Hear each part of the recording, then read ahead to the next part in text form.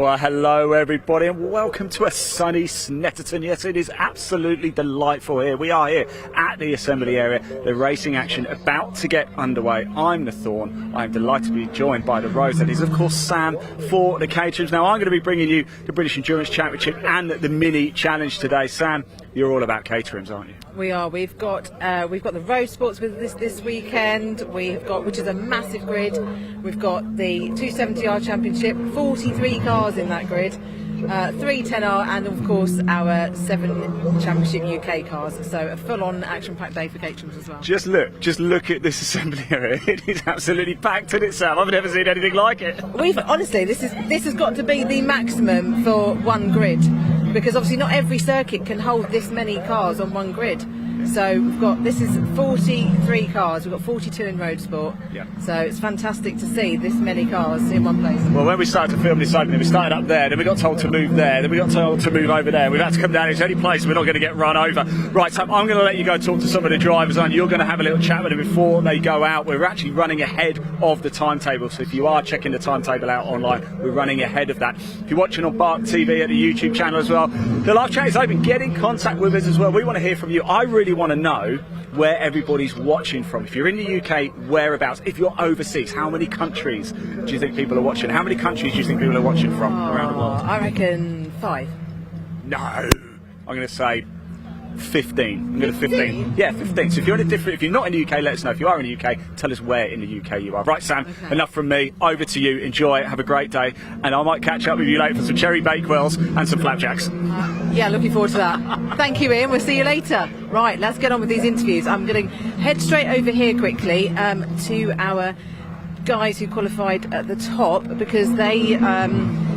we've got Ben Timmons on pole position. Now he is getting ready. He has got he's taking his headphones off for us. Might just grab a quick word while you're getting ready. Don't want to distract you, Ben, but what an amazing qualifying session for you on pole position for this race. Thank you very much. Yeah, it was a very hard qualifying. The grid's so busy, and lots of very, very fast drivers out there. The margin's obviously so tight for the front 2 rows. So hopefully we can convert into a win, or at least a good result today and get some points. But 21 races this season, so just got to focus on staying out of trouble and pulling some points together. So that's the focus.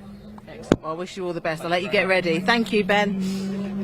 And James Empson in second place. James, great qualifying for you today. Thank you very much. Yeah, no, it's really good. Really good. Just got perfect toe and been putting some seat time. So, no, really pleased with it. It's paid off then, the seat time. And how are you finding 270 compared to Roadsports? Absolutely love it.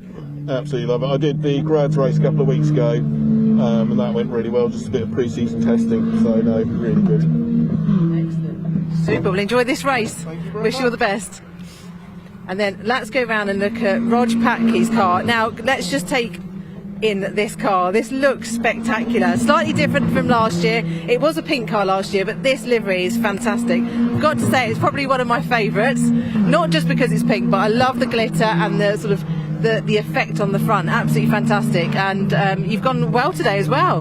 3rd on the grid. You must be happy with that.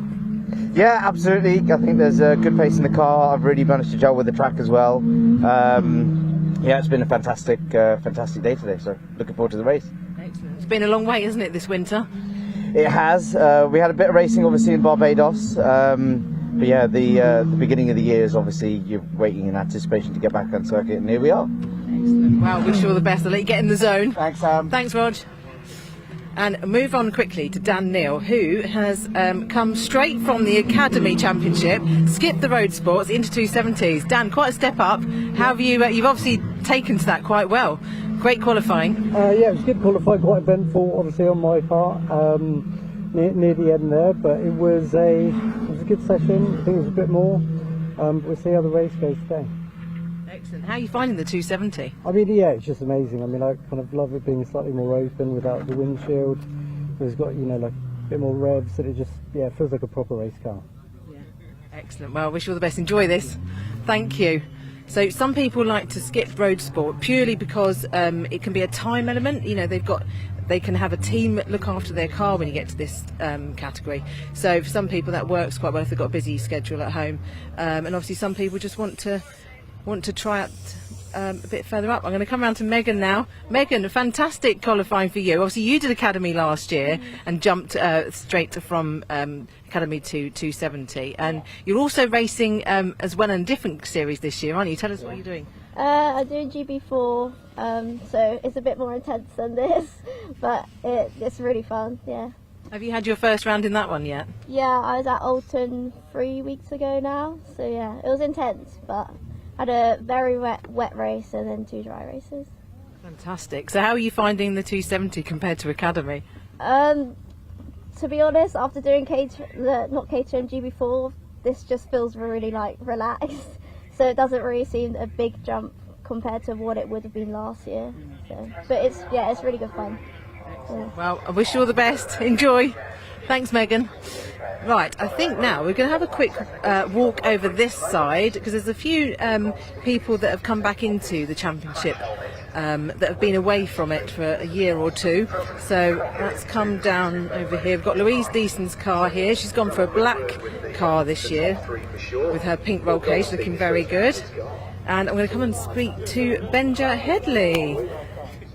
Good morning, Benja. Oh, good afternoon, actually, Benja. How are you? We haven't seen you for a while. Obviously, you're back in the championship this year. Are you doing every round? No, just a few. I came back. I had a year off for bad behaviour, and coming back. I hear you're racing this year. Yes, I am. I'm in the Caterham Academy this year. Oh, that's really fun. You'll get to see what it's like from the other side, and the horror when someone puts a microphone in your face. I know. I am quite conscious of that now, and think I'm going to leave you to it because you know I don't want to get distracted or anything. But no, It's really nice to be back and see everyone again and give it a try. But it's sort of nice as well because I'm rubbish, so I'm starting at the back of the group. Well, enjoy the race. Good to see you, Benja. Let's have a quick word with Louise as well while we're over here. Louise, the grid's rather big compared to last year, isn't it? How are you finding it? It's almost doubled in size, I think.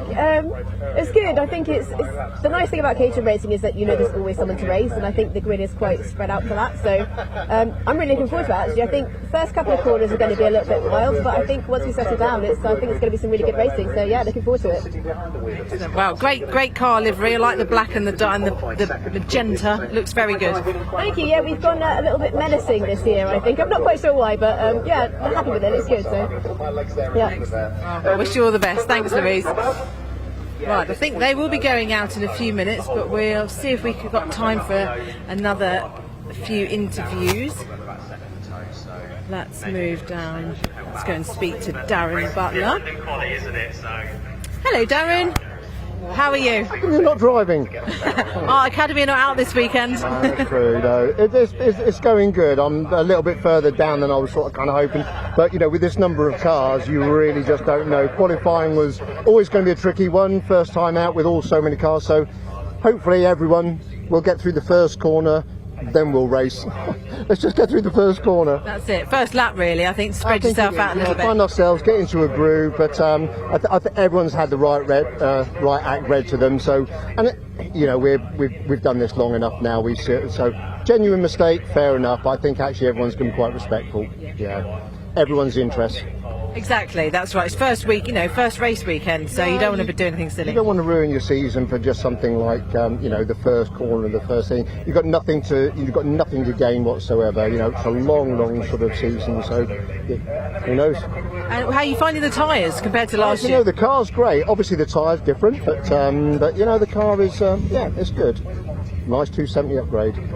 Well, wish you all the best. Enjoy the race. Yeah, great, thank you. They are going out on track now, so we'll spin you around to watch all these guys go out because they're looking. That's what I love about this start of the new season. People's new car liveries looking absolutely fantastic. Some wonderful designs here. So we will now hand back to the guys in the comms box to run through the order.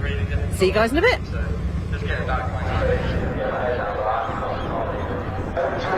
Thanks very much, Sam. Yep, Good afternoon, everyone, and welcome to this BARC live stream from, as Ian said, a very sunny Snetterton this afternoon. A little bit windy out there, but we're looking forward to some really good racing across the course of this afternoon. We've got lots to look forward to in terms of Caterhams. We have the second round of the British Endurance Championship as well, and also we'll look forward to some minis who join us here at Snetterton on this day one. So here's the timetable. We're going to kick off in just a few minutes' time with the first of our Mission Motorsport Caterham 7 270R Championship races before we have a slight break, but don't go anywhere because we're going to have lots of reaction from down there in the paddock throughout the course of the lunch break. We then look forward to the British Endurance Championship, the second event of the season. That kicks off at 1:50. And that'll be a 2-hour endurance race to look forward to. Then we have the first race of the weekend for the Vertex Caterham 7 Championship UK. Had qualifying and Super Pole this morning. They'll go racing at 4:05. Then we have the first race of 3 this weekend for the Vertu Mini Challenge Trophy. That'll be around about 4:40.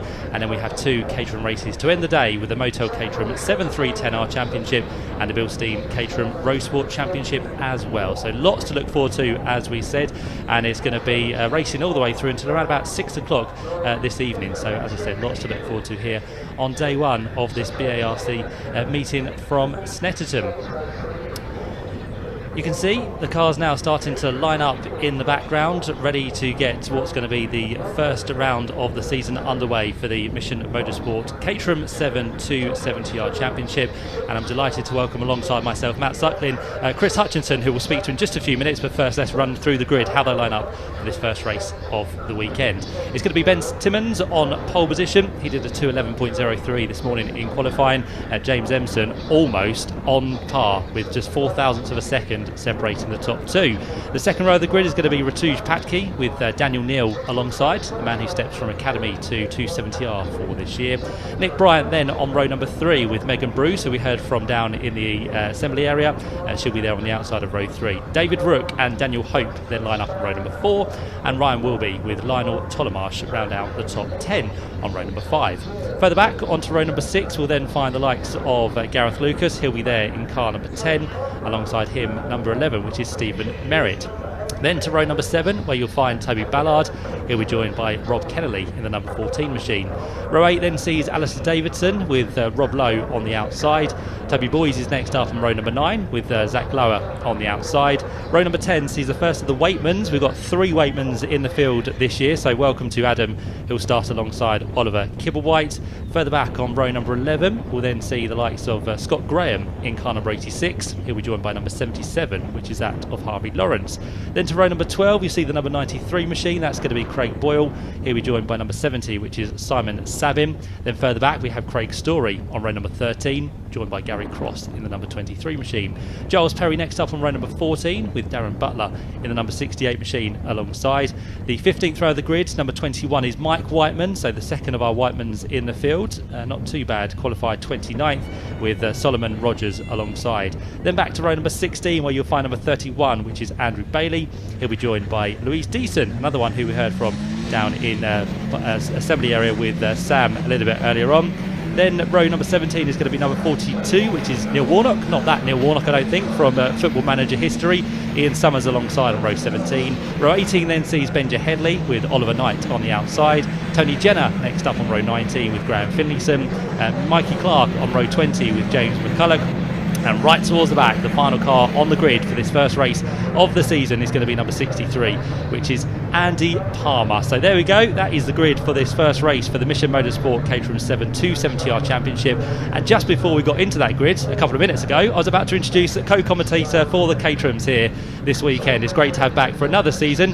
A very good afternoon, Chris Hutchinson. A good afternoon to yourself and to everybody out there watching on the live streams. It's great to be back for a brand new season of motorsport, and here we go with 14 odd races for the Caterhams over the course of this weekend. Plenty of action today with the pause in the between for the Endurance Championship, but we have got this bumper grid, as we keep saying, 43 cars here on this Caterham 7 270R class of grid. This is last year's Roadsport winners graduating from that Roadsport Championship, but we've also got returning drivers, and they're going to mix it all together and see who comes out on top. And what a view this is as the colourful grid of cars. It's going to take a little bit of a of time and adjustment to get used to all these new cars racing together, but this is the third step of the Caterham Motorsport ladder, so plenty of experience, and like I say, some coming from that Roadsport, but you can stay in this 270R Championship, and some drivers choosing to do so.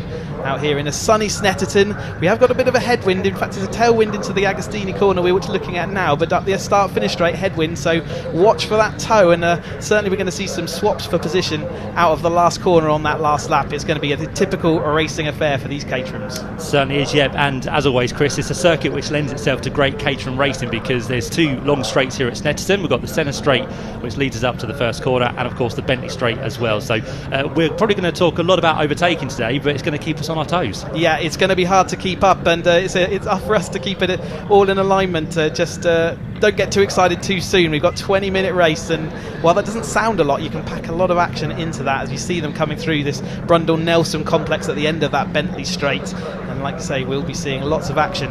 So just for anyone new to Caterham action today, the toe is so important, and they'll have all managed that throughout their qualifying. Ben Timmons making the best of that, coming up from Roadsport, having won the championship, placing it on pole. But they could be up to sort of 7 miles an hour difference at the end of the straight by following someone else. So you will see lots of tactical action out there as well as we go through the course of this day.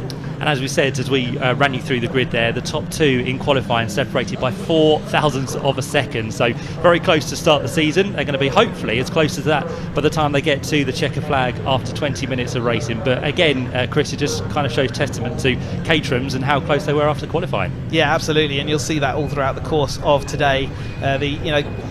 The times will be absolutely together, but to be honest, you won't be looking at the timing screen. You'll be looking at the action as they all tumble over each other, left, right and centre. Every place you can possibly put a car, these Caterham drivers will do so. But it is great to see Ben Timmons continuing his success from last year. Rog Patke coming back and putting himself on 3rd place, so he's a returning driver. Emson also returning, and I think he finished 20th last year, so what an improvement up to that 2nd place. He said he's got some seat time in there. Then we've got Dan Neal as well of the Academy fame, so really important drives for all these drivers. But the qualifying's one thing, racing is quite another. Certainly is, yep. So lots of new names, lots of new faces, lots of new colour schemes to get used to for this year as well.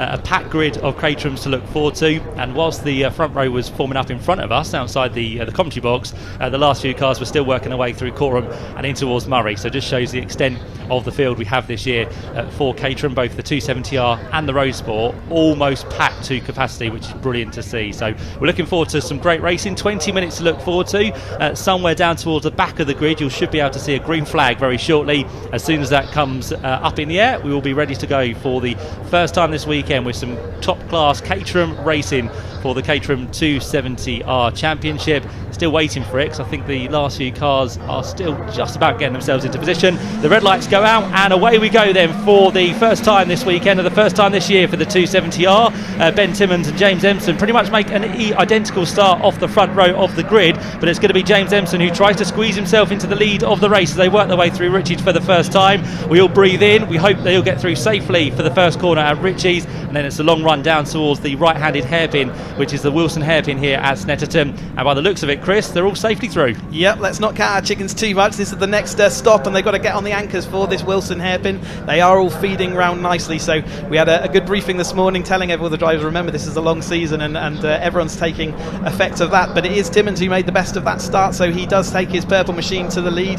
So we watch love it there, I think, in the middle of the field, just going through. Had a bit of a problem at the end of qualifying, but Timmons does lead, and it's going to be Emson, and Patke is just dropped back a little bit, hasn't he? Whereas Rog ended up, he looks like about 7th or 8th. Yeah, certainly does. So we'll try and pick up everyone as they work their way through. Bit of a lock up further down in the field, but again, all safely through the left-hander of Agostini. But for now, it's Ben Timmons out front in the number 8 machine, the purple Caterham, which leads the way. Second for the man who started alongside, which is James Empson in the number 20 machine, and Vertu Patke as well, who makes his way through in 3rd position. But already the top two just slightly breaking away there, not by a huge amount, but there is a slight gap just forming as they head onto the back straight for the first time. Yeah, nothing to worry about for the other drivers just yet, but Snetterton does have a habit of splitting everyone into sort of little battle packs, so you do want to be careful and pay attention to those gaps as they develop, as we've watched this 43 cars streaming by. Here we go though, Ben Timmins is still ahead of Neil, and then we've got I think that is Neil in third place, Emson in that second place. So we watched the number 14 through there, making good progress. That's Rob Kennelly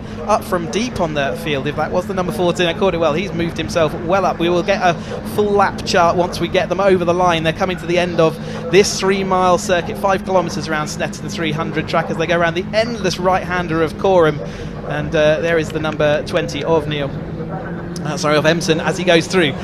Up to the start-finish stripe for the first time then. Who is going to make the best of it? It's going to be Timmins over first. Where are the others? Yep, let's have a look then as they complete lap number 1 with 17.5 minutes left on the clock. And again, the gap between the top two there, just over a quarter of a second as they work their way up towards Ritchie's corner once again. A battle for third as well here, because it looks like the highest returning driver from last year's championship, David Rook, is trying to make a move on the number 26 machine of Dan Neal. So in fact, Ratuj Patki has gone down to 6th position. So at the end of that first lap, Ratuj, who was on the second row of the grid, is now down there just on the fringes of the top 5. Also Bryant making a great 3 spots up there. Didn't spot him, misidentification over that first lap, but he's made a great start in the number 28 there into second place, hassling the rear of Timmins as they head through Palmer's and going down towards Agostini. And then it is Neil Rook in the red machine. Like I say, he had a great season last year in the red machine. You can see him coming towards us in a 4th place currently, looking to see whether he can do anything about that. We've got a change for the lead then.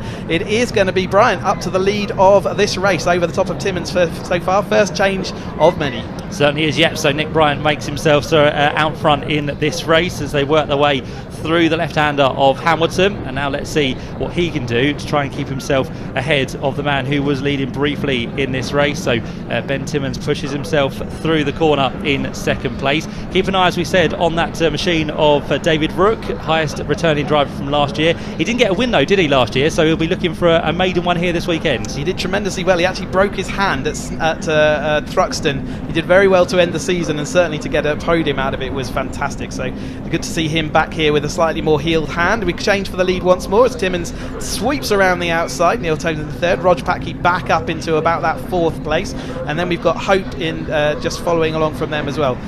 So with Rook not making the progress in that late car. So number 9 is Hope, and he's changed his colour scheme, I think, since last year. It's always one of the interesting things for a commentator over the winter series, seeing where all the people change their colour scheme. But as we come around then to complete this second lap. Certainly do, yep. And again, the top two very close together. Good fight for third place at the minute, which involves 5 cars by the looks of it. The last of those being the man who started on the front row of the grid, which is Emson. So he's going to try and work his way back towards the front, but still unclear on what happened to him on that first lap. But he'll be trying to claw his way back through as quick as possible. Still sits there in 8th position in the number 20 machine, but it is going to be Ben Timmins who comes through, back in the lead of the race this time by just over a 1/10 of a second between himself and the number 28 machine of Nick Bryant. So on they go. Oh, and a bit of contact further back as well there. Someone just rode over the rear of a car. On a massive impact as well. The rear tyre of Ben Timmins' car comes off, but the one who made the contact has unfortunately lost his brakes by the looks of it and just careered into the side of Ben Timmins. I don't know if that was Megan Bruce. Let's see. I wonder whether that contact earlier or whether there was some sort of brake failure there, because that car didn't look like it had brake baited at any speed, did it? Bit of a smoke on Rog Patki's car there, so maybe that's where the contact happened. But yeah, that car came in at full speed, and whilst it looks like it's the end of Timmins' race, that could have ended up a whole lot worse.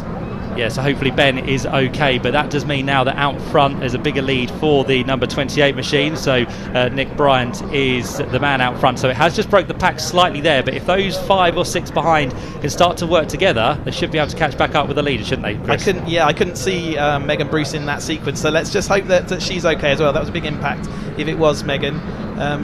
So there's Timmins dragging his car away from the edge of the track, but that will be the end of his. So Megan Bruce, we're hearing, is out of the car as well. So yeah, the gaps at the front, again, they might have to manoeuvre those cars, so let's keep an eye out for it if there's any safety car as well.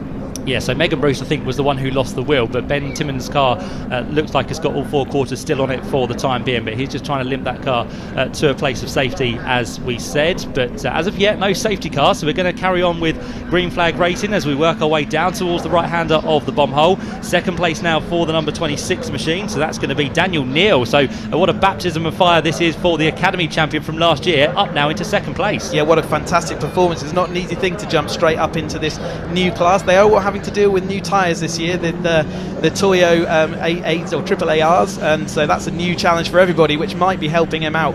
But yeah, what a step to make up and perform straight away. We're going to have safety car as well. We can see out the commentary box window that the yellow flags are there. You can now have confirmation with the safety car working its way onto the circuit, so everyone will back right off as they come across the line, and with that the pace will reduce as well. So hopefully, as we said, both Megan Bruce and Ben Timmons are okay. We'll get confirmation for you on that as soon as we can, but as it stands, with just under 13 minutes to go, it's the man who crosses the line in the lead of the race. How long this will last, we're not too sure, but Nick Bryan will now just have to reduce his pace and sit behind that safety car. Yeah, a whole new skill then, obviously, to first time we've seen the safety car at the Caterhams this year, first race. So, and yeah, he will have to back it off. He will be looking to sort of maybe staring at the safety car lights and also looking around the track to see if everyone and everything looks like it's being tidied away, which it does. See a few bits of bodywork to pick up there. But yes, it will be his job to restart this, and that's a skill that some drivers take to very well, others don't. It's all about managing the cars around you and knowing when to press that accelerator and put this race back. With 12 minutes to go, we should still get quite a few racing laps, as long as they can tidy those 2 cars away pretty quickly. Yeah, of course, Snetterton being just shy of 3 miles, so the lap times here are over 2 minutes, 2 minutes 11 in qualifying. Here's a replay then of what happened, and there was contact with Megan Bruce just riding over the back of possibly Paddock's car as they work their way into shot now. I think the braking zone was completely missed, unfortunately, for Megan, as she lost all traction with the road, and then, as we said, just careered into the side of Ben Timmons. Yeah, it looked like she took to the grass, didn't it, after that contact, and then there's obviously no slowing these cars down. It's very dusty and slick on the grass out there at the moment, and so yeah, that car came in at what looked like fairly full speed, didn't it? But say out the car, both drivers, I'm sure they'll both be absolutely gutted, and let's see whether they can get their cars back together for a race 2. Indeed, yeah, and I think as well, even if you're kind of 3-4 metres past your braking point, Chris, you then carry so much speed into the next corner, and that just accelerates it so much. These cars only weigh half a tonne, so actually the braking forces are pretty high in these things, so like you say, a couple of metres actually can mean quite a few miles an hour. One of the drivers, who's that? That's the number 6 car. Let's see who that is on my list, fairly further down. So it's McCullough pulling off the track as well, so he's going to take no part further in this race number 1, but he will be back no doubt for race number 2. They have 3 races each race weekend, so the sort of each 20 minutes long. So yep, the finishing order of this race does mean the starting order of the next, so McCullough will be starting towards the rear of this field. But yeah, Brian, what a start for him as well, up in front of Timmons when the accident happened, and it was a bit of a lottery where the position on the tracks there as who got collected, and unfortunately Timmons was the one that got collected.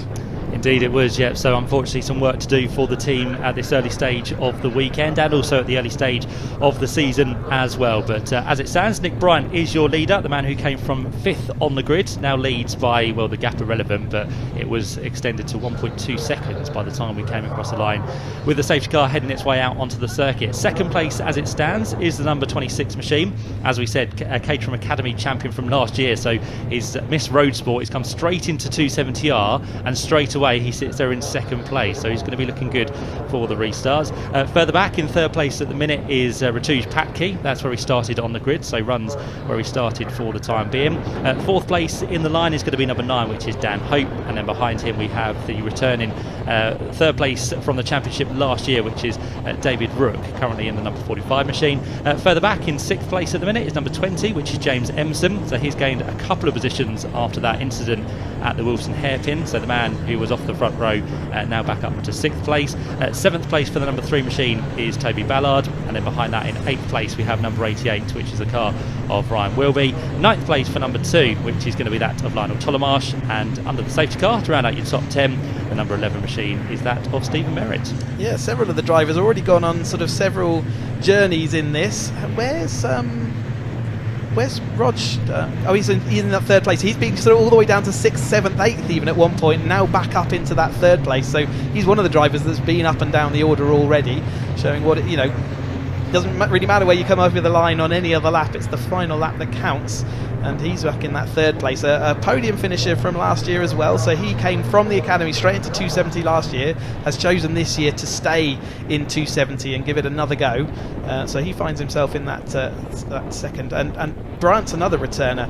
I think he came in here, I think he was, in fact no, he did come from Roadsports, and it was 10th place for him in Roadsports last year, so significant jump up, 10th place in Roadsports to leading this 270R class. You can see Timmins' car is still on the edge of the circuit, so they've still got to manoeuvre that to a position of safety. There's a couple of barriers they can try and move that one through to, but with 8 minutes to go, we're still looking like we will get some action, but it sort of reduces each time, especially as such a long lap with the safety car out there. It does chew up some of that race time. Yeah, it looks like we might need the flatbed as well to get to Ben Timmins' car, because that sits there still unrecovered as of yet, but hopefully it won't take too much longer to get that one out of harm's reach.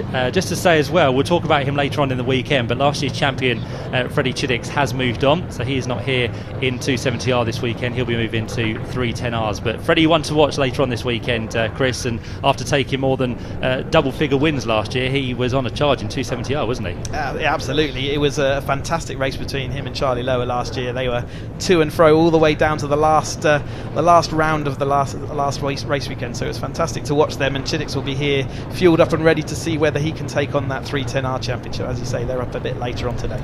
Yep, separated by just 9 points at the end of last year, so very, very close indeed was the 270R championship. And also Sam alluded to down in the assembly area before this race got underway about the number of cars we have on the grid. Well, last year across the course of the season we had just 24 cars entered for this championship. Already this weekend we have over 41 in fact took the start of this first race of the season. But that's the way it works in Caterham, because there are so many ladders you can go up as well, Chris. You start off in an academy, you work your way through Roadsport, 270, 310 and up to the top flight of the 7 UK Championship. But these cars can be adapted so well that you can use them for year on year in different championships. That's exactly it. So most people start off in the academy and you build your academy car. You then upgrade it into the Roadsport specification, and only people from the academy and people with no race experience can enter the Roadsport Championship. And then this is what a lot of these drivers you're watching now would have been in the Roadsport Championship last year, and all they've done is taken off their windscreen and changed the suspension around the car, a little bit of a power tweak, and off they are in 270R form, exactly the same car they started with in the academy. And indeed they can then upgrade it at the end of this year to go into the 310R Championship by adding a limited slip differential and adding a little bit more power to the party as well. So yeah, you use that same car for the first 4 years at least of your racing career, and as I've already mentioned, you can stay in 270 and 310 for as long as you like. So it's a great way. You can see that there's the front left hanging off of Megan Bruce's car, and they'll get that back to the pits, and that's 2 DPR cars there making contact, so they'll have a lot of work in that DPR awning. Certainly will. Thankfully for them, they have a little bit of a break before racing continues tomorrow for them at 10:30 in the morning. So if they can get that car repaired, it will be a long night for the DPR team. But if they're going to go to work, they're going to go to work very quickly this afternoon to try and get Megan out. If she is okay, she'll be taken to the medical centre, as always, as a precaution, just to be checked over. And Ben Timmins the same, after being ran into up there at the Wilson hairpin, will be heading to the medical centre for a check-up as well. So 5 minutes left on the clock in this first race of the weekend here at Snetterton. We're still under safety car for the time being, but I don't think it'll be too much longer before we go back to green flag, because there's only now one car to be recovered, so it might just be a one-lap dash if we get green at the end of this lap, Chris. Yeah, and that won't be a calm thing at all, will it? One lap to decide this grid, and yeah, I mean, it almost feels it would be unfair to just to limit it to that one grid, but you can see the flatbed is now alongside Ben Timmins' car, so they will have to get that off the track, but there is an escape route back into the paddock early around the Agostini hairpin, so hopefully they can get this done in the next half lap. Sometimes you'll see the safety car really slow things down to make sure they can clear it before the next time through. If they don't get it done this lap, then I think it's going to be touch and go whether we do get that other racing lap, but we'll keep in hope at the moment, and let's see what we can do. I think for Timmins, though, he was one of the favourites coming into the season, so he's going to be a bit gutted. Certainly there's not the great start to it, is it, to find yourself a DNF, and he's going to have to now start from the back of the field working his way through, but that is an exciting proposition for us tomorrow. Certainly is, yet some 40 cars to try and work his way through. Roadsport champion from last year is Ben. His car is there, by the way. It's just tucked underneath the flatbed. They're so low, these Caterhams, that we can just about see the top of the roll cage. But now the recovery team going to work. Yeah, to give it some scale, you can see when you're stood next to it by those marshals, it's about up to your waist is the full height, including the roll cage. So you can sort of get an impression of how tiny these Caterhams are and why they can go. So we can go 3 or 4 wide round this Snetterton circuit. It's so wide, and there is the car just getting lifted up and put back onto that flatbed, going to be taken back to the paddock for all its fixes.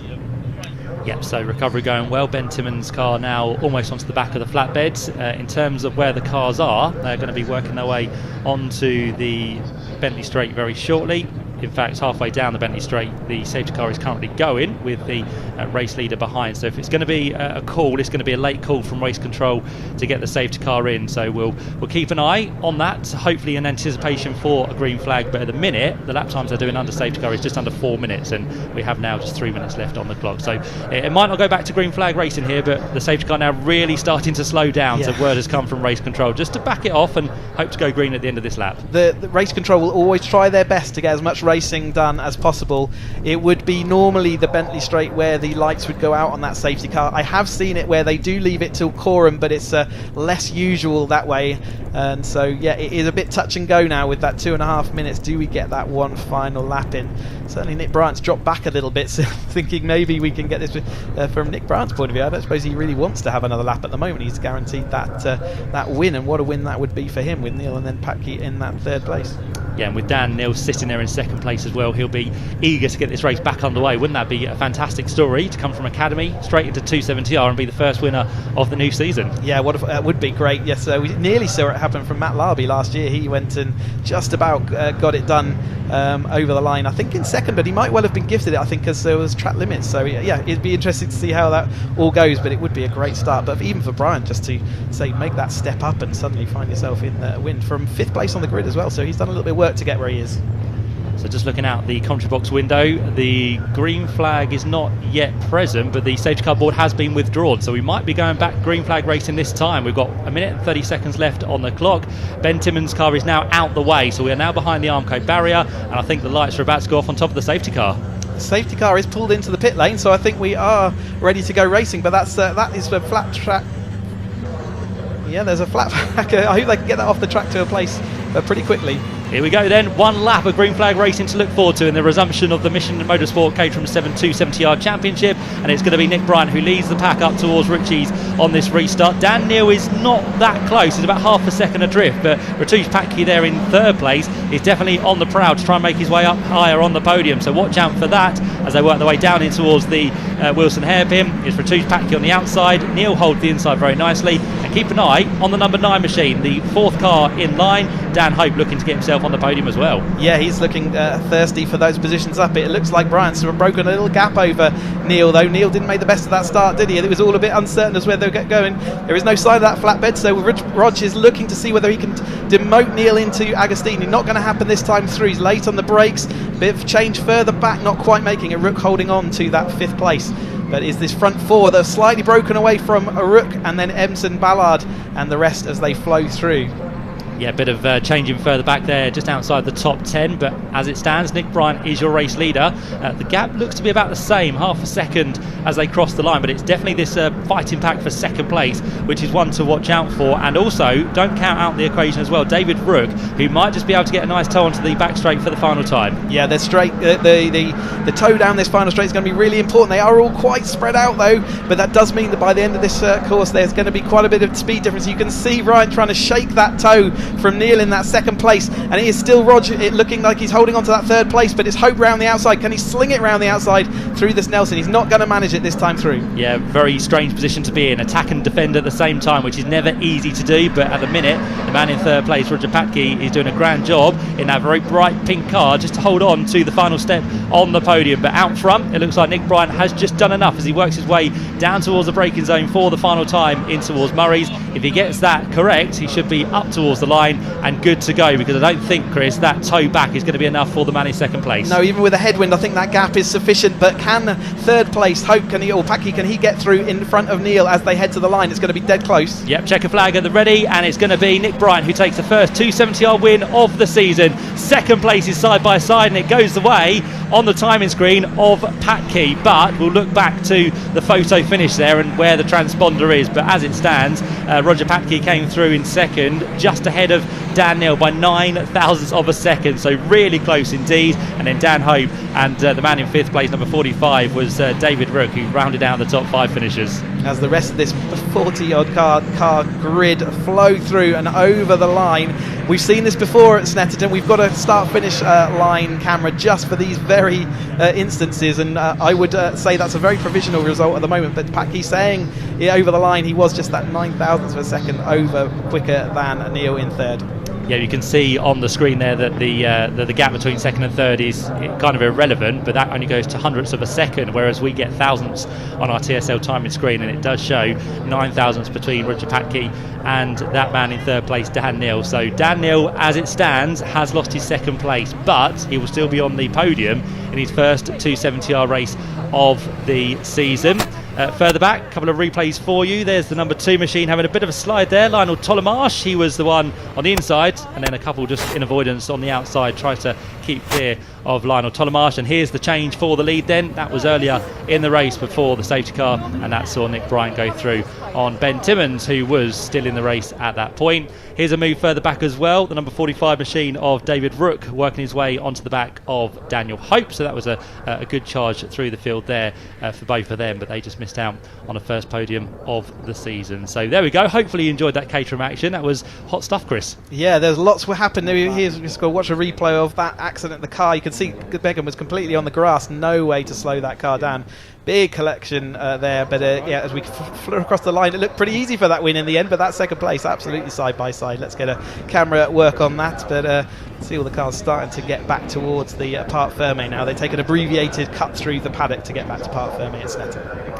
Yep, quite a long run round the circuit, so a cut off into the Parc Fermé area. And here's your result then of the first of our Mission Motorsport Caterham 7 270R races of the weekend. Nick Bryant, your winner, headed that of Roger Packy by just under a second. Daniel Neil came home in third place. He was, as we said, just thousandths back at the line. Dan Hope was in fourth, David Rook fifth, James Empson 6th, Toby Ballard 7th, Ryan Wilby 8th, Stephen Merritt 9th, Lionel Tolomarsh 10th, Rob Kennelly, Alistair Davidson, Zach Lower and Harvey Lawrence were the first of our 14 finishers.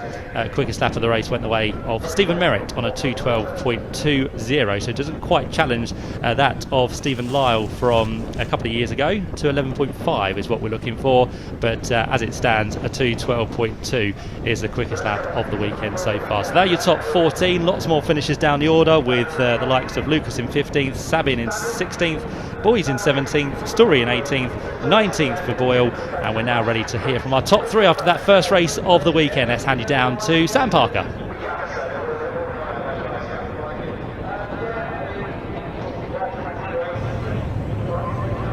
Well, that was quite an eventful first race for the Mission Motorsport 270R Championship. Let's come through and speak to our top 3. Nick, hello. Congratulations on the win. First win of the season. Never. Oh, congratulations. Yeah, that's amazing. Yeah, must feel good. I mean, I know it wasn't quite the race you probably wanted. It wasn't that many racing laps, but still, you were still racing and you won. Fantastic. Yeah, I'll take that for the first win. Yeah. For sure. It's a shame what happened out there, but yeah, it made me come first. I'm happy with that, because I can't complain about it. Excellent. Well, well done. Congratulations. Let's have a quick word with Rog. He is behind me. Rog, let's have a quick word. Sorry. Hello.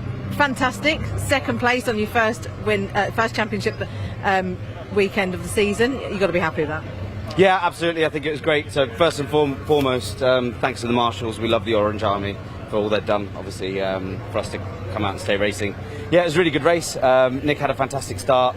And obviously there was that incident. I hope everyone is okay. A safety car for a bit, so we didn't get that much racing, but what we did have was really enjoyable, so I loved it. Excellent. Thank you very much. Another race later on.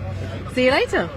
And let's have Dan. Congratulations! Thanks. You've got to be happy with that podium finish on your first 270 race. Yeah, no, really happy with that. I mean, it's just a shame that I didn't quite hold Rog off over the line. We obviously got the toe down the start finish straight. Yeah, that was very close, wasn't it? It was really close.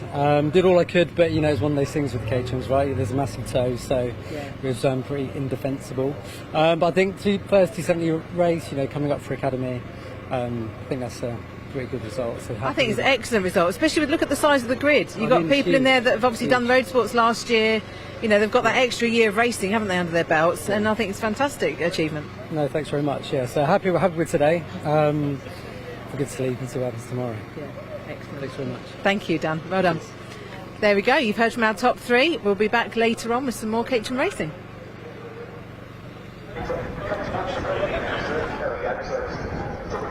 Thanks very much, Sam. Yep, nice to hear, as always, from our top three down there in Parc Fermé. So here at Snetterton, we are now heading into lunch, but as we said, stay with us. We've got lots to keep you entertained right through the afternoon until about 6 o'clock. And now that is the rest of the schedule for this afternoon, but we have had word that the pit lane for the British Endurance Championship will open slightly earlier. So 20 minutes ahead we are, so we are expecting the race to get underway around about 1:30. So make sure you're ready for that compared to what it says on the screen for you right now. So that's going to be the 2-hour race. The second round of the British Endurance Championship kickstarts just after 1:30. Then we're back to Caterham's briefly with the Vertex Caterham 7 Championship UK. That will be kicking off around about 5:04. Then we have 3 races to end the day with the Vertu Mini Challenge Trophy. They'll be joining us here for that opening rounds this weekend as well. And then the Motor Caterham 7 310R and the Bilstein Caterham Roadsport Championship will be the ones that end the day here at Snetterton. So if you like your Caterhams, there is plenty Caterham action to keep you occupied across the course of the afternoon here at Snetterton. As you can hear, a bit windy out there, but the sun is shining for pretty much the first time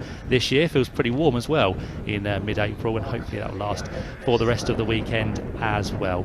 So as we said, lots to keep you entertained here at Snetterton. We're now going to get down to the pit lane because Ian Waterhouse a little bit earlier on was out there finding some drivers to talk to, and he can now take us through what all the thoughts are before the second round of the championship here this weekend.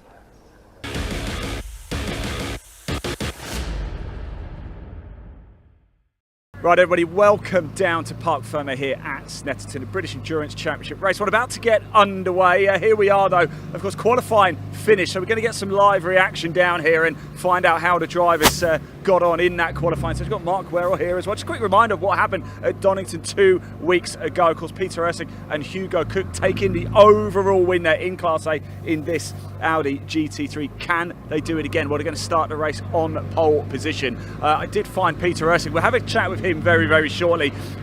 There was a short shower at the start of the race. It didn't actually have too much of an impact. The car didn't have to come in, change tyres or anything like that. Did add an element of spice to it though. But of course we had Bal Sidhu and Josh Steed coming home in first in Class D, third overall in the Zentek Motorsport Porsche GT4. Chris Murphy winning Class F. The Mac G, Johnny McGregor and Arthur Simondet in Class G. And Paul Curran, Jamie Canada in the Mercedes BTCC in Class E. What are we going to see today? Different challenge, of course, around Snetterton in the 300 circuit as well. Let's just move along, shall we? Have a look at some of the cars, grab some of the drivers for a quick chat. I can see, right, let's just jump over here very quickly, shall we, for the number 5 car, the Harrison Luckley car. Oh, he's running away. Don't run away from us. Don't run away. You must be quite pleased with qualifying? Yes. I don't know where we finished up. Well, according to this, you're second. So, oh, well, that's good. Overall, I'm happy with that. First in Class C. Super. Yeah, perfect. Tell us about the challenges around Snetterton 300, because you got a wiggly bit in the middle. Yeah, the hardest thing with this car, and particularly running these tyres, because they're built to run on Michelin's, not Goodyear's, is just working out how they changed in terms of the high speed and the slower speed stuff. So it is just trying to time it right so you get the best out of them on the 3rd or 4th lap. But hopefully it was there was clear traffic, so happy days. And of course, qualifying's only short, it's 10 minutes, because you have just had a 30-minute practice session before that, but a 2-hour race coming up. Is this a case of management in the early stages? Yeah, it is a case of we'll run 2 sets of tyres, we'll just manage between the two, and then hopefully they last. Yeah.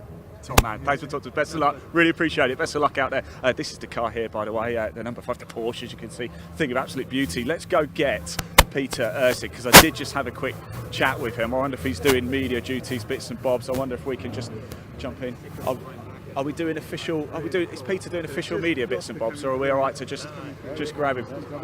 So Peter, we just had a little chat off camera that we're on pole position, of course, but you're delighted, aren't you? You're aiming for a high 148, but you did a high 147. Yeah, it was really good. Yesterday we were doing like a low 50 on really old tyres, so we thought we'd throw some new tyres on, 2 seconds, it'd be great. But I think I finally clicked on the circuit, and last year we had a bit of a rough practice session building up to the race, and I think this year it's been smoother, and so finally getting a hang of it, and had fun, really.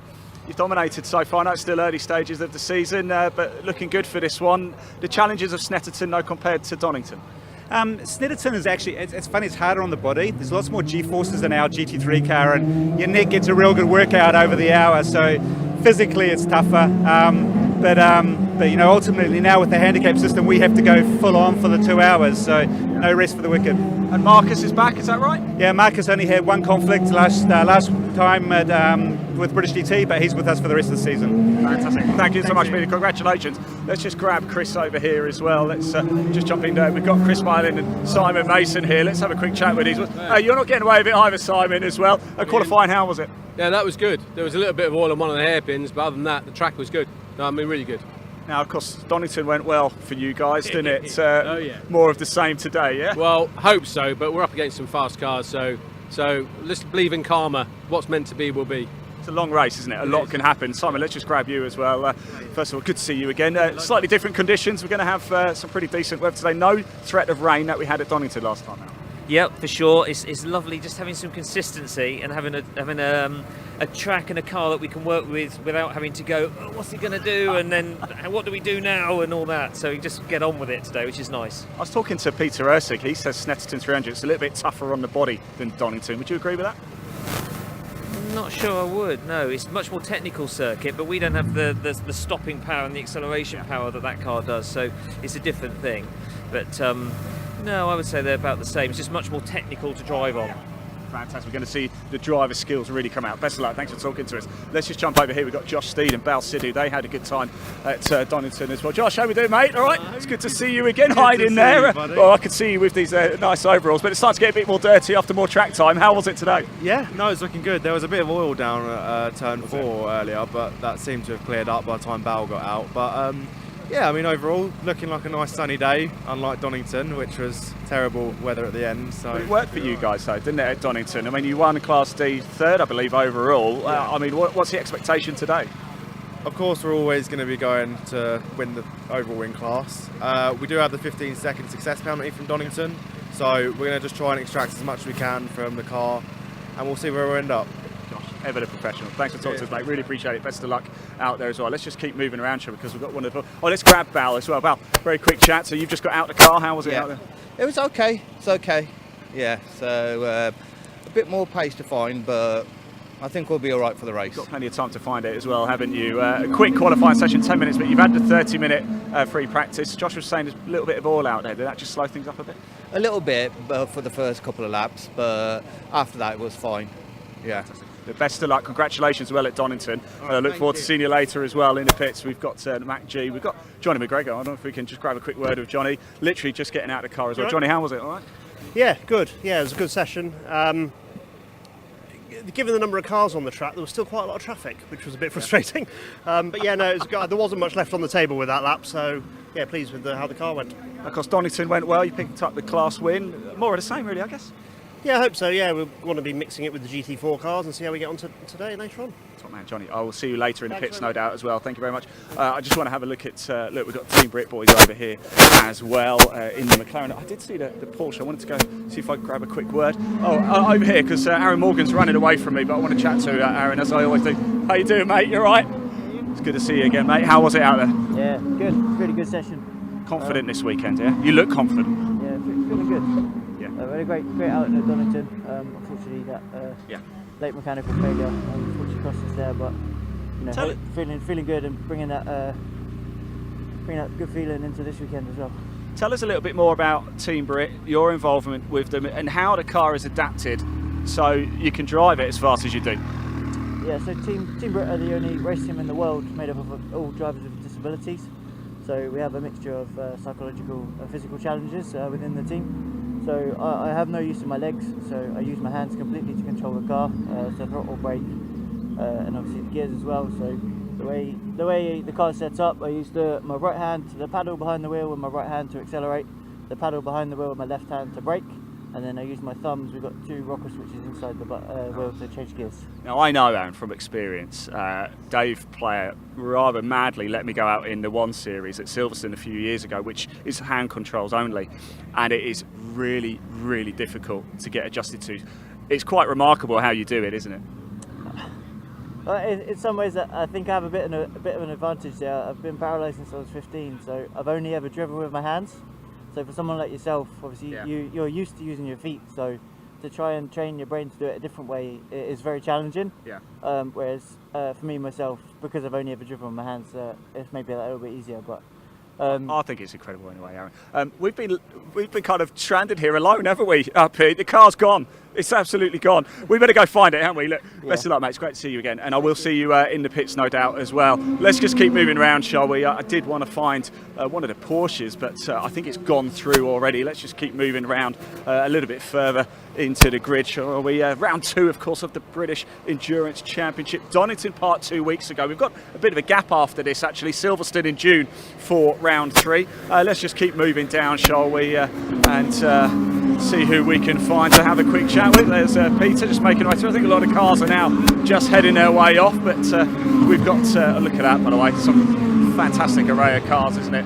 Let's just jump in. I'm sure they won't mind if we just how you doing, mate? All right, it's good to see you. Qualifying over, how was it for you? Yeah, it was good. Yeah, I said to Matt, if I break 2 minutes, then I can have lunch today. Is that so? Yeah. So I'm allowed to have lunch now. So yeah, it's good.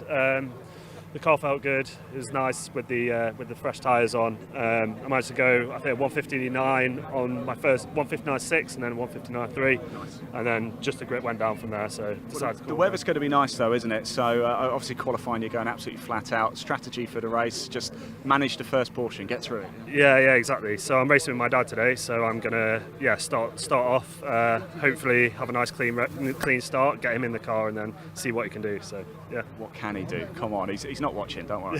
What can he do? He's so he hasn't raced for over a year because he's had an injury to his ankle. So yeah, I guess he's okay now. Yeah, he's all right. Yeah, so yeah, we'll see how it goes. His first competition in over 12 months, I think. So. Yeah. Well, we're going to keep an eye on it. Thanks so much for talking. I'll see you in the pits a little bit later as well. I did want to grab a quick chat. I wonder if we can have a word with Brian Bransom. He's just over there as well. He is just chatting to some of the stewards. I wonder if I can grab Brian. Brian, are you free for a quick word if we can? Come on, boys, let's go have a quick chat. Brian, it's good to see you. Now, of course, cheers, mate. Donington didn't quite go to plan, but Snetterton, new track. How do you like it here? Yeah, I love it. It's my local track. Weather's nice. Everything's set up, isn't it, for an absolute cracker this afternoon? Yeah, it should be. Yeah, we've got a couple of issues with the car that we're hopefully now going to fix. And kind of see how it goes from there. 2 hours is a long time, so see if we can nurture it around. How's Jazz feeling? Is he feeling racy today? Yeah, Jazz is on top form, doing his Jazz thing. But yeah, no, he's all right. He's all good. Top man, look, Brian, best of luck. I hope to see you at the finish this time and not in the garage early. All right, mate? We'll do our best. Cheers, Brian. Thank you. Right, Brian Branson, Jess Upper, watch out for those boys in the BMW as well. It is going to be a bumper 2-hour race coming up very, very shortly as well. I'm going to actually make my way onto the grid. We've got the grid walk coming up first and then straight into the 2-hour race. I'll be prowling up and down the pit lane so you can keep up to speed with everything. Round 2 of the British Endurance Championship at Snetterton about to get underway. I'm going to hand over to commentators to take you through the action.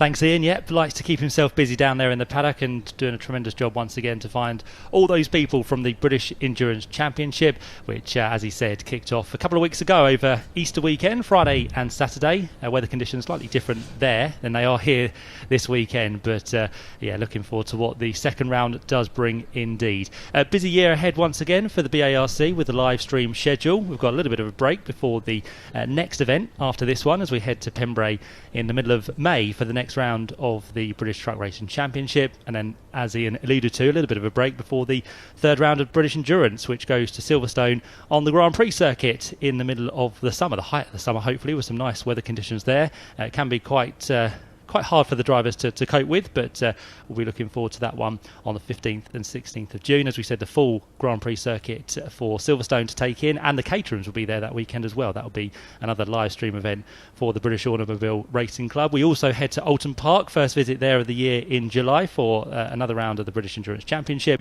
and then the same weekend there'll be some trucks to look forward to in July the 6th and 7th at Thruxton, as we go to one of the convoy events for this year. Very busy year ahead with trips to Cadwell, Knockhill, Donington Park, Brands Hatch Indy, and back here at Snetterton on the 14th and 15th of September for another live stream event. If you want to catch up with all the details about where we'll be this year, you can head to the website barc.net, and all the details can be found on there as well. As we said, today here at Snetterton we are looking to run slightly ahead of schedule, which is good, which means the pit lane for the British Endurance Championship will be heading onto the circuit very shortly indeed. Actually, about 20 minutes time is when the pit lane does open. We are slightly ahead of what the timetable says on your screen right now, but we are looking to get the pit lane open, cars onto the grid, where Ian will be down there to talk to some of the drivers, and then the 2-hour race will get underway. We've got a few added entries for this weekend as well in terms of the invitation class. We'll look forward to having those working their way through the order and giving us some good battles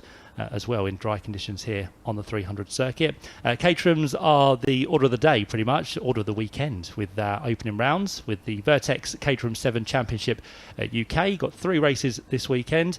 First of those comes up at 4:05. We have minis in action this weekend as well, not the fastest of the minis, but the ladder, the second step on the ladder of the mini challenge, the Vertu mini challenge trophy, with the young guns and the returning stars from last year back with us here for their opening rounds this weekend at 4:40, their first race.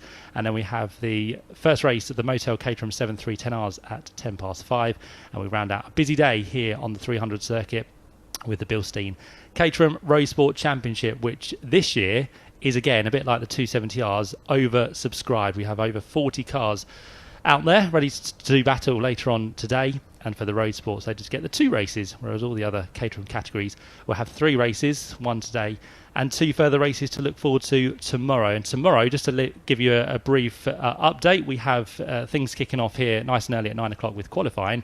We'll be live with you just after 9:15 with, as we said, racing throughout the day tomorrow with the likes of, again, Caterhams and the minis, and also the next races in the Britcar Trophy Championship as well. So that's what's to come here at Snetterton this weekend. All things calm at the minute, but as we said, pit lane will open very shortly for the British Endurance Championship.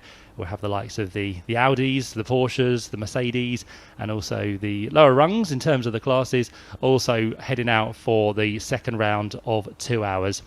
For now, though, we're going to head down into the paddock because our roving reporters are doing a grand job so far this weekend, and we can head now down to Ian Waterhouse and Sam Parker, who are in the lovely sunshine at Snetterton.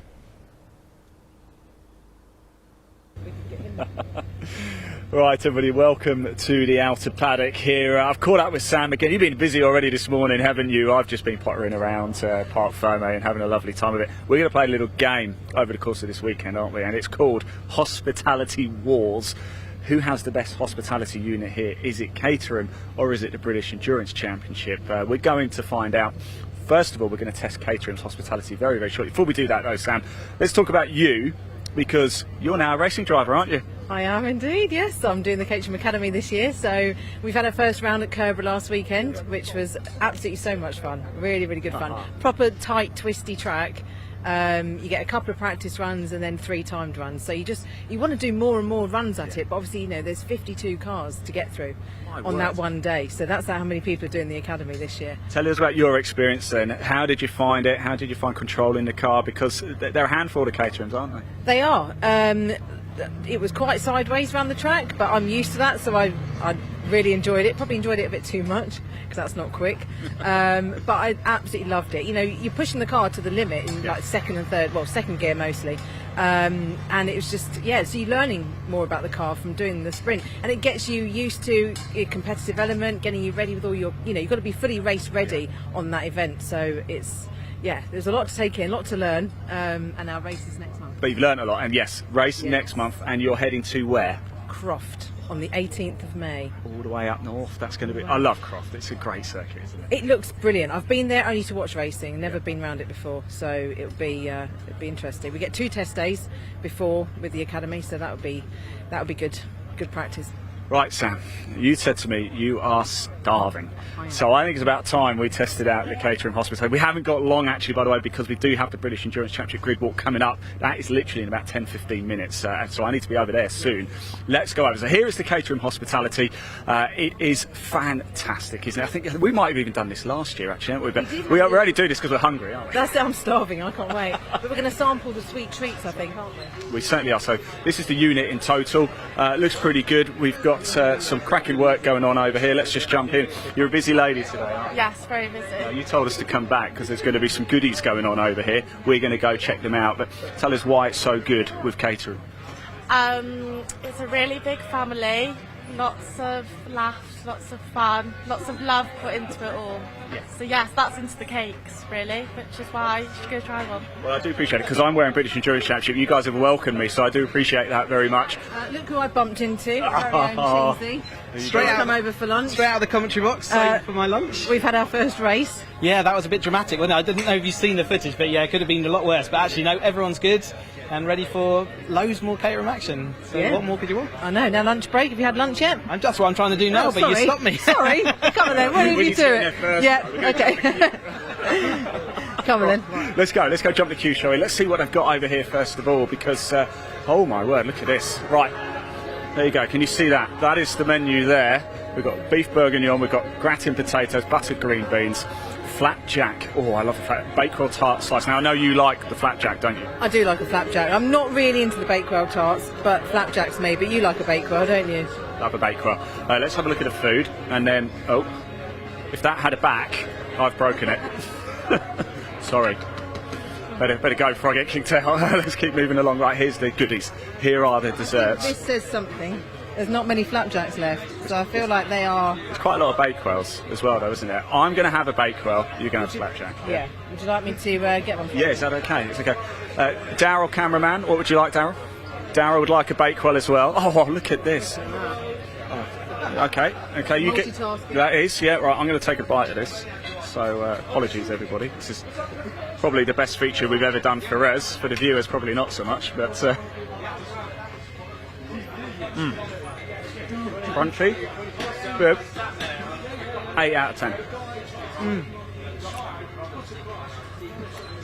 9 out of 10. You're just saying that because you are employed by Caterham. No, it's just very good. Right, let's go back outside. Let's leave these lovely people to eat, shall we? Because I don't have too long either. We've got a jam-packed day coming up for you today and tomorrow as well. We'll get some waves from everybody. Hey guys, sorry to disturb you. Right, so this afternoon, up next, Sam, we've got a British Endurance Championship, 2 hours. I'm going to be in and around the pit lane for that round 2 of the championship. Peter Ursig and Marcus Clutton, they're on pole position. I'm going to head out to the track, catch up with the cars as well. We have more Caterhams as well. What else have we got coming up for Caterhams today? We have got the 7 UK Championship, we've got 3 10R Championship, and of course the Roadsport race. So lots more Caterham action this afternoon. Fantastic. And we also have the very first race of the season of the Vertu Mini Challenge Trophy. So it's going to be action-packed. I'm going to go off and eat this. I've got to get Darryl one, actually, because I don't... I'll go and get him. Oh, is that okay? Thank you so much, Sam. I will catch up with you a little bit later. I'm going to get myself and run off, head over to the track, because coming up next is the 2-hour British Endurance Championship race here live from Snetterton. Matt, back to you.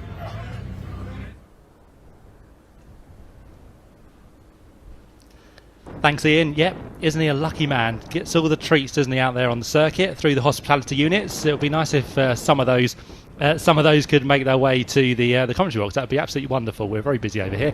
Anyway, as Ian said, we are looking forward to very shortly the British Endurance Championship second round here at Snetterton. It was a fast-paced race, as always, at the opening meeting at Donington Park with Peter Ursig. And for that weekend, his co-driver Hugo Cook taking the victory, but Marcus is back in action this weekend alongside Peter Ursig. He missed that round because he was double dutying for the British Endurance Championship and also for this year the British GT Championship. So I think that's the only conflict he has this year. So for the rest of the season, Peter and Marcus will be joined together at the helm of that Audi. Not too much competition for them today, unfortunately, in Class A, but we have got a few invitation entries, as we said, to bolster the grid for this second round. So we've got some of the competitors for the Britcar Trophy Championship who will be making their way to the grid when the 2-hour race gets underway. And as always, the calm before the storm at Snetterton, because we have got some beautiful weather and we've got some cars hopefully to join us very shortly indeed. So do stay with us. As we said, we're going to be looking forward to that in due course, but we're going to take a short break and we'll be heading to the grid with Ian in just around about 10 minutes time.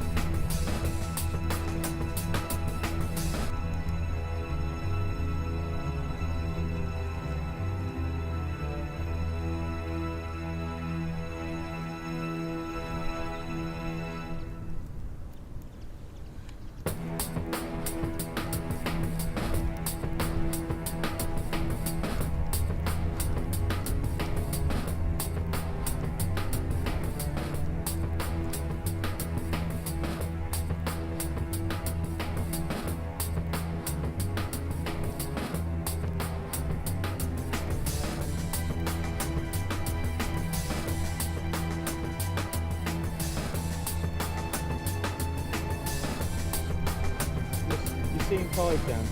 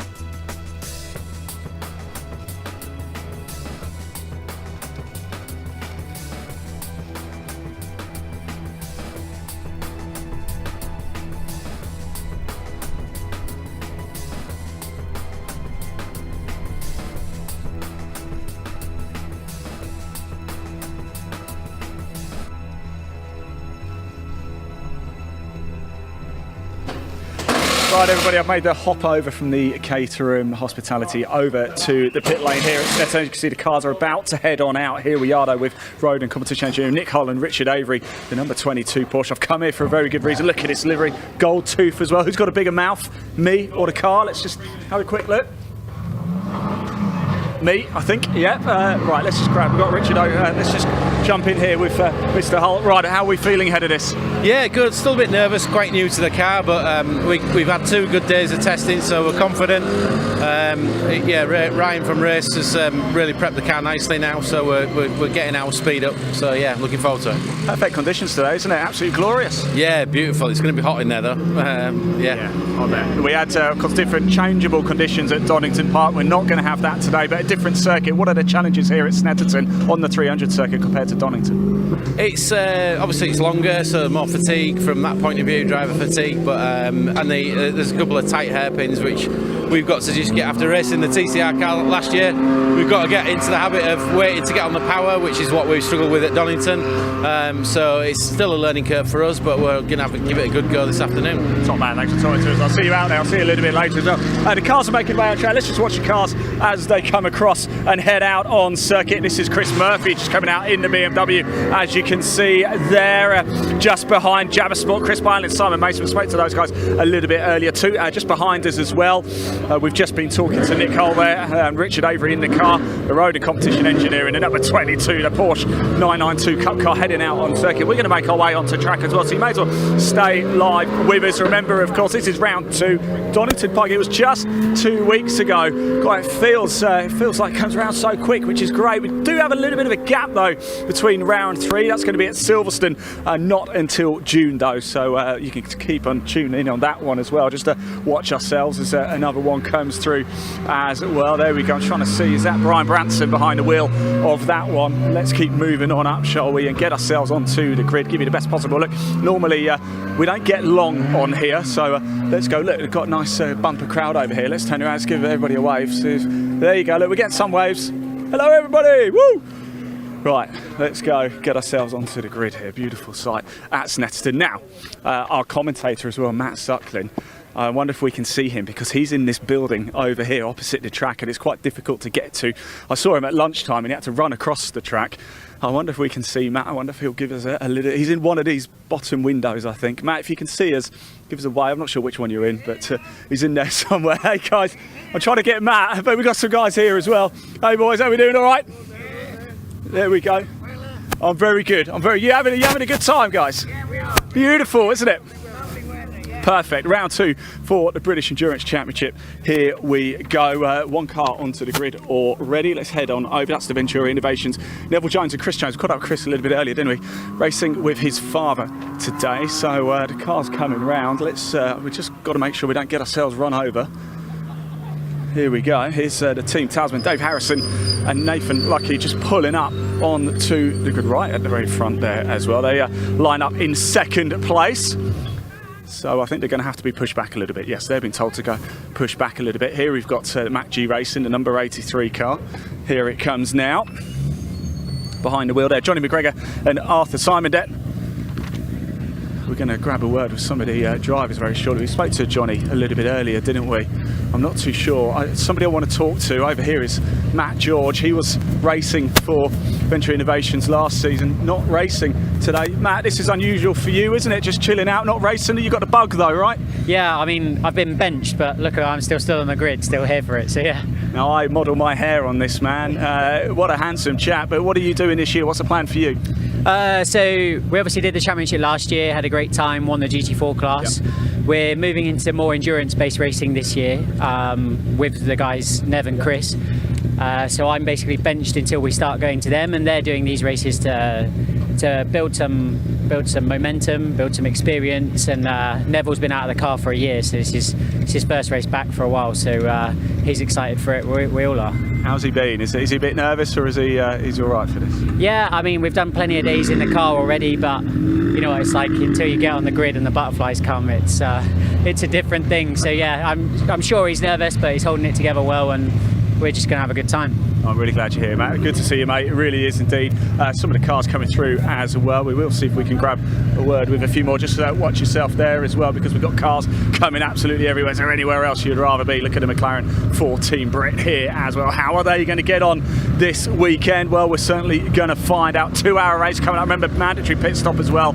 It's going to get exciting. It's going to get very loud indeed. I'm going to be prowling up and down the pit lane. You can see Josh Steve just off to my right as well. He's just making his way through. Let's go down on a little bit, shall we? There's still another car to come around. We've got New Barn Racing here, Callum and Adam Thompson. Let's just jump. I'm not too sure actually who the starter drivers are, but let's just jump in and see how we're getting on. I do look at it. True race driver. Look at this. It's good. Oh, very nice. Keep myself cool. It's going to get hot today, isn't it? Yeah, it is pretty hot. I think it was a little bit deceiving this morning because it was a lot cooler. So now we're in the car ready to go, and the heat's cranked up. So just trying to keep myself cool before we get into the stint. So what's the expectation for you guys in this race? So, and are there any concerns about the temperature? No, we don't have any concerns. We've not had as much testing as we would like this year, and we've obviously made a lot of changes through the winter. So we sort of went into the last round a bit blind. We had a bit of a better day yesterday on testing, so we're feeling relatively positive, and the performance is coming with the car. So if we can get a clean start, I reckon we can stay with the pack and hopefully have a bit of fun. Top man, mate. Best of luck. Thanks for talking to us. Really appreciate it. Stay cool as well. Do you want the door left open for a bit? Shall I sort of? I'm trying to find the. There we go. Look, I'll sort of push it too. Anyway, he didn't really say anything. Let's go. We saw Brian a little bit earlier, didn't we? But he is here now. He's lining up, giving Brian a lot of airtime. Giving you a lot of airtime today, Brian. Nice and toasty in there. Yeah, mate. Hopefully we get moved in a minute to get some airflow. I've no idea what he said. Good luck, mate. Good luck. I've absolutely no idea what he said. Let's keep going, shall we? Because not too long to go. We are going to get racing. What a beautiful sight this is, isn't it? Round 2 of the British Endurance Championship live at Snetterton on the 300 circuit as well. Let's just keep making our way a little bit further forward as well. In fact, we've got a teammate here. Hello, how are we doing? Yeah, don't disappear, don't disappear. Bit toasty in the car today, huh? It will be, yeah. No AC in there, so it was going to be a hot, sweaty one for us. So, what's the expectation for you guys for the race? I don't know. We just want to build on it. I think the qualifying pace that we showed was probably more our race pace, to be honest. We didn't get a good lap in, and then we had a fuel pump issue, so we couldn't really maximise it. But we don't heat soak like most of the cars do. So if we can keep that same pace and move a few places further up, I think we're fighting probably from P6 down to P10. Yeah. But obviously, it depends on what the other drivers do as well.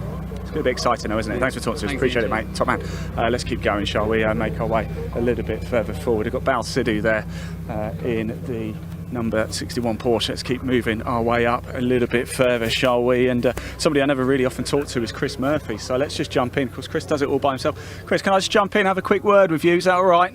Yeah. I'm just barging in here. Awfully sorry about that. How are you feeling ahead of this one? And you're the endurance king, aren't you? Doing it all by yourself. Looking forward to it, thank you. Yeah. Yeah. It's going to be quite toasty in the car though today, huh? It's going to be quite warm, but I normally can cope with the long distance stuff from my background, so it's okay. What do you make of Snetterton 300? Do you like it as a track that suits you? One of my favourites. Oh, nice. Yep, it's good fun. Top man, Chris, best of luck for the race. Thank you. Very much. Appreciate you talking to us. Do you want this shut? No, leave it open, please. Leave it open. There you go. Look, yeah, I'm not surprised. It is a roasty toasty. A lot of people coming on to the track as well. Let's just make our way up. I want to go talk to somebody a little bit different up here this time as well. Let's go talk to the safety car driver up here. Something a little bit different. I'm sure they won't mind if I just hop in and have a quick chat. Hopefully, can I just jump in and say hello to our safety car driver today? Hopefully, we won't be seeing too much of you today. I hope not. Now, your role as safety car driver, obviously, you know, you're there to control the field. What's a general day for you? Are you literally parked in the car all day just waiting for the call? It always depends on what race, what group is going out there. When we come out and do races, the 24 hours, 2 CVs, we tend to be a lot more active. But some of these shorter races, particularly a lot more mature groups, we don't often go out. They know how to handle themselves, be safe with each other. Helps a lot, keeping everybody safe and not having to spend as much time in safety car. Yeah, this just looks like just a standard road going car, is it? Pretty much. So you got the radio going whilst you're going around, you know, radio one. Radio going, yep. Where are you from? California. California. Anybody watching from America, especially California, can you please give a shout out and your name, sir? Daniel Blander. There you go, Daniel Blander, our safety car driver, all the way from California. Thank you so much. You do a great job. Really appreciate it. Top stuff. Almost time to get going. What a sight. What a treat this is going to be. 2 hours of the British Endurance Championship live here at Snetterton on the 300 circuit. We are moments away from lights out. I'm going to be in the pit lane. Matt Suckling is going to do a great job, as he always does, calling the action. So I'm going to hand back to him, get myself in the pits, ready to go racing. Come on!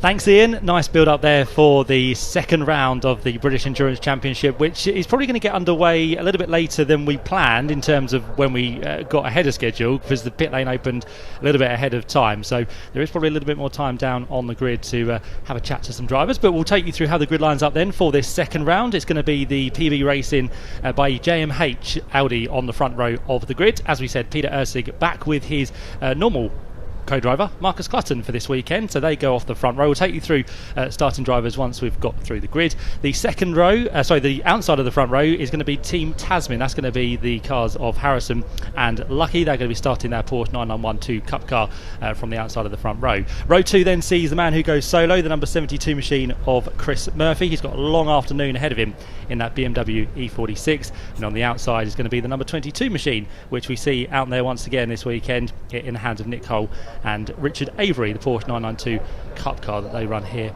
this weekend. The third row then has the number 68 machine in Class D. That's going to be Paul Fullock and Aaron Morgan. Alongside them is going to be the Johnny McGregor, and the co-driver for him this weekend, once again, just like it was at Donington, Arthur Simonday, the French Texan who did a grand job in that Ginetta G55.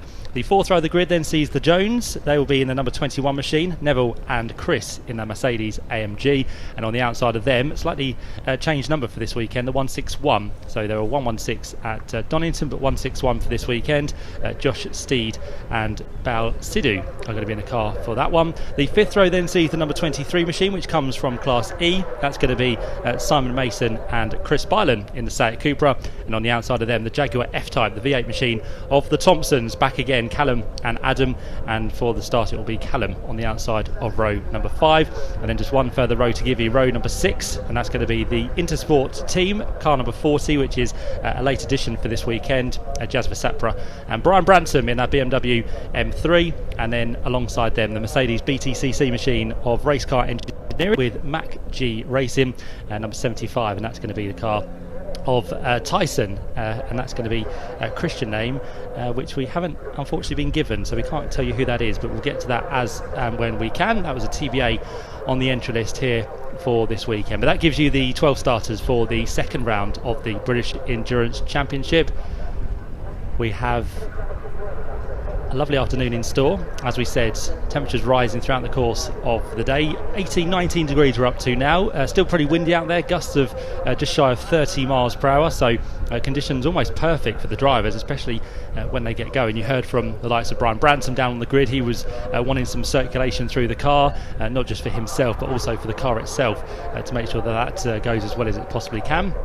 I can see down there as well Chris Murphy. His car is currently on the jack, so just up in the air for the time being. Maybe the team mechanics just having a quick look around, making sure everything's okay, but for the time being we've got the hydraulics underneath the car, and also on the pole-sitting Audi of Peter Ursig and Marcus Clutton.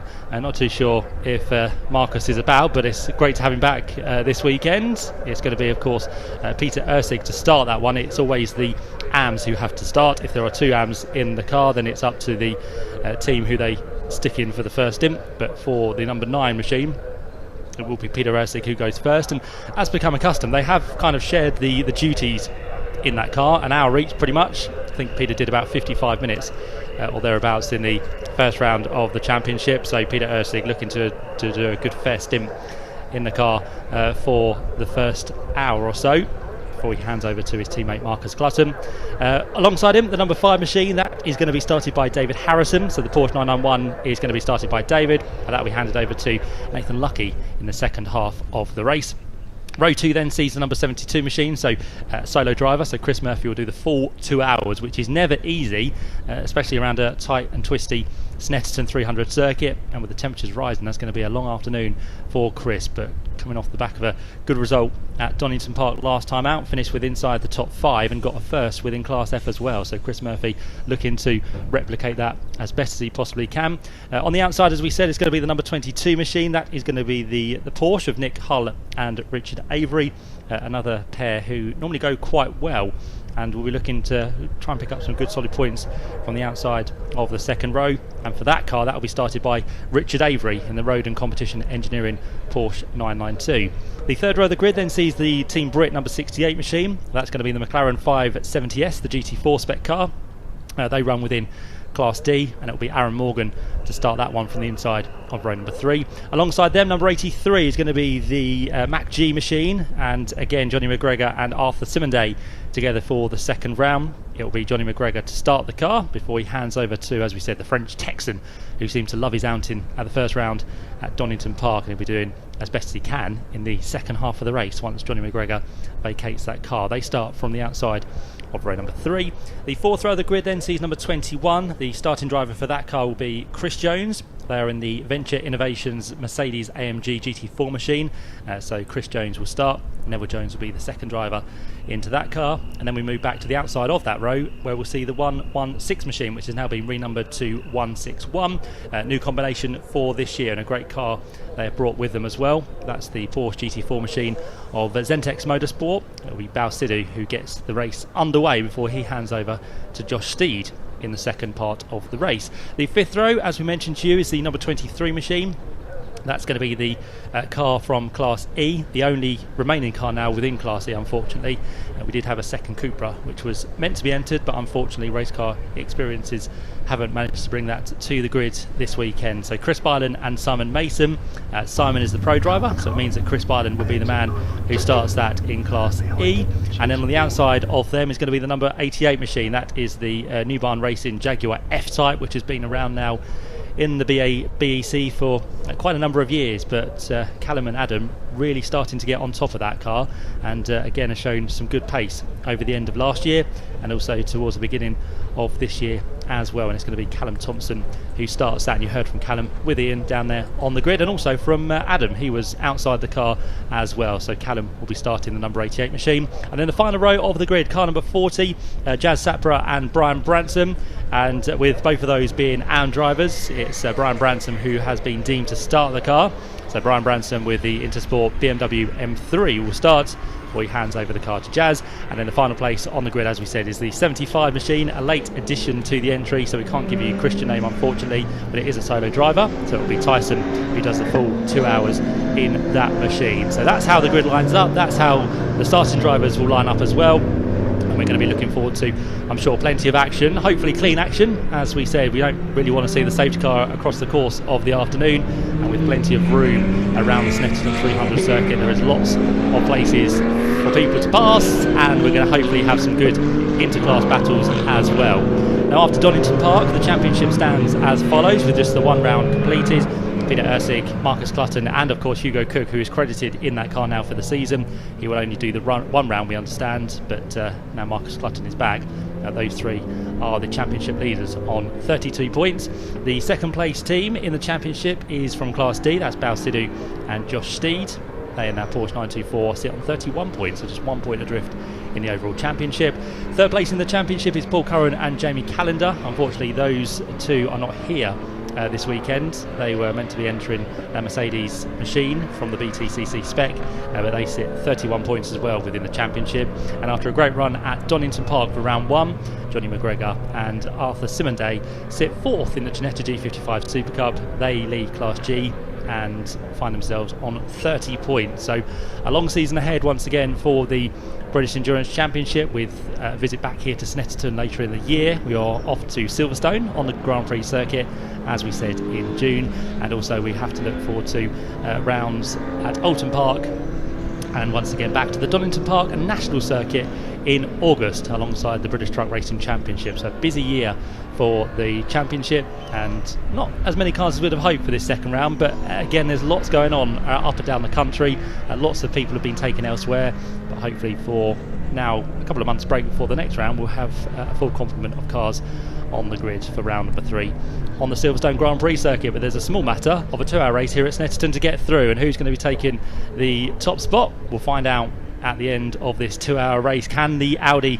uphold honours once again? Can they take a double victory, not just at the first 2 rounds of the year, but also last year they were victors here as well on the 300 circuit a little bit later in the season in September, but they'll be looking for another win to add to the tally if they surely can.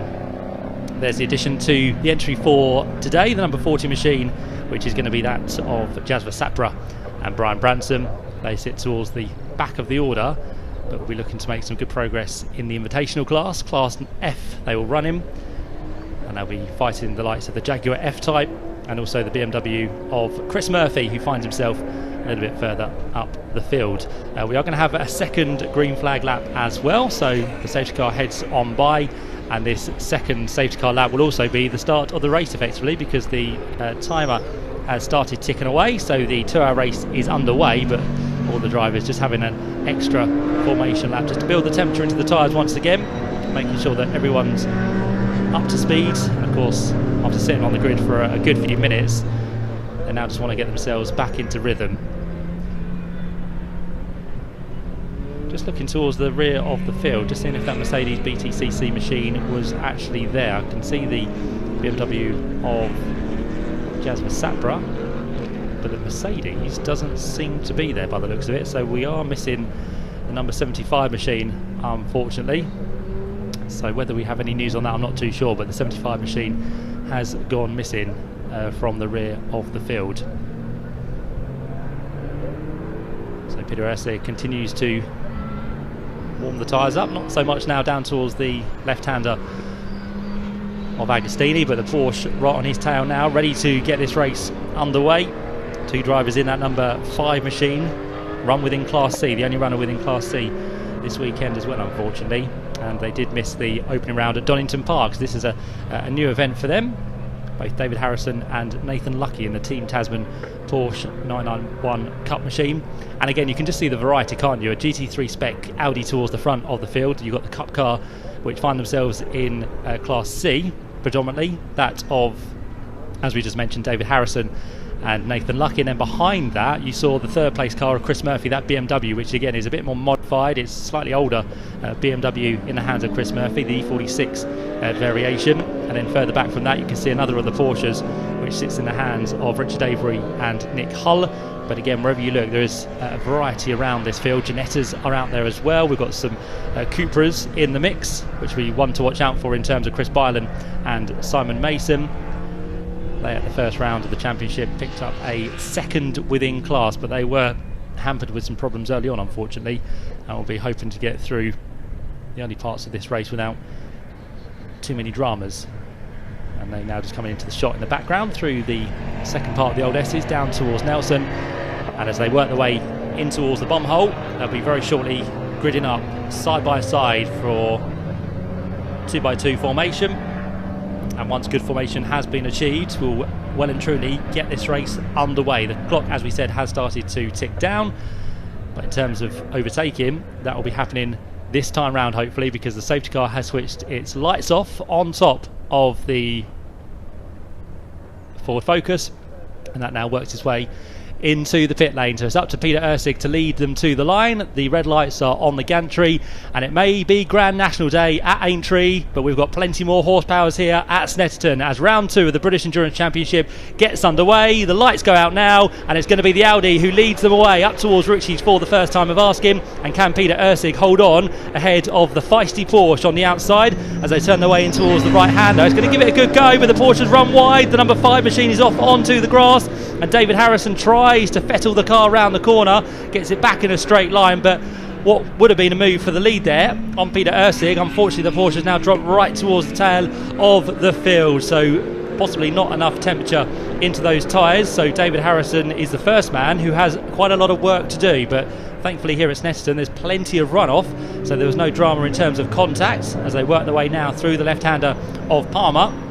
And already you can see the gap out front between Peter Ursig and the second place car of Richard Avery is probably almost nearer 5 seconds by the time they've only made their way first through the first part of this lap. So plenty of work to do. There's David Harrison trying to work his way now past the number 40 BMW of Brian Branson. Brian pretty much knows that's not a fight he needs to be getting involved with in these early stages, because he runs within a completely different class to David Harrison. So that's one back up for the Porsche. Next on its list will be the number 88 Callum Thompson Jaguar, which again it should make quite light work of as they head their way on towards the Bentley Straight for the first time of asking.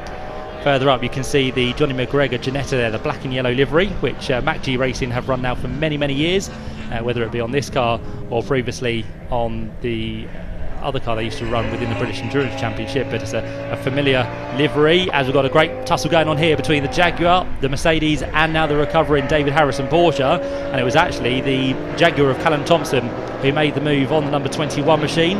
So that means that Chris Jones has lost a place, and he might lose a further one on the run down towards the right-hander of Coram. And again, if there are words being said on the radio to these drivers that David Harrison is not really a driver you want to be battling with, it runs higher up in terms of power, it's in a different class as well. So as we know with the British Endurance Championship, you can win the championship from whatever class you come from, so it's all important to get yourself higher up in your class rather than overall. Though it's nice to do so, you want to be fighting for your class honours, as David Harrison now works his way through. At the end of that lap, he has crossed the line in 8th position, so he lost 2, almost 3, but now he's back up into 8th place. But still some work for him to do to try and claw his way back up into 2nd position. A little bit tail hatty there again was David Harrison, so he's carrying a lot of speed into the corner.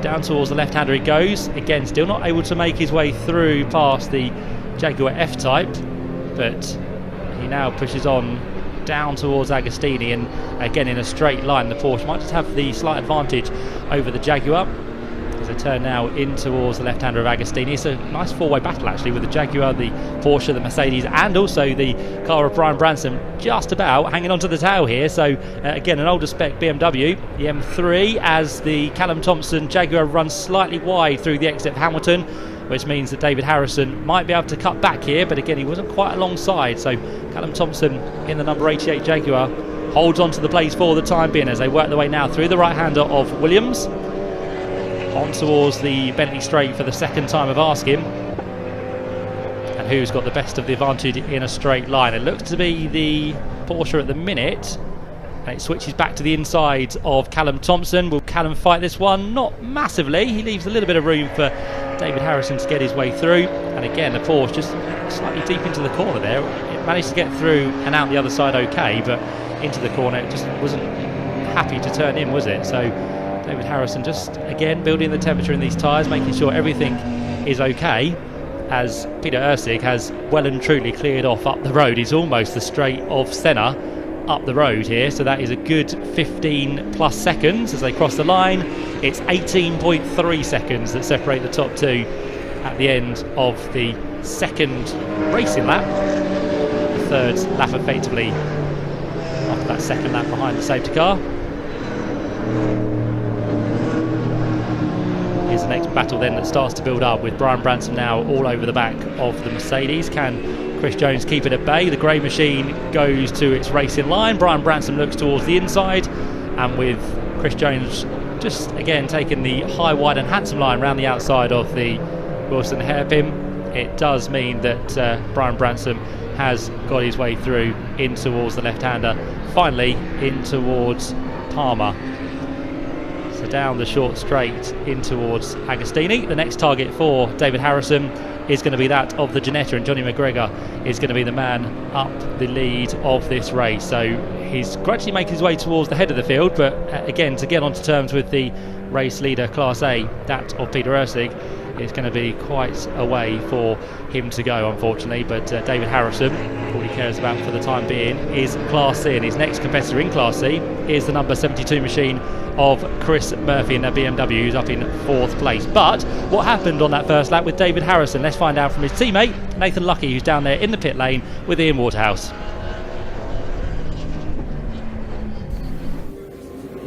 Yeah, lively start to the race. I've come down to the pit lane. I'm here with Nathan Lucky, of course, teammate of David Harrison, who just had that off in the number 5 Porsche. You've had a chance to have a look back at it on the replay, haven't you? Just one of those things, right? Just one of those things. I suspect the tyres were probably a bit cold. We found this morning in qualifying, I went out first in practice, that took a few more laps to get warmer than was expecting. And he was just on the outside of the GT3, and I suspect he just couldn't get it stopped. Other than that, though, perfect conditions. You're going to come through the field, I expect. Still got a lot of hope in this race, a lot of big expectations, right? Yeah, absolutely. I think we'd still hope to get back to sort of where we were in that sort of area, so certainly we'll be pushing for a podium.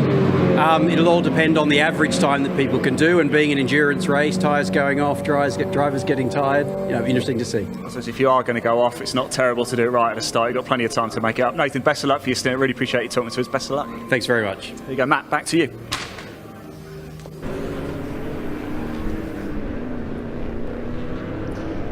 Thanks very much, Ian. Yep, so again, just adds to the international flavour down there in the pit lane. Nice to hear from Nathan Lucky, and just confirming that just one of those things in towards the first corner. David Harrison just probably a little bit eager to get past the Audi, which can break a little bit later into the corner, and tried to follow him through there, and it didn't quite work. But David Harrison since then has done well to recover back through the field. He's up to 6th place at the end of that previous lap, so we'll keep an eye on his progress as he flicks through the back of the shop. We now can see the McLaren of Team Brit, which is in the hands for this first stint of Aaron Morgan. He's in a nice battle here, actually. Just up the road is a Porsche of Richard Avery, and then behind him we can see the BMW of Chris Murphy, which again is just on the tail at the minute. And with David Harrison starting to catch, it's probably day done for Peter Ursig. If everything works their way today in the Audi, that will be absolutely fine to take the victory. But there's going to be some really good battles further down the field, and there's one also coming under the bridge now. We can just see in the background the Jaguar, which is trying to hold on to its 8th place, and with this invitation class car of Brian Branson really putting the pressure on at the minute, that's going to be one that's going to go all the way to the pit stop window potentially. I don't think we have enough cameras ready to cover all these battles on circuit at the minute. There's one going on there as well between the Porsche and the Ginetta, so again a good little dice there between those two cars. And then, as we said, the one behind is the Jaguar and also the Brian Branson BMW, which can be quite hard to pick out because they are both white. There's a little bit of a stripe down the middle of Callum Thompson's car, which just picks out the Jaguar F-Type, which comes across the line now, and they are separated by what's going to be just under 0.4 of a second. So great run that both of these cars are having. Turn their way through Ritchie's once again. Lap time there for Brian Branson on that occasion was a 201.5 compared to Callum Thompson, who did a 201.9. So yeah, definitely the pace is there for the BMW car number 40. He just needs to find his way through, and he then might be able to carry that speed and maybe get himself onto the tail of Johnny McGregor in the number 83 Ginetta. But for the time being, this is one of the closest battles on the circuit we currently have as they work their way down towards Agostini. Thompson's looking for a better result than they got at Donington, which wasn't too poor actually. They got 2nd within Class F and 8th place overall, so as it runs they're in 8th place overall once again, but they do lead their class, which is Class F. So this is a good run for Callum and what will be Adam Thompson in the car for the second stint. And by the looks of it, I think they are the only Class F car here today, aren't they? Because invitation goes the way of Jazz Sapper and Brian Branson, and Chris Murphy has been reclassified into Class C by the looks of it. So Chris Murphy, who did run Class F at Donington, is now Class C for this weekend. Right, back to the action, and David Harrison's about to make another move down towards the bumhole. It's the Team Brit Mercedes which is now under attack. Aaron Morgan having to defend as hard as possible. David Harrison again will just bide his time here. He won't try anything too eager, I think, after what happened on that first corner, first lap. And with that Porsche having just a little bit more straight line advantage, should be able to get past Aaron Morgan on this occasion as he comes up towards the line. Aaron Morgan was in front, but David Harrison now in the Porsche blasts his way across the line up towards Ritchie's corner, and on that occasion David Harrison now back into the podium places. So he's ticked off quite a few in this race already. We're not quite 14 minutes into this race, but David Harrison almost back to where he started after that first corner incident where he just left the braking a little bit too late and run wide off the track, but now finds himself ahead of Aaron Morgan. There is Chris Murphy, so Chris Murphy is now also onto the back of Aaron Morgan, and by the end of this lap he might be in a chance to try and make his way through and get up into 4th place. But the progress of David Harrison we are currently watching. On that previous lap, by the way, the Porsche of David Harrison did a 1:59.0. The car ahead with clear track, Richard Avery, did a 1:59.553. So even with the move and overtake, David Harrison was still quicker than Richard Avery, so I wouldn't be surprised if he catches up with that second place car again within a couple of laps. The gap at the minute is 2.2 seconds, so we'll keep an eye on David Harrison, see what he can do. Already got away from Aaron Morgan in the Mercedes, so they work their way again onto the Bentley straight for the 7th time of asking. I should say 6th time of asking, because Peter Ersig's already across the line, so he's already on to lap number 7. The people we're now currently watching under the bridge in towards Brundle and Nelson, they are on lap number 6 as the Cupra exits the pit lane. So unfortunately for the number 23 machine, they have had further dramas. Chris Bylan and Simon Mason, those two had dramas at Donington in the early stages, if I remember as well, so they did get themselves classified, but unfortunately finished down in 14th place, did Chris Bylan and Simon Mason. So back out onto the circuit they have gone. They're now going to be probably a lap or so adrift, so they've only lost 1 lap by the looks of it, so they're on their way back through the field. Again, the only car within Class E this weekend, so they will find themselves battling on their own. Now using this more of a test session, but hopefully we'll still try and get the class win as well if they can manage to get themselves to the checkered flag. There is still Brian Branson in the number 40 machine. He now is onto the back of the Jaguar of Callum Thompson and almost had a brief look down the inside there in towards the Wilson hairpin, but he keeps himself at bay for the time being. And as they head down towards the left-hander of Palmer, it's just up the road, the Ginetta of Johnny McGregor, who is also attacking that of the 161 machine, which is going to be Bao Sidhu in the car at the minute. So Bao needs to hold on, Callum Thompson needs to hold on, but they've got very quick competitors behind in the form of Ginetta up the road and the BMW here of Brian Branson, who now sits in what's going to be 9th place. So in this invitation class, he's gradually making his way further up the field. Here comes Johnny McGregor. Is he going to be in a position down towards the right-hander of Oggies to make a move? He thought about it again, didn't he? And to be fair, Bao Sidhu did leave him just enough room there, but he didn't go for it on that occasion. He'll then think about doing it in towards Williams, but again, Johnny McGregor's not too keen to go through there. And on the straight, I think the Porsche just has the legs on this occasion, so the Ginetta has to sit in line once again as they look like they're side by side, but it will still be the Porsche of Bao Sidhu ahead. Johnny McGregor in the Ginetta, the black and yellow machine, sits there behind in what's going to be 7th place overall. And as they turn in towards the left flick of Brundle, in towards the right-hander of Nelson, and again down towards the bomb hole, he looks to have a little bit of a move and he's going to get the job done. So finally Johnny McGregor goes through. I was going to say the Ginetta looks good in the corners where the Porsche looks good in the straights, and on that occasion Johnny McGregor took his opportunity after trying time and time again over the last lap, but this time Johnny McGregor goes through and heads now up to the line to complete lap number 8. In the meantime, we're going to head down to the pit lane because we saw the Cupra head onto the circuit with some sort of issue, and we're going to find out what that issue is now with Ian Waterhouse down in the pit lane. Right, everybody, welcome down to the pits. I'm here at Jabba Sport, just seen Chris Bylan come into the pits, obviously unscheduled stop. It won't count towards the 2 pit stops they've got to make. Simon, is everything all right? Why did Chris come in? We've got an electrical problem, so it's just started cutting out on some of the corners, so we're just we've tried something on the setting of the car to see if that cures it. He's just out there now to see if it's cured it, and we'll just see. It's looking okay at the moment, so yeah. Pop the camera on that. That's the little onboard. What are we drinking here as well? Tea, 1 sugar, milk, 1 sugar. Tea, milk, 1 sugar. Yes, you are, son. The drink of champions. There you go. Matt, back to you.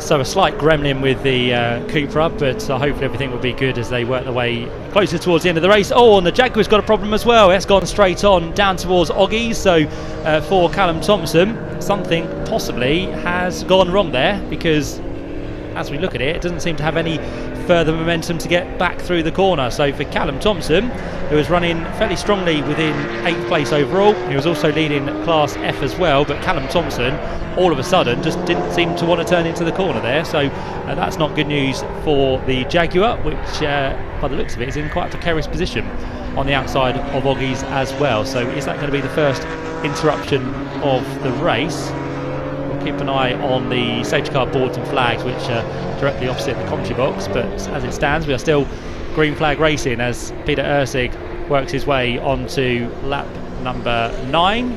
He's also done a 150.054, which is the quickest lap of the race now, so he did well in the qualifying session this morning to get it down to a 147. Thought he could probably push a 148, but 147 he managed to pull out the bag, and now in this race pace with a fuel tank of fuel, he's done a 150.0, so all of a sudden Peter Ursig starting to pick up the pace once again.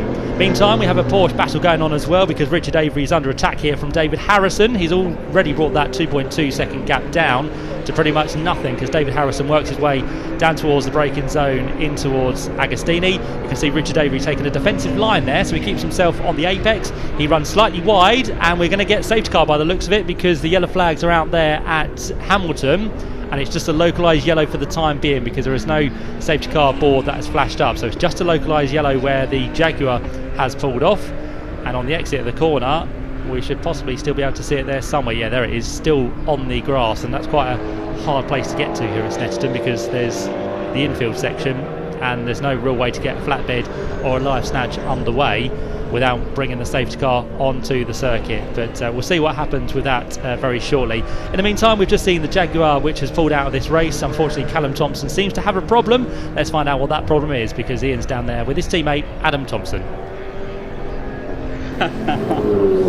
Oh, here I am, buddy. I'm down with New Barn Racing, the 88 Jag. We've just seen it stopped out on track. What's the problem? No, it started raining. No, we don't know. He radioed in and said bang on downshift, no drive. So we need to hopefully get it back and see whether it's an input shaft or something that we can change and maybe get back out. But we were going so well. I think the pace was good. Well, you did just say, didn't you? We spoke on the grid a little bit earlier. You're absolutely thrilled with the pace. Yeah, so I think if you look at his lap times, they were about 4 or 5 tenths quicker than what we did in quali, which is what we said. So and we were competitive with all the cars in front, the Cayman GT4, the Ginetta. So it felt like we were on for a good race, but well, that's motorsport, isn't it? So get it back, see if you get it fixed and get back out, mate. We've got a good team, so hopefully we'll be back out there, but fingers crossed. Cheers. Oh, Matt, back to you.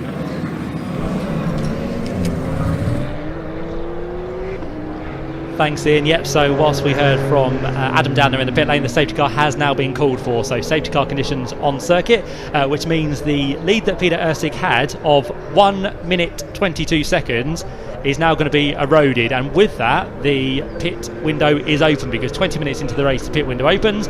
We're now 22 minutes in, and that means people can start to make their pit stop if they wish. So Peter Ursig is one of those who has decided to jump into the pit lane. We can see also there the Ginetta of Johnny McGregor, which means that possibly his teammate is about to jump into that car, Arthur Simonday. So the French Texan is going to get another stint within this one. So it's quite early for Peter Ursig to come in, as we said, but with the safety car out there, it's a perfect time to utilise that safety car and make sure you don't lose as much time as you would do if we were still green flag racing. So I think the majority of the field will choose to head in. The McLaren of Team Brit have also decided to pull into the pit lane, so Aaron Morgan potentially handing that car over to Paul Fullock. We'll have to wait and see which driver's going to get in, or if the drivers will stay in for a second stint here. The other one that's managed to work their way into the pit lane is the number 21 Mercedes, so Neville and Chris Jones. So that means that potentially we're going to have Neville Jones in the car for the next part of this race. There is the Audi, everything looking good. It's a mandatory 132 seconds from pit in to pit out. Takes around about 22 seconds to get from pit into pit out, so it's going to be around about 1 minute and 50 that they have to remain stationary. And of course, with pit stop penalties carried over from the last race, it also means that they have to sit there for an extra 15 seconds as they won their class. So 15 seconds added to that, which means it's a total of 147 seconds that the Audi has to be into the pit lane.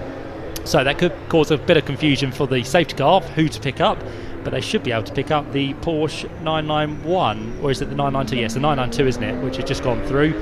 So Richard Avery is the car that will be picked up by the safety car, then the Porsche 991 of David Harrison,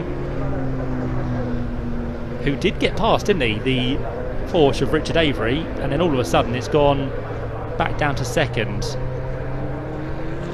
In fact, no, it didn't, did it? It came up to the yellow flag zone and just backed out of it. So David Harrison has unfortunately missed his chance for now to get past the Richard Avery car ahead of him. So 22 is your race leader. Number 5 is there in second place with David Harrison. Third as it stands. Great run here for Brian Branson in the number 40 BMW. And then we've got Peter Ursig, who has potentially rejoined in that car, or it might be Marcus Clutton. We'll soon get an idea once the lap times start coming through. And another car to the pit lane this time round, Chris Murphy in the number 72 BMW, along with the Porsche GT4 of Bao Sidhu, who has come into the pits as well. So that's how everything looks at the minute. There is the unfortunate issues that have befallen the Jaguar F-Type. As we heard from Adam down there in the pit lane, said everything was going so well. We can confirm, Adam, that it's not raining. Conditions are absolutely perfect here today at Snetterton, so that's not an excuse you can use, unfortunately, for this second round. But as he said, something just went bang as they went down the gearbox. So something has gone wrong within the gearbox of that car.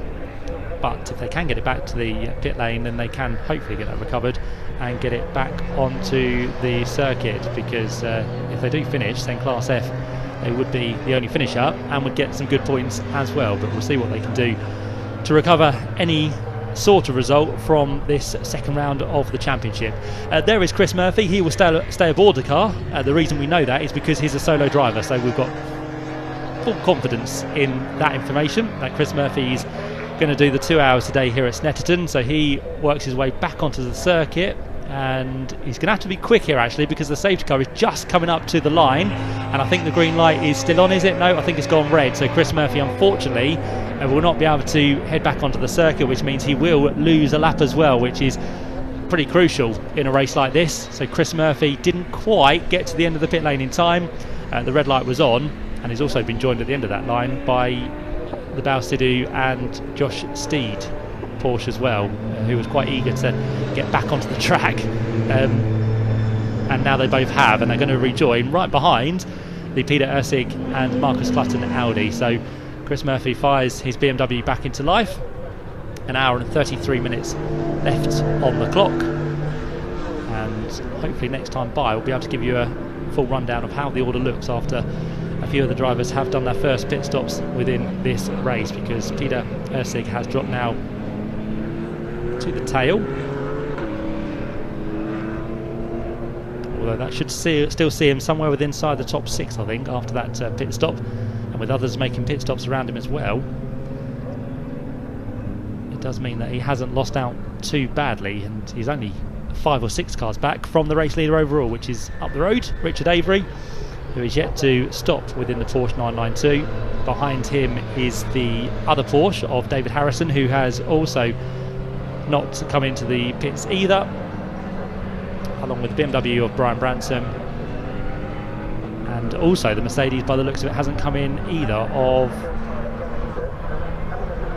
the Joneses in car number 21, so they remain out there as well, Chris and Neville Jones. So they are the race leaders. You can see the Cupra just going through behind the safety car, so that one rejoined and is effectively a lap down with their issues, the electrical issues that we heard from in the pit lane from Simon Mason. He'll be the pro driver to jump into that car a little bit later on. But what about this for the Audi? Peter Ursig, as we said, just before that safety car was called, 1 minute and 22 seconds, and that was in the first 20 minutes of this race. So again, it's incredible how much he had built a gap over the rest of the field. And now this is interesting, because Richard Avery, the race leader, is being waved through, so that does mean that they're looking for Peter Ursig, who I understand is not the race leader, unless our timing screen is wrong, which I feel it isn't, because you can always rely on TSL timing, and it does say that Richard Avery is the leader of the race. So the safety car has got word from race control to wave the field through, but this now could benefit the likes of the Porsche of both Richard Avery and David Harrison, and also benefit the 2 cars behind as well, which is the Jones's Mercedes and also the BMW of Brian Branson. None of those chose to come in this time, so they have remained out there and are going to try and steal an advantage as they cross the line. And yeah, according to our timing screen, it is Richard Avery who still leads, so they're waving through the race leader. And who are they going to pick up? Are they going to pick up Peter Ursig in the Audi? No, I think he just blasted across the line. No, they haven't. They've got Peter Ursig behind the safety car, so that's not good news for them, because they effectively want to be back onto the tail of the 4 cars up the road who are ahead of them in this race. So word has come from race control to make sure that the Audi remains there as the effective on the track leader. But as I said, it's not actually the leader as it stands after its pit stop. It's down there in 4th place, ahead of the Chris Bylan and Simon Mason Cupra, which, yes, they have served a pit stop, but they haven't served a regulation pit stop, which means they are back up into 5th place, but they'll have to serve a pit stop within the next 80 minutes of this 2-hour race. So a little bit confusing there why that's happened, but the rest of them will charge round. If they're clever, they would come into the pits at the end of this lap and try and beat the safety car back out, which would give them a huge advantage, but we'll see what they choose to do. There is the 161 machine of Balsidou and Josh Steed. The Zentex Motorsport team making a solid start to the season at Donington Park 2 weeks ago.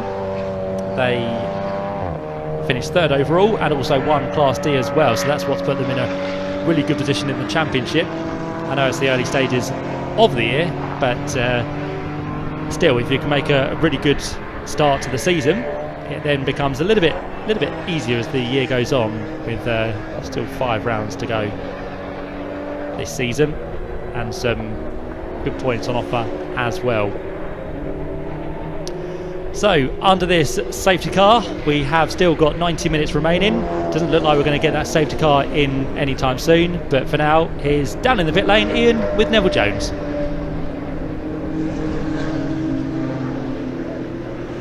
Right, everybody, here we are. Neville, thanks so much for coming out. I know you didn't want to come and talk to me, but I really wanted to come talk to you, though, because we're here at Snetterton. It's beautiful weather. You're racing with your son. Does it get any better than this? No, it's really good. Yeah.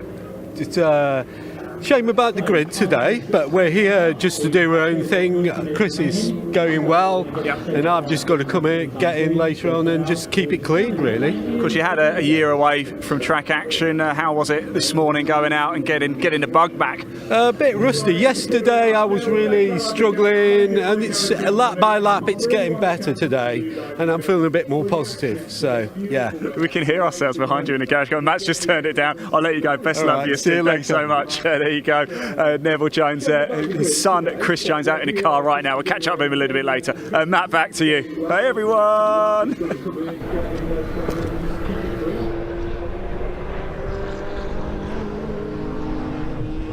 It's always good when you catch yourself on TV, and the team down there watching the live stream this afternoon here at Snetterton for round 2. Still the scenario of the Audi being behind the safety car, but now it has been waved through, so the Audi goes through. I think the Chris Murphy BMW, which was behind, goes through, and also the Balsidou and Josh Steed Porsche has been waved through as well. So yeah, a bit of confusion there for some reason, but that has meant that the likes of the Cupra, the Porsche have made their way round. They still haven't decided to come into the pit lane, which is good for them, because that means they get the march over everyone else. But this would be a good time to come in just to try and beat back out the Audi of Peter Ursig and Marcus Clutton. But now the safety car should pick up the actual race leader, which is still Richard Avery. So a little bit of confusion, but we are now hopefully going to be back in order. Whilst this has been going on, that car has been recovered. So Adam and Callum Thompson's Jaguar is back in the garage, and the team now go to work to try and rectify the gremlins somewhere possibly within the gearbox, because with that bang, it does kind of hint that something has gone kaput with the gears. So the team will try and get on with that as quick as possible. They won't really be in contention for overall positions, but as we said, if we can get them back out there and get a finish, they will be Class F winners here today at Snetterton. So all important for them to get a finish, but good work by the recovery team here at the circuit as well. They have managed to get that car back from Oggies all the way back to the pit lane already. So really good work from the trackside team today at the circuit.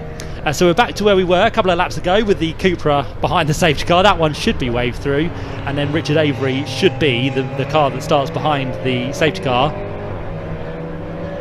Yes, there we go. So the hand now comes out to say, you wait there, we're going to get you behind me, and we're going to get you back to green flag racing as soon as possible, because I think at the end of this lap we should have the full complement of cars in one line, and we should then be able to wave the green flag once again. So slightly lengthy safety car period, but it's allowed some to do their pit stops through this race, which might be their only pit stops of the day. It's going to be quite intriguing actually, because I'm not too sure what the Audi can do on a fueler tank. This is where we need the likes of Steve Wood, who's always there with us on circuit comms to give us this sort of information. But the Audi, whether it can do just under 90 minutes on a full tank of fuel, probably not, but we'll find out towards the end of this race. And of course, with the pace that they've been showing early on, they have probably gone through quite a bit of that fuel already. They would have had a chance to top it back up in the pit lane, but Peter Ursig still rapidly get himself back onto the tail of the field, which I think is now pretty much done. So the safety car slows the pace right down. Richard Avery in that purple and black Porsche at the head of the field will be the car to lead them away once we go back to green flag racing. And you've got David Harrison, which sits there in second place. Third place at the minute is the Brian Branson all-white BMW. That in fact has now fallen behind the McLaren, but I think the McLaren is a lap down, isn't it, because the number 68 machine, yes, of Aaron Morgan is a lap down, so that's the one out of kilters at the minute. So the fourth car in line, the white BMW, is third overall. Fourth place is the number 9 Audi, which is now just coming into shot, so that's going to be Peter Ursig and Marcus Clutton fourth overall. Fifth place is then going to be the Chris Byland and Simon Mason Cupra.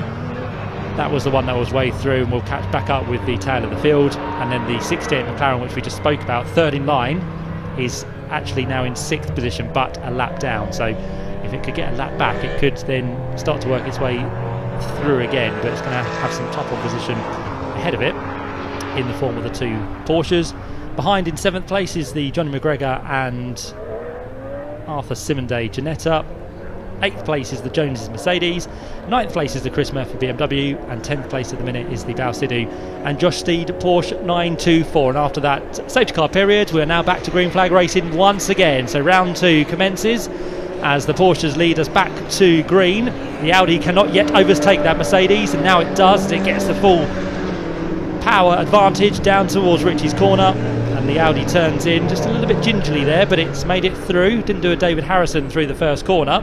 And already that Audi now starting to make up places hand over fist as they turn away in towards the Wilson hairpin.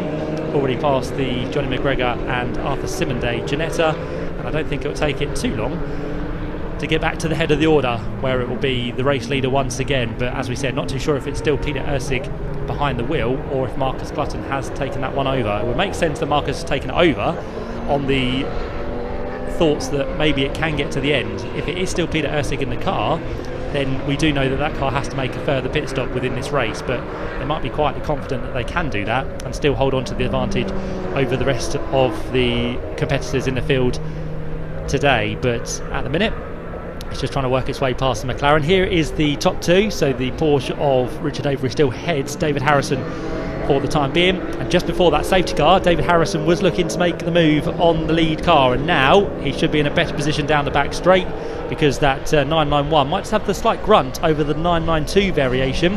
The 992 does run in a higher class, but David Harrison gets himself to the outside line. He's going to try and go all the way around the outside line there, which wasn't forthcoming, was it, from Richard Avery? You can't blame him. He's going to try and shut the door as best as he possibly can.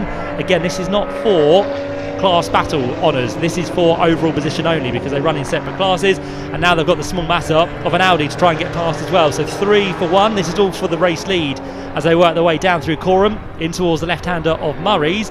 And who is going to come across the line in the lead? Well, David Harrison goes for a move. Is it too late on the brakes? Nope, he gets it stopped very nicely indeed. So David Harrison in his white Porsche goes through, comes up towards the line, but will he lead at the end of this lap? Yes, he will. Richard Avery trying to fight back as they work their way to the outside line in towards Richie's. It's going to be the tighter line for David Harrison. Richard Avery still keeping at bay the Audi, who is again just protecting itself there in 3rd place. Doesn't want to try anything too silly, but now with the grunt that it has, The GT3 Audi works its way towards the inside line and up into second place it goes. And before too much longer,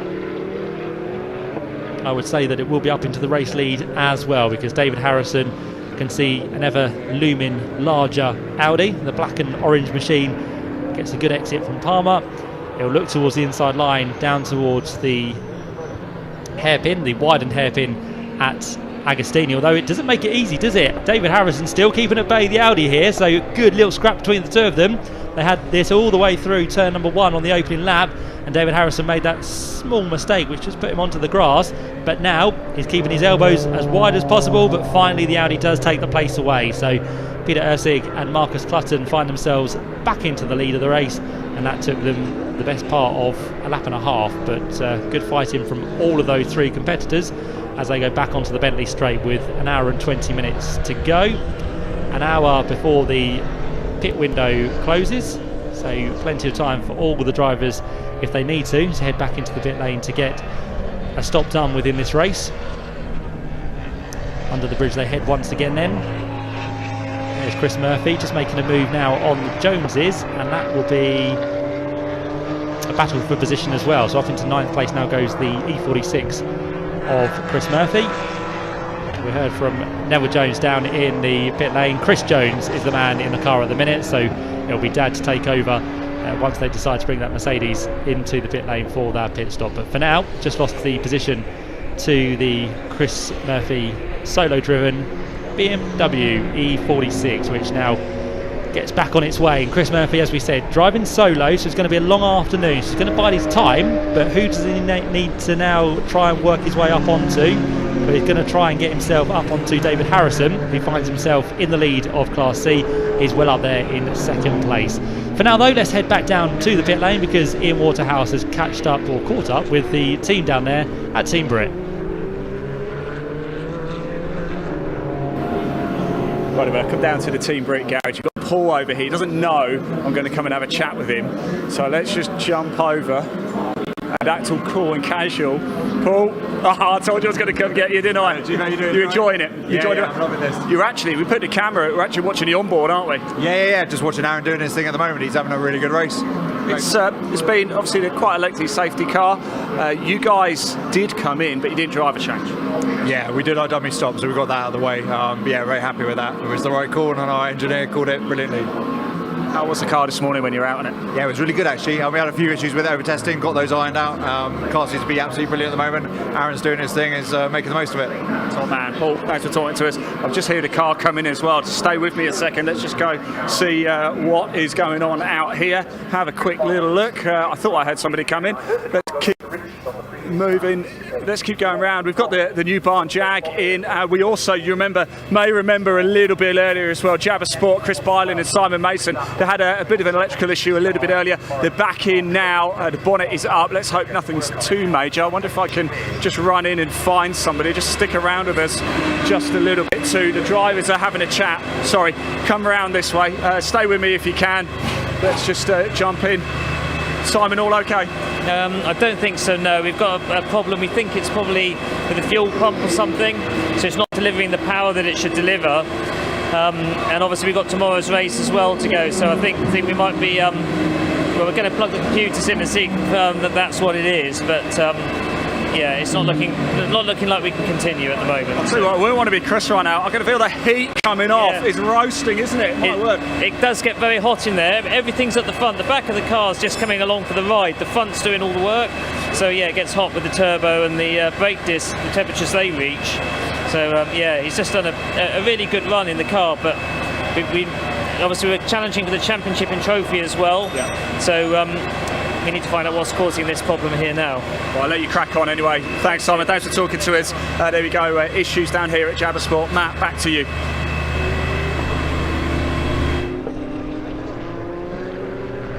Thanks, Ian. Yep, so what a shame for that team. They've had problems at Donington Park, as we said. They didn't quite get to where they wanted to. They got second in Class E at Donington, but that was after the struggles through the early part of the race. So Jabba Sport working hard to potentially get that car fixed for tomorrow, which is more important for them, because they took one of the trophy class victories at Donington last time out. So that's what they're going to be aiming for tomorrow. So that's the priority for them. So it might just be a case of try and get an early start on the fix that needs to be done.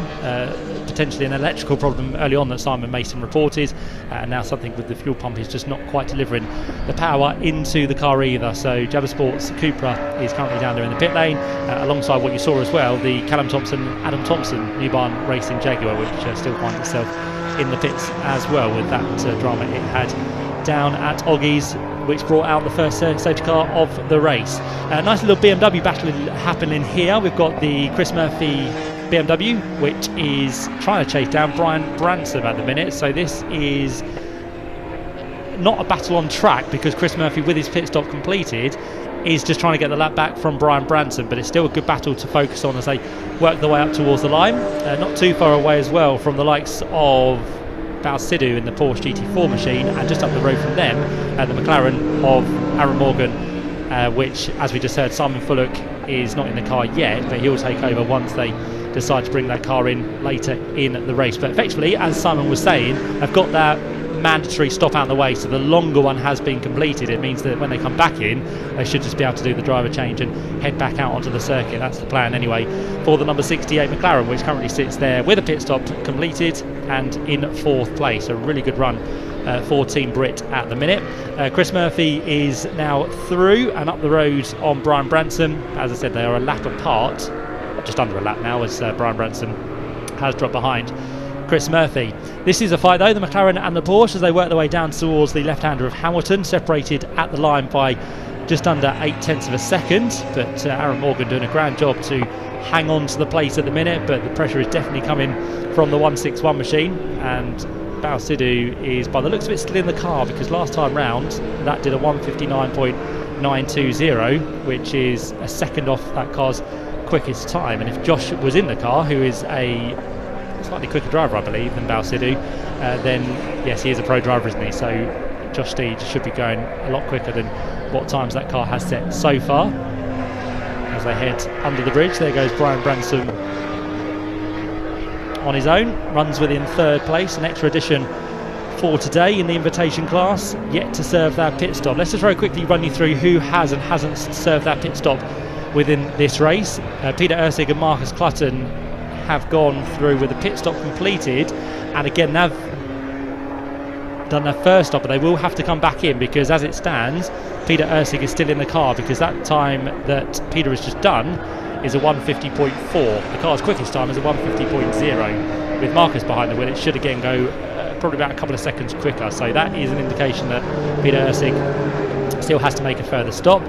35 seconds up the road at the minute from Richard Avery, who remains in the Porsche 992, car number 22, yet to make a stop. So they are going just for the one, around about halfway. Third in the race is the Brian Branson driven car at the minute, the BMW F80 M3, and that has yet to make a pit stop either. And then everyone else in the field has made one, if not two, pit stops within the race, so they are good to go if they wish to. If not, it should just be a driver change once they bring themselves in later on, with probably around about 50-55 minutes to go, but we'll have to wait and see how that all unfolds. There is the Balsidou Porsche, which has just lost a place there to Chris Murphy, and that is a battle on track, because Chris Murphy is on the same lap as these two cars around him, the Porsche behind and also the McLaren ahead. So that is a battle and a place gain for Chris Murphy. Just wondering if there was a slight problem there for the Porsche, because it was slow through the first part of the lap. Seems to be sticking with the BMW for the time being, as it heads now onto the Bentley Straight. Under the bridge there, just ahead goes Richard Avery in his Porsche 992, so that still sits in second position. This is the fight for fourth place, because they, as we said, are a lap down.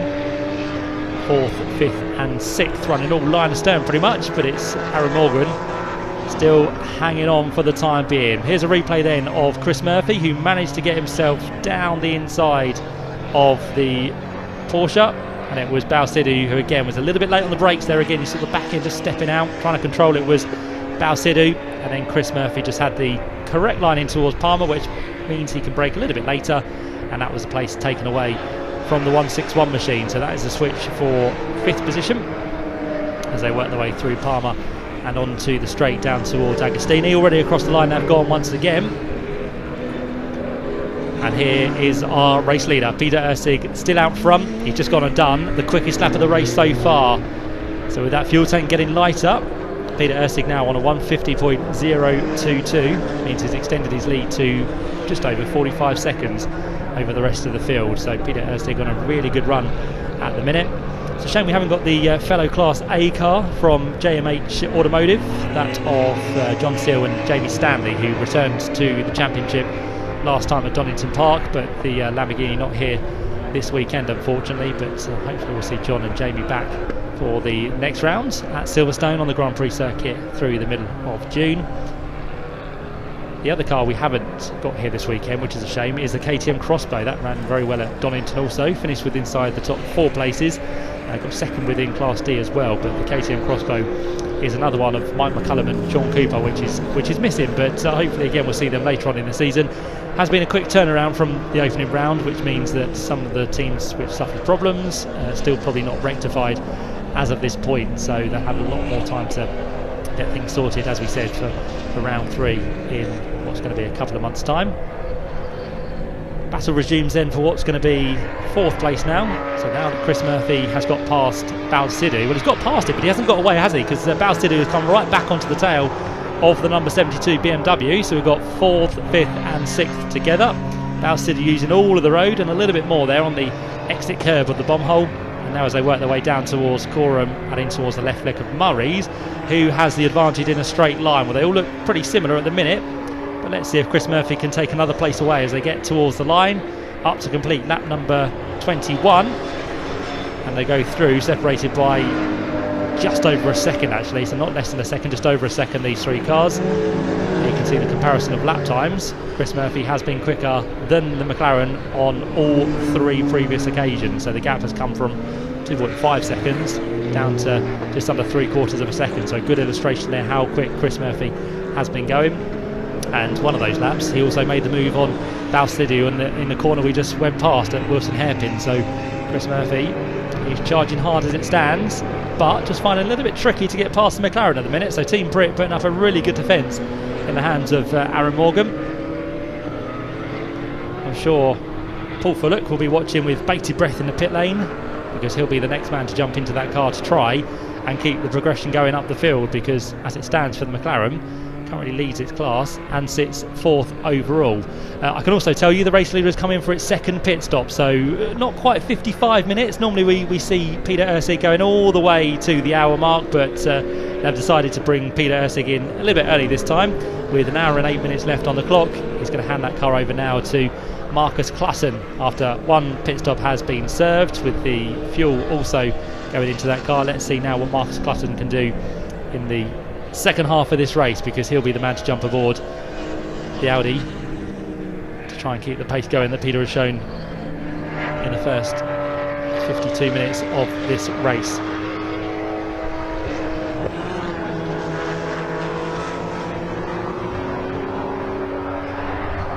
McLaren carries on then in 4th position, and all of a sudden Chris Murphy now has just kind of lost the speed in that BMW. He made fairly light work of Balsidou in the Porsche, but all of a sudden he's now just become a little bit stuck behind the McLaren, and if he's not careful he might lose that place back to the Porsche as well, because it's looking quite racy once again. Is Balsidou, who works his way up towards the line, a bit more grunt in a straight line from the BMW, so the Porsche just drops back fractionally as Bal flashes the lights in towards the right hand of Ritchie's. But Chris Murphy, an experienced racer in many different forms of categories, will not be phased whatsoever by that Porsche behind. And just as I said, he was getting stuck behind the McLaren, he now tries to get his way down the inside of it as he works his way in towards the Wilson hairpin. But again, the braking capabilities are good, but he wasn't quite close enough to make the move on that occasion. So Chris Murphy sits in tow in 5th place for the time being. And as we said, and as we keep saying, it's a long afternoon for Chris, so he just needs to bide his time, he needs to be patient, he needs to keep as much energy as possible in his tank, let alone the BMW he drives as well. There goes the Audi then, the race leading Audi that was back into the race, and we'll now see what Marcus Klassen behind the wheel can do to try and keep this 45-second gap over the rest of the pack. So the Audi now has made 2 pit stops within the race. That will drop down into 2nd place, because it won't drop to 3rd, because Brian Bransom is into the pits as well. That car is very shortly to be handed over to Jasper Sapra. Both of those very experienced BMW drivers over many years. Combine those years together and you get a very good combination. And Brian Bransom has done his stint in this race with a fair safety car period to deal with as well. But now we'll see what Jasper Sapra can do in this invitation class for today. Runs as they came into the pit lane in 3rd place. So again, a really good job that Brian has done. We'll see if Jasper can carry that speed all the way through till the checker flag in just over 65 minutes time.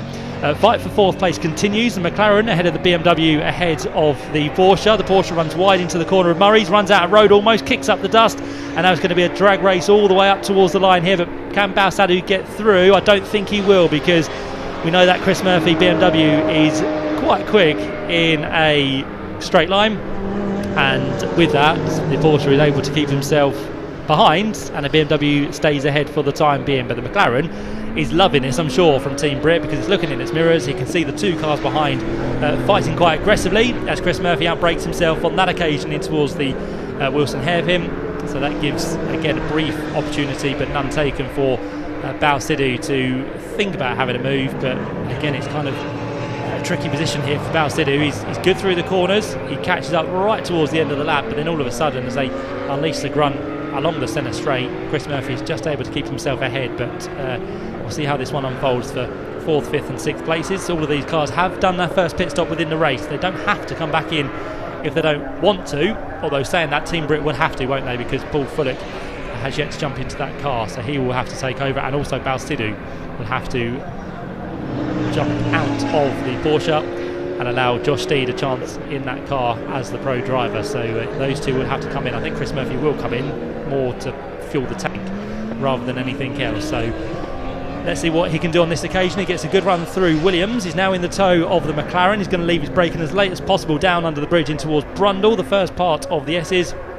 But again, the McLaren has good 2nd straight line speed. So again, the McLaren not allowing Chris Murphy to go through. As Balsadou again towards the end of the lap starts to close up. So we've got 3 as 1 once again for 4th, 5th and 6th positions. And that has now just changed, in fact, to 3rd, 4th and 5th, because with Brian Branson heading into the pit lane a lap ago, he has now fallen back, and there goes Chris Murphy. Finally the job is done, but is he too late on the brakes again? Yes, he was, but he managed to just about steer the car through the corner, which means in a straight line that BMW is quick, and it should hold at bay the McLaren as they work their way towards the first corner at Ritchie's. I think now the job is done for Chris Murphy. He works his way up into 3rd place, and McLaren of Aaron Morgan, the 570S, has done a tremendous job for the best part of 20 minutes to keep Chris Murphy at bay. But finally the pressure becomes too much for him, and Aaron Morgan is now down into what's going to be 4th place. You will also notice that the Porsche of Balsadou has disappeared, because that has now jumped into the pit lane. So Balsadou finally brings the Porsche 992 to the pits, and he will hand that car over to Josh Steed, who is standing by. He'll be able to jump into that car once the refueling has taken place, which it now has. So Josh Steed, the sprightly youngster he is, gets now into the Porsche, and the GT4 machine will also have a change of tyres by the looks of it. So a brand new set of slicks will have a chance to get up to temperature, and hopefully that will give Josh Steed a little bit more speed in his stint of this race, with now what's going to be 62 minutes left on the clock. Just an update on Marcus Clutton now that he's behind the wheel of the race leading Audi, which was not back in the race lead just yet, because we are still waiting for Richard Avery in his Porsche 992 to vacate the track and head into the pit lane. But Marcus Clutton now has brought the quickest lap of the race down to a 1:46.606. So I had a guess at probably 2 seconds a lap quicker than Peter Ursig, but all of a sudden Marcus Clutton has gone pretty much 3.5 seconds quicker than what Peter did do in that car earlier on. So 46.606 now the quickest lap from the Audi, and he is at the minute looking to be 13 seconds a lap quicker than the race leading Porsche of Richard Avery. So Richard, probably within the space of 3 laps, will be under attack, and Marcus Clutton will surely make quite light work of the Porsche if it doesn't come into the pit lane before that. There they are. There's the Porsche of Richard Avery. There is the Chris Murphy BMW. There is the McLaren of Aaron Morgan. Those three cars are on different laps, just to add. Richard Avery is on lap number 27, and then the two cars we just mentioned of Chris Murphy and also the car behind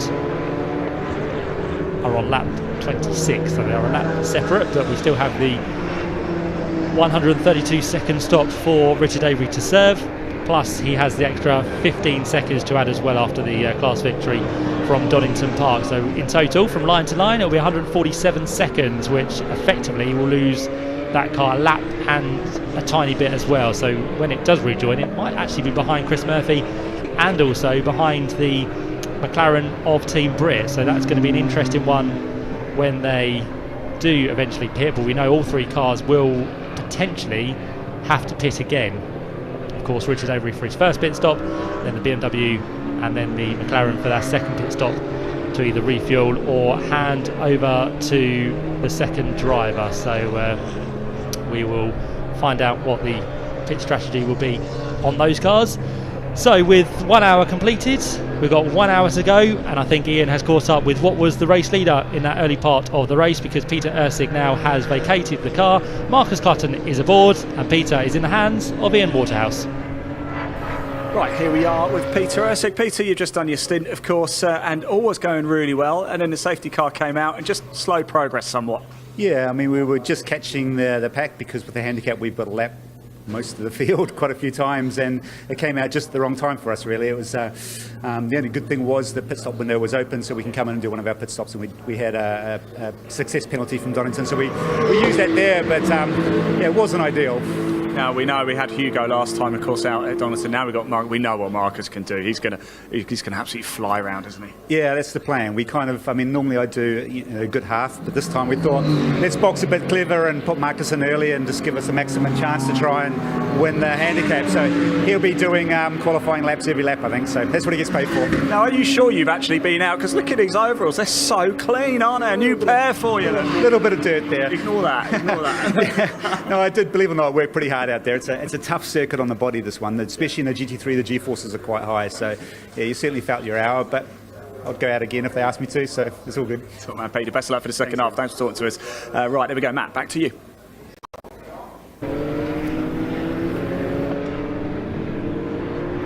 Thanks, Ian. Yep, nice as always to hear from Peter Ursig down there in the pit lane, and you're absolutely right. It doesn't look like he's done a race whatsoever, does it? It's very clean, he's not sweating at all, and he's now going to relax for the next 58 minutes and see what Marcus Clutton can do. And of course, with the new handicap for this year as well, they're not necessarily going to win the race overall, because there's going to be handicapped in terms of classes to be applied, which will affect the final race order when it comes to it and when that's published after the race this afternoon. But for the time being, Marcus Clutton is making good headway on the race leader. He's now only 19 seconds back. The last time we had that, we had 45 seconds, didn't we? So all of a sudden he's cut a good 25 plus seconds out of that lead over Richard Avery. So we'll see if he can get past on this occasion.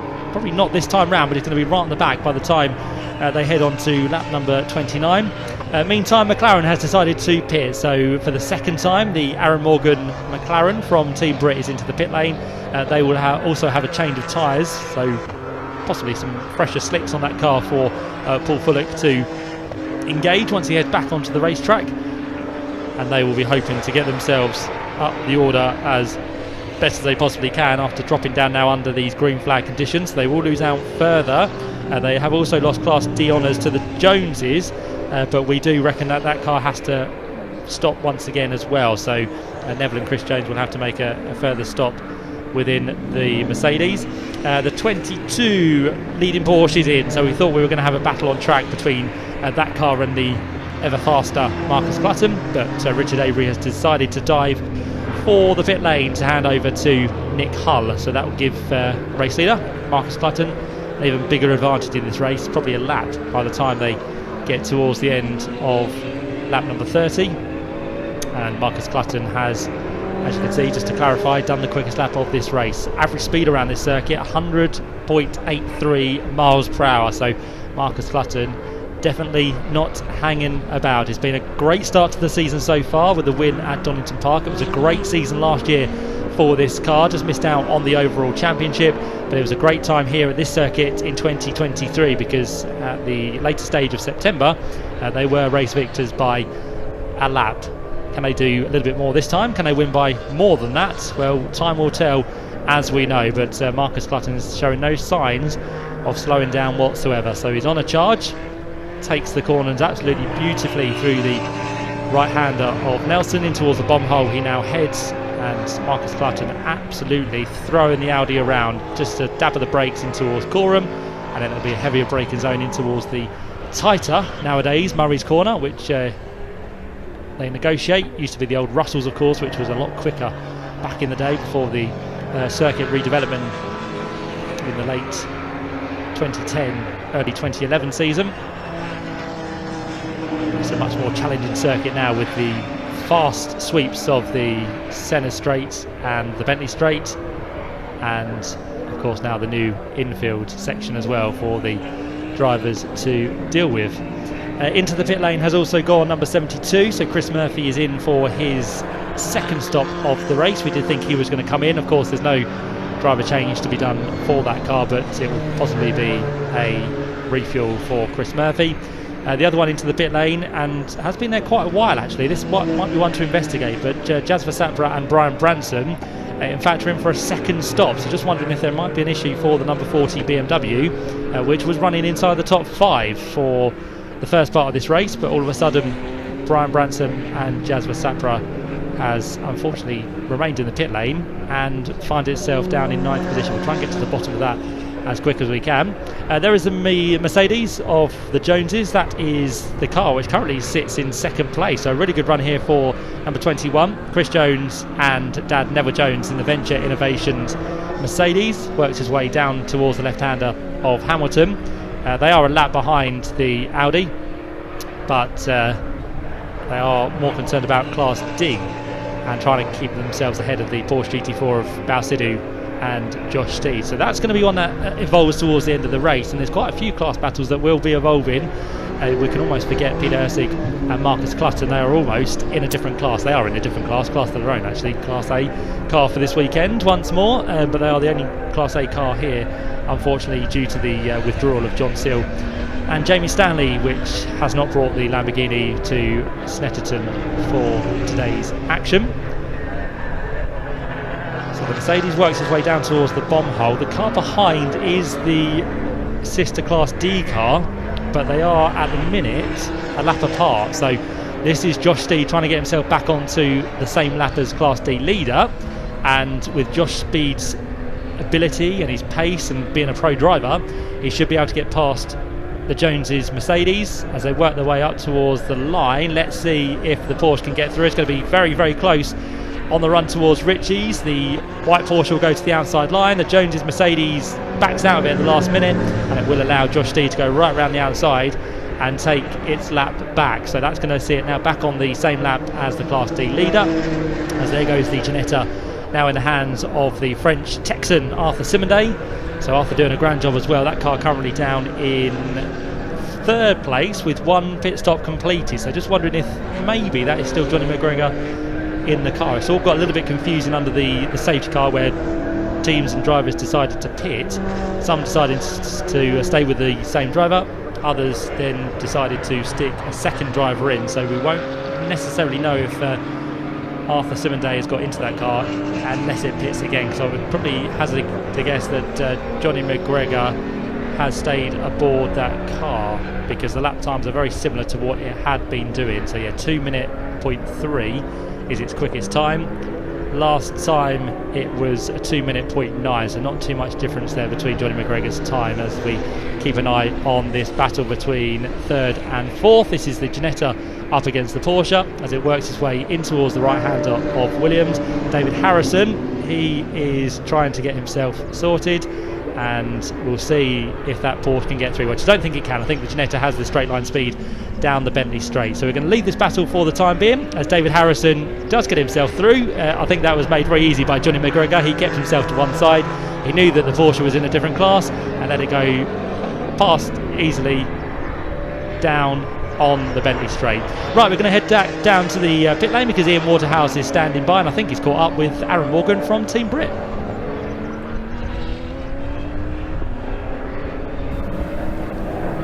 Right, everybody, welcome down to the back of the pits here. I'm here with Aaron Morgan. He's just got out of the car, just done his stint. It is roasty toasty.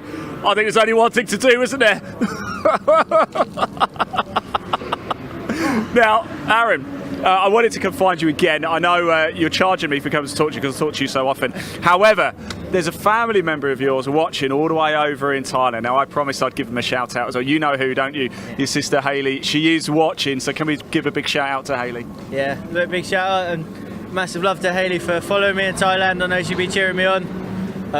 Yeah, just so grateful to her and everybody who supports Team Brit for watching the video today and cheering us on. Can I just say, I did have permission from Aaron to tip water over your head as well, didn't I, Aaron? So that's good. Look, the race, the stint, you've done your first bit, all good for you. Pretty good, actually, pretty impressive. Yeah, wicked stint. I'd got a lot of fun then. Near the start, I was able to get past some of the Porsches. Towards the middle of the stint, they were able to sort of put their pace into effect, and then boxed pretty early when the safety car come out, just to get our dummy stop out the way. And so some people used that stop chance to get the pros into the car. So then I was sort of maybe a bit more occupied looking in the rearview mirrors towards the end of my stint, but managed to hold them off really well. The Team Brit car's been flying all day today. I'm so grateful to them for preparing such an awesome car. Aaron, thank you so much, mate. I'll leave you alone now, I promise, until the presentation a little bit later. I'll see you in 10 minutes. I'm not.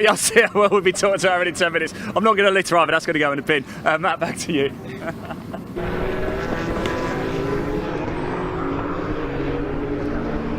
I was going to say that was quite cruel from Ian if that wasn't planned, but full respect for Aaron Morgan, and if Aaron was feeling quite naughty, he would get Ian back there. But it's a warm enough day, thankfully, because normally here at Snetterton it can be quite chilly. But yeah, very warm out there with a slight breeze today, which is very much enjoyed from all of us here at the circuit.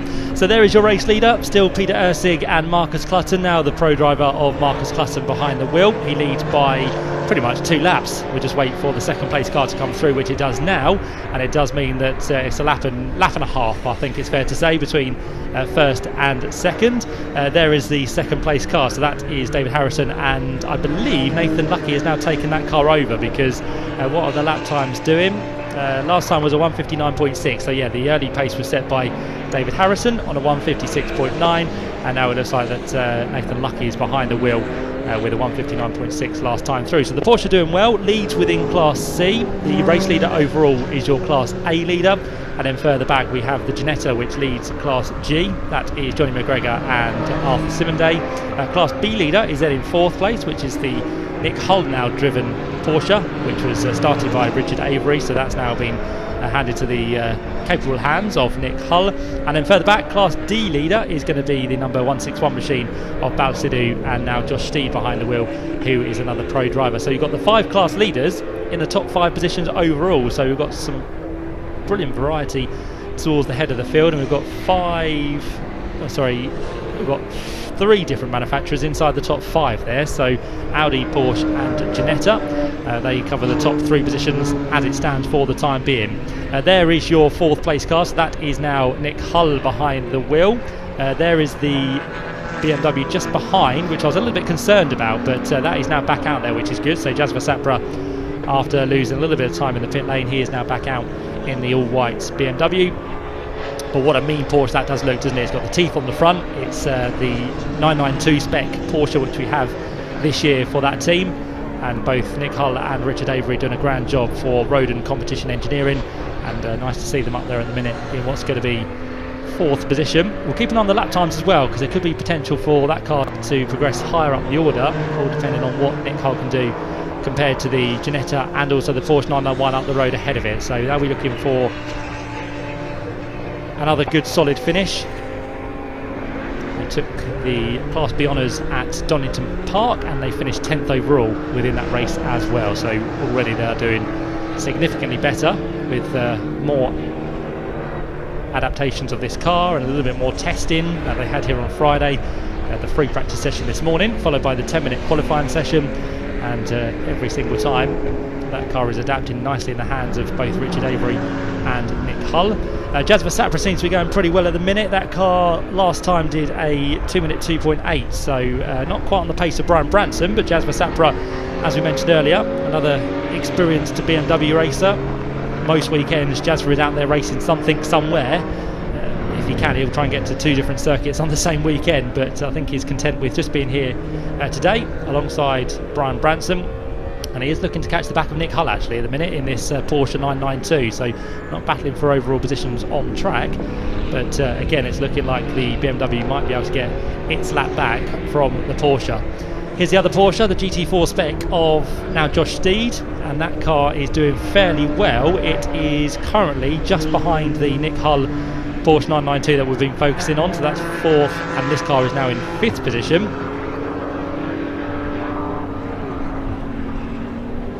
As it works its way round Coram, pretty lonely at the minute. It's a good few seconds back from the car ahead, and it's a good 30 seconds up the road from Chris Murphy and the BMW, so clear track all around for Josh Steed as he brings himself back onto the centre straight for what's going to be for the 32nd time. Onto lap number 33 it now goes.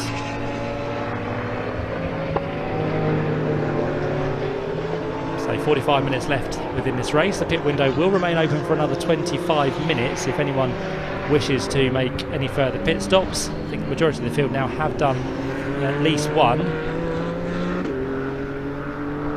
if not 2 pit stops. I think, yeah, the majority of the field have done the 2. Those that have done 2 were the ones that pitted early on within this race to get the long stop out of the way, and they just had to come in to change their driver for the regulation. So most of the pit stops now I think have been achieved, and everyone now in the cars till the end of the race. 35 laps have been completed by the race leader. Still Marcus Clausen going pretty quick. Last time round he was a couple of seconds slower actually, 148.6 compared to his 146.6, and he's just leisurely working his way around the circuit. 2 laps advantage over the Porsche of number 5. David Harrison, the man who started, and now Nathan Lucky behind the wheel. Will it be a lucky day for them, because they currently run 2nd and also Class C leaders on their opening race of the year actually. They weren't with us at Donington Park, so that car is in 2nd place. We're also getting a black flag now being hung out on the pit wall, so that is going to be for some sort of infringement. We normally get infringements a little bit later on once the pit window has closed, but let's try and work out which car that was. No clarification on the timing screen just yet, but there was definitely a black flag for... Okay, so we're getting word that it's the number 40 BMW which has received a black flag. That is a stop-go penalty. It's not just a stop-go penalty, it's for a regulation of a number of seconds because of potentially a too short a pit stop there. So the car sits there. I can see out the commentary box window. It sits there. So this is not good news for Jazz Versapra, unfortunately. That car, which was going pretty quickly, wasn't looking to make up any places ahead of it because it was a couple of laps down on the Joneses Mercedes, but you can see it now in the pit lane. Finally it gets the wave by out of the pit lane from the marshals, and it will rejoin the circuit with quite a bit of time lost unfortunately, but Jazz Versapra does now rejoin the race. So off he goes once again, heads now on towards the right hander of the Wilson hairpin, just about to lose a lap to the Johnny McGregor and Arthur Simonday Ginetta G55, which again is now one of the older spec Ginettas compared to the new G56 which we have around the UK, but the G55 still being driven very well indeed, and Ginettas are made very strong indeed by Lawrence Tomlinson and all the team up there in Yorkshire, who like to make sure that Ginettas stay as strong as possible, and this one at the minute is having a really good run in 3rd place as well. So great job that Johnny has done in the early stages, and Arthur Simonday now looking to put that lap onto the BMW of Jazz Versapra. Again, he won't have to work too hard. The blue flags should be waved from the marshals' points, and the Ginetta might just have a little bit more straight line speed compared to that BMW as well. So on your screen you can see the top 5 places taken by the top 5 classes that we have at the minute. Further down you can see Jasper Sapra is leader within his class, which is the invitation class, and then further back you have Chris Bylan and Simon Mason's car, which is not in the race at the minute. They are still within the pit lane, but they would have been leading Class E if they would have still been out there. And also the Class F car of the Thompsons, Callum and Adam, they are down in 11th place and also remain in the pit lane as well. They were out of the race earlier on due to a possible bang in the car, which relates to possibly some sort of gearbox issue. That car has got itself into the pit lane with hopefully them chance to get back out onto the circuit. Right, we're going to head back down to the pit lane now because Ian's standing by with some more news down there in the pit lane here at Snetterton. Yeah, welcome down to the pit lane, everybody. We've just seen Jas Sapra. Here he is again. He's just come through, just actually served the penalty. He's coming in. Is he going to to go? Let's find out as we just watch him go down. He's going very, very slowly down the pit lane, isn't he? He is going to pull in. Just a couple of stories, of course. You remember the Jabba Sport, the number 23, the Cupra Gen 1. As we know, it is now out of this race. Officially, they're saving it for tomorrow. Let's grab a quick word with Chris. Chris, could you just have a quick word? You were obviously behind the wheel when things started to go wrong. How did it feel? What was it like out there? Well, it was hot but disappointing because we're not the quickest car in the class, but we normally punch above our weight. Yeah. And then to get a power loss, which we thought first was fuel, but it can't be because there's too much fuel in the tank to start with. And then it's traction control. So we've got an intermittent problem now the guys are trying to fix. But we think it's more likely to be a fuel pump.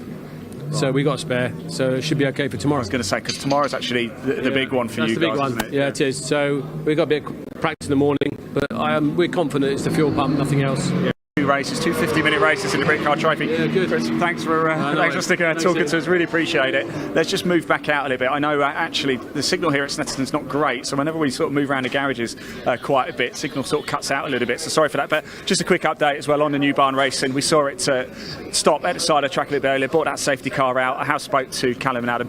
It's now gone. That's it. It won't be going back out on track. We thought it might have a chance of it getting back out, but I have spoken to the team here. It's not going to happen. We are about though to have the Mac G Ginetta come into the pits. So we just turn the camera around, watch the crew are out. They're getting ready for that one very, very shortly to come in.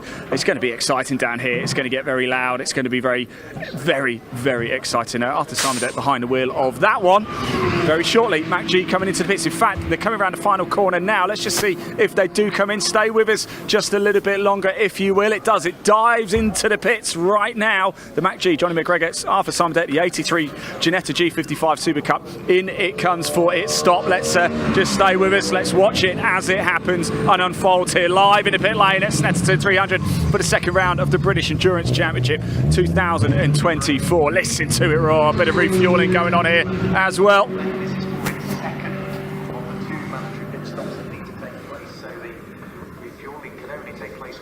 So pit lane going on, plenty of action. Well into the second half of this race now, though. Things starting to develop nicely. Just that one safety car from the 88 New Barn Racing Jaguar so far. And all going to plan once again for Peter Ursig and Marcus Clutton. Marcus in the car at the minute, and there is going to be a driver change. It's like Johnny McGregor is about to get himself back out on track very shortly indeed. I'm going to hand back to Matt to keep talking through the action.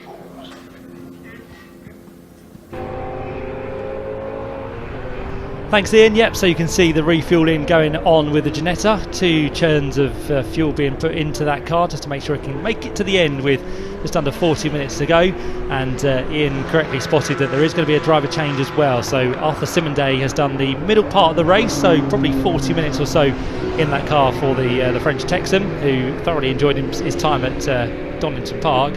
And I'm sure he's had a fun time here at Snetterton as well. But it will be Johnny McGregor, the man behind the team, who will get himself back into the car and take that one now to the checkered flag. There is the number 40 machine. It's had a drama-filled couple of laps, hasn't it, with a couple of visits into the pit lane, but now Jasper Sapra is back on his way, still down there in the order at the minute, so no real chance of him getting himself back into contention. But again, for them, they'll be focused on what happens tomorrow in Britcar Trophy, a bit like the team down there with the Cupra, the two guys of Chris Byland and Simon Mason from Chavez Sport. They have now decided to call it a day, unfortunately. So we have a couple of retirees from this race as the race leader Marcus Clutton makes his way nicely through past the now third place car of Nick Hull. So he drops a further lap down.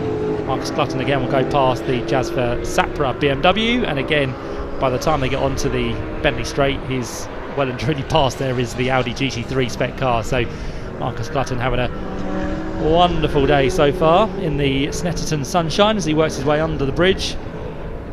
And there is the Ginetta rejoining the circuit after its second stop of the race, and that's going to drop it down to 7th, possibly 8th. All depends on where the Mercedes is on the circuit, that of Chris and Neville Jones. Neville Jones now behind the wheel, so he'll be trying to charge down this Ginetta. That's the Class G Ginetta up against the Class D Mercedes, so again it will only be for an overall position on circuit rather than any class battles. And Marcus Clutton now on to lap number 41. Quickest lap of the race still stands with him at 1:46.6. Last time through with a bit of lappery to be done, he did a 1:48.5, so still within 2 seconds of his quickest lap within this race. And we are now heading towards the final quarter of round 2 of the British Endurance Championship. And now with the Ginetta back up to speed, let's see if Johnny McGregor can do anything about the cars up the road, because he's 23 seconds adrift of the Paul Fullock McLaren, who is a further 12 seconds back from Chris Murphy in his BMW. So we've got 3 cars together there, all on the same lap. And we'll keep an eye, as we said, on what times Johnny and McGregor can do, whether they are any quicker than Paul Fullock, and if they are any quicker than Chris Murphy, could give us a nice battle with inside the top 5 as we head towards the closing stages of this race. We're taking a lap or 2 just to get back up to speed.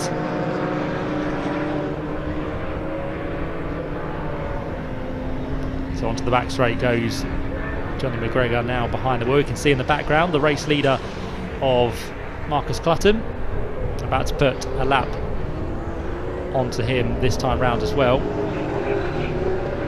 In terms of disparity, the Ginetta is doing 2-minute lap times and the Audi doing about 1:48, as we said. So 12 seconds a lap around this 3-mile circuit is how quick the Audi is, and by the time they get down towards Murray's, I'm sure the Audi will be looking for a way through to put the 5th lap of the race on this car. Blue flags and blue flashes of panels going around the circuit. It's a new iteration of things that the drivers have to look for now. The flashing lights on the gantries, and Johnny McGregor has seen that very well indeed as he works his way up towards the line. He's now a lap down on Marcus Clutton, and Johnny McGregor, as we said, back in the car, and I believe Ian is down there in the pit lane because he's going to catch up with his teammate Arthur Simonday, who has just jumped out, and he, I'm sure, enjoyed that just as much as he did at Donington Park. Right, everybody, welcome down to the biz. I hope you're with me anyway. So loud I can barely hear anything. We've got Arthur Simonday, part of Mac G Racing. He's just come in actually from his stint. Now, Arthur, I did see you a couple of minutes ago, didn't I? And thought you looked absolutely roasting after that stint. How was it? Yeah, it's hot. It's abnormally hot. Way hotter than Donington. I mean, another long stint for me. We went for the same strategy we had at Donington, 30-60-30 type of format. So yeah, I mean, it's just a lot for an hour. Well, I know before, obviously, getting involved in Mac G Racing, you've done a bit C1s, that type of thing. Of course, something of a step up for the Ginetta, of course. But what have you learned from Donington that you've now taken here to Snetterton?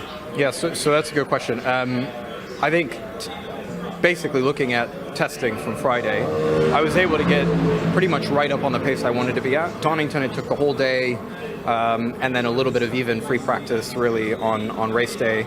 Today, pretty much right on the pace by the end of the day. Yesterday, free practice was, happy with that.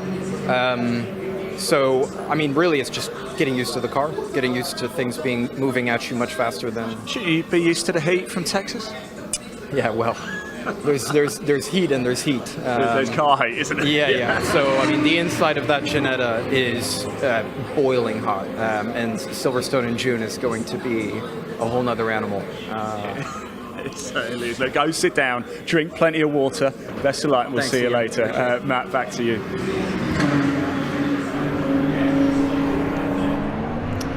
Yeah, Arthur's not half wrong about June and Silverstone. I remember back last year when the British Endurance Championship was there that weekend. I was also there. It was a very, very hot weekend, around about 30, 31 degrees, I think. And yeah, in a car, it almost doubles. So it's not easy whatsoever. But Arthur, I'm sure, will get plenty of testing in before then, and he'll get himself sorted and get used to this great British weather we have in the UK from what is compared to over there in Texas. But great job he has done, and he did longer in the race than I actually thought. He did a good 60 minutes, which is nice. So Arthur Simonday is now relaxed and ready to watch what Johnny McGregor could do towards the end of this one. And in terms of his lap times, well, Johnny McGregor now is getting back up to speed.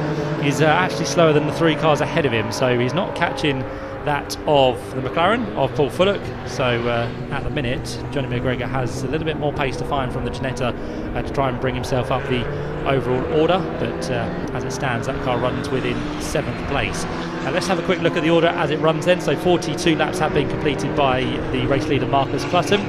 He is the man out front. He has completed an hour and a half almost and finds himself 2 laps clear of the number 5 Porsche of Nathan Lucky, your top 2. A 3rd place and a further lap down from the 2nd place car is Nick Hull in the Porsche 992 number 22 machine. Then we have Josh Steed, the pro driver now within the 161 Porsche GT4. He is 20 seconds back from the Porsche 992 and he's catching around about 3 seconds a lap here, so that's going to be one of the battles to keep an eye on towards the end of the race. So the 2 Porsches closing themselves up together. 5th place as it stands is number 72, which is the Chris Murphy BMW.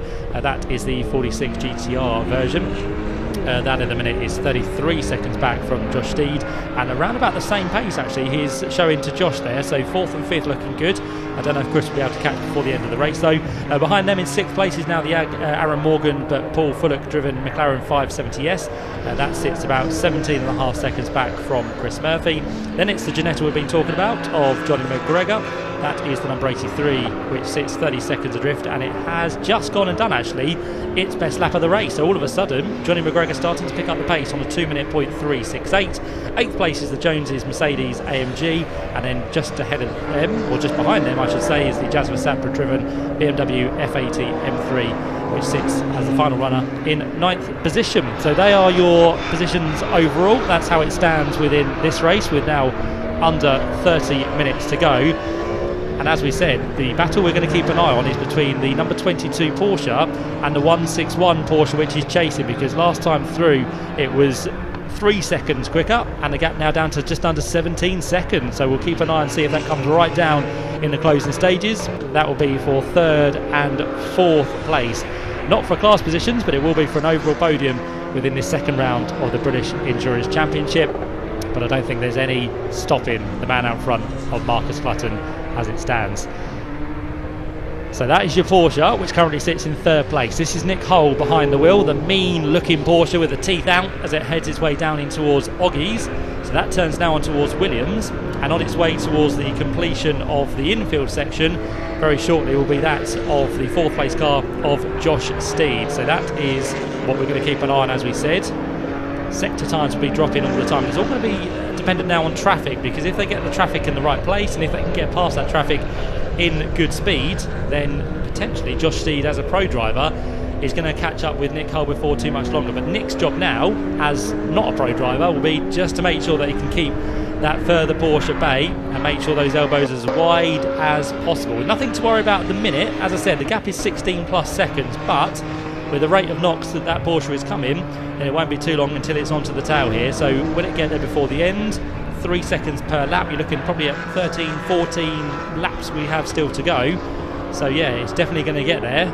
But as we know in motor racing, it's one thing to catch and one thing to pass. That's the BMW. That is a lap down. This is the Porsche we need to keep an eye on. That is the one in the hands of Josh Steed, and that is the one that is catching up with Nick Hull in 3rd place. So through it goes, on towards the centre straight once more, and on this occasion the 3rd place Porsche of Nick Hull does a 2-minute 2.0, and for Josh Steed he does another 1:59.9. So again, not quite 3 seconds, but 2.1 seconds quicker than the car ahead. So Josh Steed now is starting to bring that gap down. 22.5 seconds it was 2 laps ago, 19.6 seconds the gap was a lap ago. This time round, 16.7. So really now, it's all about what Josh Steed can do and the communications he'll be having from the team about what needs to happen, how long he's got left in this race, and where he is charging to try and catch up with that third place car at the minute. So a grand job that Balsidu did in the first part of the race, and after an overall third place at Donington Park, trying to get their second consecutive podium finish overall within the British Endurance Championship race. So keep an eye on that Zentek Motorsport Porsche. Heads nicely through the left-hander of Hamilton and then hits the brakes for the double right-hander of Oggies.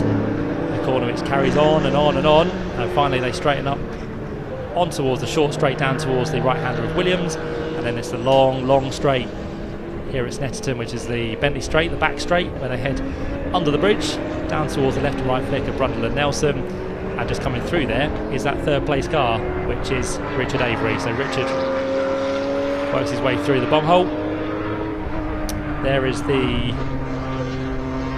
Jasper Sapra BMW going through, and there, as we said, is the Porsche which sits in fourth place. Now this is a bit of a concern actually. This is the second place car of number 5, so Nathan Lucky, who was in the car we believe, is now having one tyre change. In fact, he's having both of the rear tyres changed, so some new rubber going on to the Porsche which was in second place. So this is a little bit concerning for that car because it wasn't scheduled to be back in as far as we were concerned, and also the third place car is in as well, so Nick Hull is in, and also Josh Steed's going to come in. So this is all a little bit of a late dash to the pit lane, all looking to top up the tanks before the pit window closes in 5 minutes time. So no real urgency amongst the teams and no real panic why these cars are in, because I think it is just due to the early pit stops they all made. They're now going to have to just top those tanks up to make sure they can make it to the end of the race. So you can see in the background the Porsche of 161, which is Josh Steed. This is what was the second place Porsche now being put back into the race. So Nathan Lucky into the car he goes once again. The BEC team just making sure that all of the speed limits are adhered to, and then as soon as he gets to the 40 miles per hour board, he'll be back on his way. So David Harrison and Nathan Lucky rejoin, although they have lost the place now to Chris Murphy. So Chris goes through into second place in his BMW E46. There is Josh Steed still having the tyres changed as well. Now the 5 spokes tyres that they have to change, so it's not just the centre wheel lock that they're doing, it's the actual 5 studs on this Porsche GT4 machine. So that takes a little bit longer for the team to tighten all those up, but they should all be within the mandatory time. And looks like Josh Steed is still in the car as well, so he'll be rejoining down in what's going to be fourth place, and hopefully he can resume this battle with the Porsche 992 of Nick Hull, which has yet to rejoin the circuit either. So they are going to be rejoining around about the same time. About 10 seconds will separate them. That's what the gap was when both of those respective drivers brought the cars in. And just wondering if Richard Avery will jump back aboard the number 22 machine, because if Nick Hull hasn't quite got the speed that Richard Avery had, then it might be a good chance to put Richard in to try and keep at bay Josh Steed as the pro driver. But back on his way goes the 161 machine, so the all-white Porsche back down the lane, and also the 22 machine is coming onto the circuit as well. So they're both going to rejoin, as we said, within the space of 10 or so seconds of each other. And in fact that gap might have just come down slightly, although Josh Steed is just taking it very gingerly towards the edge of the pit lane, just making sure he doesn't cross that line before he needs to. And now he accelerates back up to speed after losing a further lap to the race leader of Marcus Clutton, who goes now on to lap number 48. Pace of Marcus has just dropped off slightly, 149.2, but still there or thereabouts with what that car was doing early on in the race in the hands of Peter Ursig. 146.606 still remains the quickest lap from number 9 Audi. So after all those late pit stops with 2.5 minutes to go, it now sees the number 72 BMW of Chris Murphy ahead of the number 5 Porsche of Nathan Lucky. The McLaren has gone into 4th position in the hands of Paul Fullock, and then the Ginetta, after its late pit stop handed back over to Johnny McGregor, has also jumped into the top 5 and also leads Class G. So that's a really good run from Jonathan and also from Arthur Simonday. for this car we are now focusing on once again. The 161 Porsche try and close down the gap on Nick Hull in car number 22, and you can see Josh Steed really flinging the car through the corner there. So right out onto the rails he goes through Hamilton, and then tucks the car nicely through Oggies on towards the right-hander of Williams.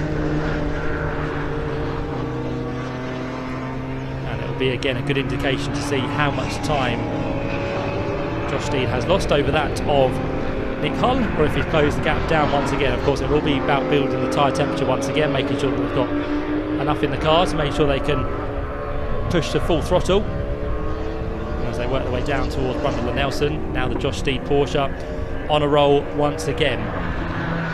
Chris Jones and Neville Jones Mercedes still sits there in 8th place. And then Jasper Sapra and Brian Bransom, although they are in the invitation class for this weekend, they are still pushing on nicely in that 9th position. And still two the retirees we have of Chris Byland and Simon Mason. They'll be saving their car for tomorrow's Brit Car Trophy encounters. And also the Thompsons with their Jaguar F-Type. Not really going to replicate what they did at Donington Park, unfortunately. Got a top 8 finish, finished 2nd within Class F. And that car is done for the day after only completing 7 laps in the early stages of this race. So a bit of a disappointment, but again, plenty of time to turn that car around before the next round at Silverstone on the Grand Prix circuit in June. So under the bridge heads Johnny McGregor. That is the Ginetta, the black and yellow machine, and then behind you can see the Jones's Mercedes, for that car is at the minute a lap or so down on the Ginetta ahead of it, so that's not a battle on track. It's going to liven up towards the end. This is the one we need to look at, because again this is the Nick Hull Porsche, which is now 47 seconds behind the new 5th place of Johnny McGregor, and behind 15 seconds is the Josh Steed Porsche GT4, so the gap has stayed pretty much the same. So they all adhere to the 132 seconds in the pit stop, and they rejoin the track exactly the same gap as we had when they came in first time round. So that is all good, shouldn't be any penalties to be handed out to any of those drivers. But now that the pit window is closed with just under 20 minutes to go, this is where all of the jurisdictions come through, and anyone who was shorter than the pit stop recommendation will now start to be applied penalties. So hopefully nothing will pop up on our screen to say that anyone has gone under the pit stop window, and everyone will be hopefully clear towards the end of the race, but we'll see how that all unfolds. So we'll keep an eye on this battle between the 161 Porsche, which continues to close down on the number 22 Porsche up the road, but for the time being let's head back down to the pit lane where Ian Waterhouse has caught up with the first driver in the BMW, which is now piloted by Jasper Sapra. Let's go and hear from Brian Branson.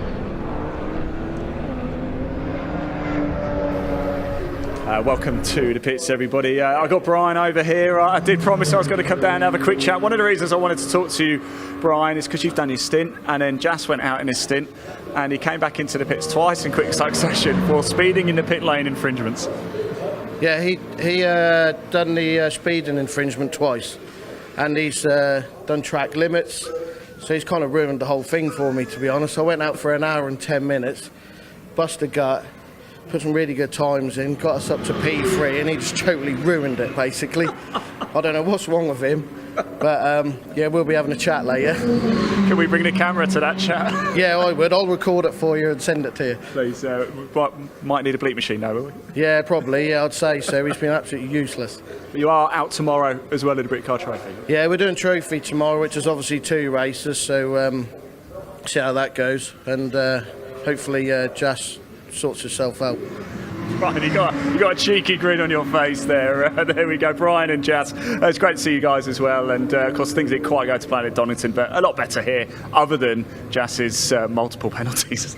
Yeah, he's. I'd understand at once, but when I went up to the race control, and he read out a stream of them about as long as my arm, and I was like thinking, oh my god, that couldn't have been me. So I sat down with the clerk of the course, and I actually went through the times in the lap, and I was like, that definitely weren't me. So I felt a lot happier then. I cannot wait to see Jas in Park Ferme a little bit later. Brian, I hope to talk to us, mate. Cheers. I'll see you later. Yeah? Take care. Matt, back to you.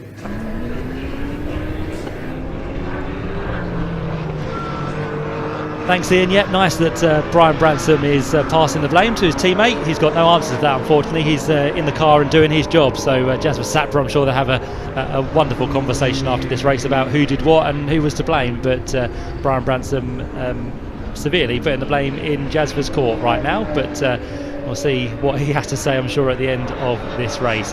Just under 17 minutes to go. We are currently keeping an eye on this 161 Porsche, which crosses the line once again. This is in the hands of Josh Steed, goes through, and that time does a 2:02.5. So just wondering actually if that car has been handed back to Balsidu, because the times have dropped away from what Josh was doing, and with some new rubber stuck onto that car as well, I would probably hazard a guess that Bal is back in the car. So Bal, I would say, is back in the 161 machine, and for the 22 team, I think, yeah, Nick Huller's remained aboard that car, because that car is not quite doing the pace which Richard Avery showed earlier on. So Balsidu now potentially the man back aboard the Porsche, which is good. Nice to have him back in the car with some good sync time to get this car to the checker flag, and as it stands it will be a second place within Class D. They haven't quite got the pace today to live with the McLaren 570S, the Team Brit machine, who are looking for Class D honours at the minute. This will be their first win of the year. They took 4th place at Donington Park, which was a little bit low down for them, but Aaron Morgan and Paul Fullock having a really good run here today on a circuit which seems to suit that McLaren 570S. So on they push and doing a really good job inside the top 4 at the minute, and they should, I reckon, be holding on to that, because lap times that Paul Fullock is currently showing is not too dissimilar to the Ginetta behind, which is trying to chase it down, which is in the hands of Johnny McGregor. So 4th place looking good for the McLaren. Just up the road from the McLaren is the Porsche 991, still in the hands of Nathan Lucky. That car is a little bit quicker than the BMW of Chris Murphy, but bear in mind Chris Murphy has done this race all on his own. It's been an hour and 45 minutes of non-stop action for Chris Murphy. He had that slight breather towards the beginning of the race where we had the safety car, but Chris Murphy now starting to be closed in on by that 3rd place Porsche in the hands of Nathan Lucky. Not by a huge amount, the gap is coming down, but it is coming down in favour of the Porsche 991. So again, we'll keep an eye on those lap times over the remaining 15 or so minutes. No concern whatsoever about Marcus Clutton, although his lap times have dropped away slightly, but they are still much quicker than everyone else around him. So I don't think, again, there's any worry about Marcus. He is 4 laps to the good of everyone else at the minute, so it shows the pace that both Peter Ursig and Marcus Clutton have had across the course of today, not just in the race, but within qualifying, within practice this morning, within testing yesterday. All very, very impressive indeed. And after having Hugo Cook for the first round, Peter Ursig is looking for a double win with his 2nd co-driver of the season. But this one, Marcus Clutton, should remain for the rest of 2024, because there are no other commitments that conflict with BEC and the British GT Championship. So Marcus will be there with Peter for the remaining rounds of this season, which, as we said, take trips to Silverstone on the Grand Prix circuit in June. A couple of weeks later they're off to the idyllic picturesque circuit of Oulton Park up there in Cheshire. That'll be the first Saturday in July. Then there'll be trips to come at Donington Park on the national circuit. Already been to Donington for round 1 on the Grand Prix circuit, but the national circuit will be the next round of the championship in August, and then after that will be trips to Snetterton in September to round out the year for the British Endurance Championship. So some good rounds to look forward to this year.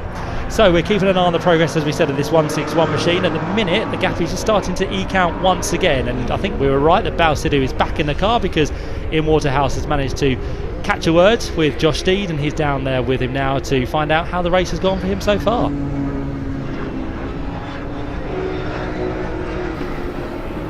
Here we are, Josh Steed. Now, how nice is this breeze right now? Because you've come out of the car fairly recently and it is hot, right? I tell you what, it's a reward after being in that car. It's surprisingly hot today. 20 degrees in that Porsche, gets real hot. It's like a big metal green box. I know it's not great. Dripping. It's not great, but yeah, no. I mean, we extracted as much as I could from there. You know, it was unfortunate we had to do that additional stop, but just a bit of miscommunication. We had a bit of an issue with the radio at the start, so you know, a finish is a finish, points is points. Still got a long season ahead, so we're going to keep pushing. You live and learn, don't you? You keep going, you take a lot from this into Silverstone next time, right? Yeah, absolutely, yeah. Silverstone, we've got a big surprise for what we've got to bring, so yeah, we'll find out then. Tell me more about Zentech. What's it like being part of the team?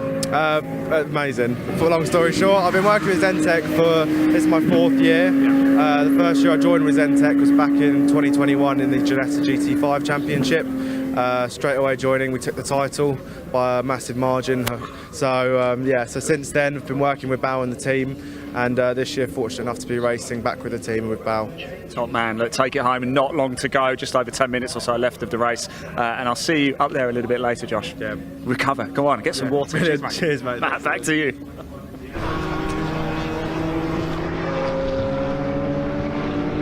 Thanks, Ian. Yep, again, nice to hear from drivers down there in the pit lane, and Josh Steed happy with what he's done. Had a hard time out there on circuit with the temperatures we have here today at Snetterton, but with the result they currently find themselves in, second within Class D, they should still retain the Class D championship lead as we head off to Silverstone, because they're rivals. The leaders in Class D finished 4th at Donington Park, so with a 1st and a 2nd for Zentech Motorsport, it is still looking good within not just Class D but also the overall championship as well. They won't overhaul Peter Ursig and Marcus Clutton because they're on for a 2nd victory of the year, so that will be maximum points so far for that team. There's Jasper Sapra then carrying on, unawares what Brian Branson has been saying about him, but he sits there at the minute in what's going to be 9th place. Behind him was the Porsche of number 22, which I don't think now will be caught by the Bao Sidhu Porsche, because Bao now just starting to lose a couple of seconds per lap. So what was a gap that was coming down between 22 and 161 is now starting to open up once again. So things looking good for the 22 Porsche, and that looks set for Class B honours as well. So that car, which is about to put another lap on Jasper Sapra, going to find it quite hard actually, because Jasper's not making it easy. He then goes to the inside line, and still the Porsche cannot get its way through, but Jasper surely will just allow Nick Hull to have the inside line on this occasion. Quite leery in that BMW rear wheel drive, but finally, yep, he gets through. So Nick Hull now clear of that couple of laps down Jasper Sapra BMW. There's the Mercedes of the Joneses. They are having a fairly good run. They are 3rd within Class D, so the Mercedes of Chris and Neville Jones. They're about to lose a position to, a lap down. They're about to go to the number 22 Porsche, so that's going to be a change again in terms of a lap down. And then the BMW, which now sits behind the Mercedes, they're also a lap apart as well. So again, Chris or Neville Jones, whoever is in the car, doesn't need to fight too much, although Jasper Sapra is still having plenty of fun out there by the looks of it as he works his way right around the outside line. That'll be his lap back on the number 21 machine, but it won't be a change in position for number 40.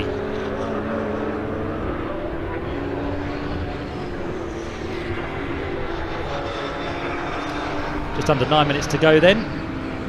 Next interview will be the number 72 Chris Murphy BMW, and that currently has the number 5. Is that the number 5? No, it's the number 161 Bao Sidhu Porsche up behind it. The one in the background, the other white car you can see, is Dave Harrison and Nathan Lucky, and that car is still catching actually. So with just under 9 minutes to go here, Chris Murphy is having to work pretty hard. The gap at the line this time through is going to be 9.9 seconds, and last time through it looked like Nathan Lucky was about 3.5 seconds quicker than Chris Murphy. So this is definitely going to be on now for the second step on the podium. More importantly, it's going to be the honours within Class C as well here. So Chris Murphy, I'm sure, we fed the information of what the gap is, what he needs to do, but Chris Murphy is really going to have to work hard for this one. He's got a little bit of a buffer at the minute, but as soon as the Porsche of number 5 starts to see those cars ahead, the target is in with sight, and you start to pick up your pace even further. And with the driver doing the whole race on his own, of course he's done it in previous seasons, but Chris Murphy just probably started to struggle towards the end of this one with a fresher driver behind him bringing that gap down. Chris Murphy is now going to hang on by his fingernails, and he'll be hoping for this race to just disappear quicker and quicker in the last few minutes of this race. That is the 161 Porsche which goes through pitching now. That is the one of, as we said, Bal Sidhu and Josh Stead, which lie in 7th place, second within Class D. But it's the one behind we need to look at, and it's just about to come under the bridge now. So that is the Nathan Lucky Porsche. It's got the stripe down the right-hand side of the car. And this is now the pace starting to be picked up by Nathan Lucky. So through the left-hander of Brundle, in towards Nelson he turns. And it's going to be interesting now to see what this gap is going to be down to. 9.8 seconds, keep that figure in your head. That was the gap last time through between second and third. 32nd within Class C. And with what's going to be 6 3/4 minutes to go, is there any chance for Nathan Lucky to get on terms? We've mentioned that in motor racing is one thing to catch, another thing to pass here. So if he does get to the back, he's going to need probably a couple more laps to try and make the move as well. So there goes Chris Murphy up towards Ritchie's. Here comes Nathan Lucky, and the gap now is going to be 7.2 seconds. So it's another 2.5 seconds taken out. Just going to try and keep an eye on where Marcus Clutton is as well, because it all depends on where he is on the circuit to how many laps we do get within this race. And in fact, Marcus has just gone through the first corner up towards the Wilson hairpin, so he's just behind this battle actually. So I think Marcus Clutton will get past in the next couple of minutes. He'll then find himself ahead, which means these two cars will have to do a lesser lap than they would have primarily done if they were behind Marcus Clutton. So I think that's not really going to help the number 5 Porsche. It definitely will help the number 72 BMW of Chris Murphy. And there again is the gaps that the battle has come down to, and how much Nathan Lucky has been able to take out of the second place car. So still the battle is on. There's more traffic up the road as well for Chris Murphy. He's got some traffic to work his way through, one of those being the Joneses Mercedes by the looks of it. So that means that he's going to have to try and get past as quick as he can. Hopefully he'll get past him in a nice clear position without too much drama through a corner.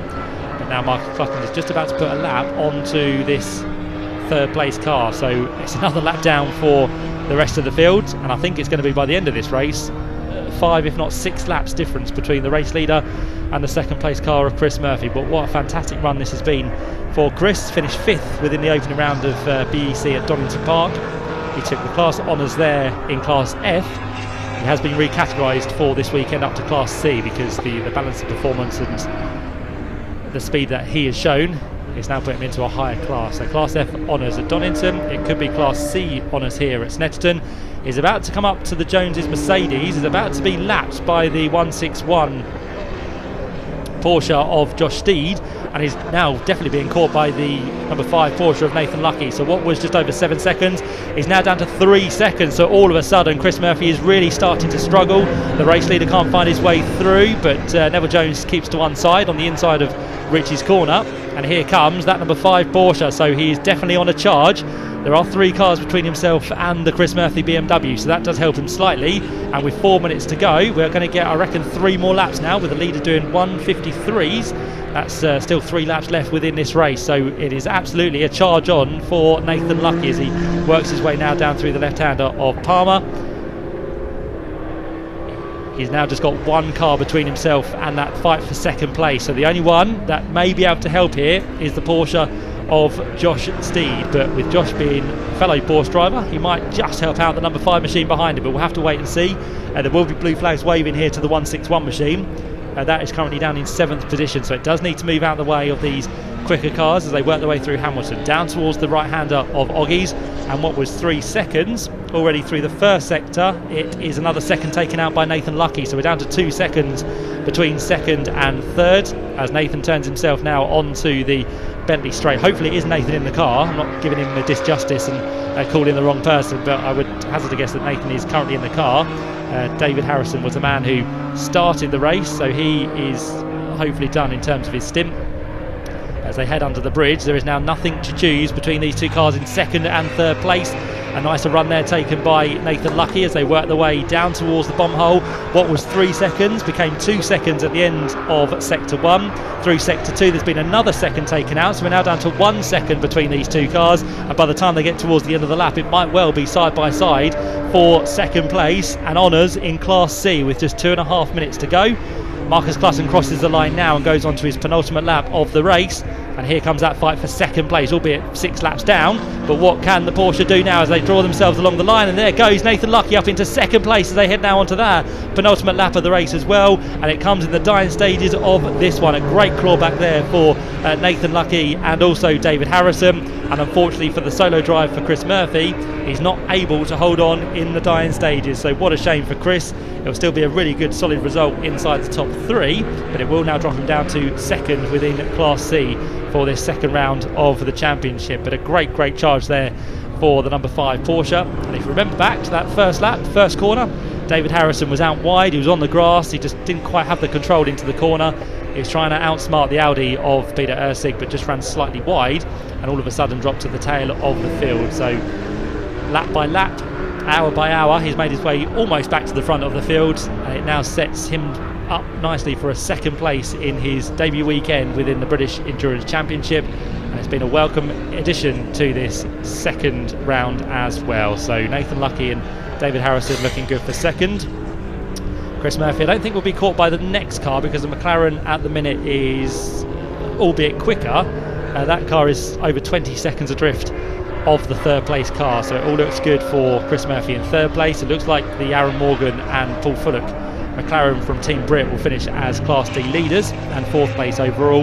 And it looks like the Janetta of Johnny McGregor and Arthur Simonday are going to be set for Class G honours as well in that number 83 machine. So we'll see how that all works its way towards the checker flag, which is going to be a lap away, because now in towards the final corner comes Marcus Clutton. We've got 45 seconds left on the clock. Marcus works his way up towards the line, and there are going to be 5 and a bit laps between him and the rest of the field. His closest competitor a long way back after a lap victory at Donington Park for the first round. It looks like he's going to add a few more laps to that in the same amount of distance in terms of the race, but unfortunately for him, he hasn't really had the class opposition this weekend with the Lamborghini dropping out prior to the weekend. So no Jamie Stanley or John Seal, but hopefully they'll rejoin us for Silverstone in 2 months' time. But Marcus Clutton has driven an absolutely fantastic race. He's set the quickest lap on a 1:46.6. Up until that stage, Peter Ursig did the quickest lap on a 1:50, I think he got himself down to.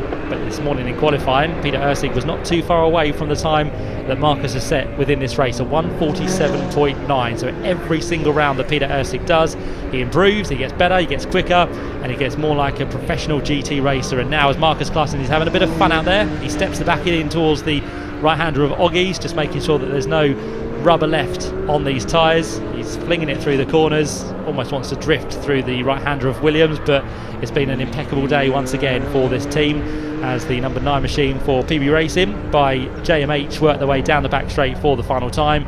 It looks like the Nick Hull and Richard Avery Porsche will go a lap down on this final lap as well. And now the clock has ticked to 0. Marcus Clutton just has a couple more corners to go as Nick Hull tries to keep the Audi at bay, but there's no real chance there, Nick, of keeping Marcus behind you. So he lets him go, and it's going to be 2 more corners to negotiate for Marcus Clutton, who works his way through Coram.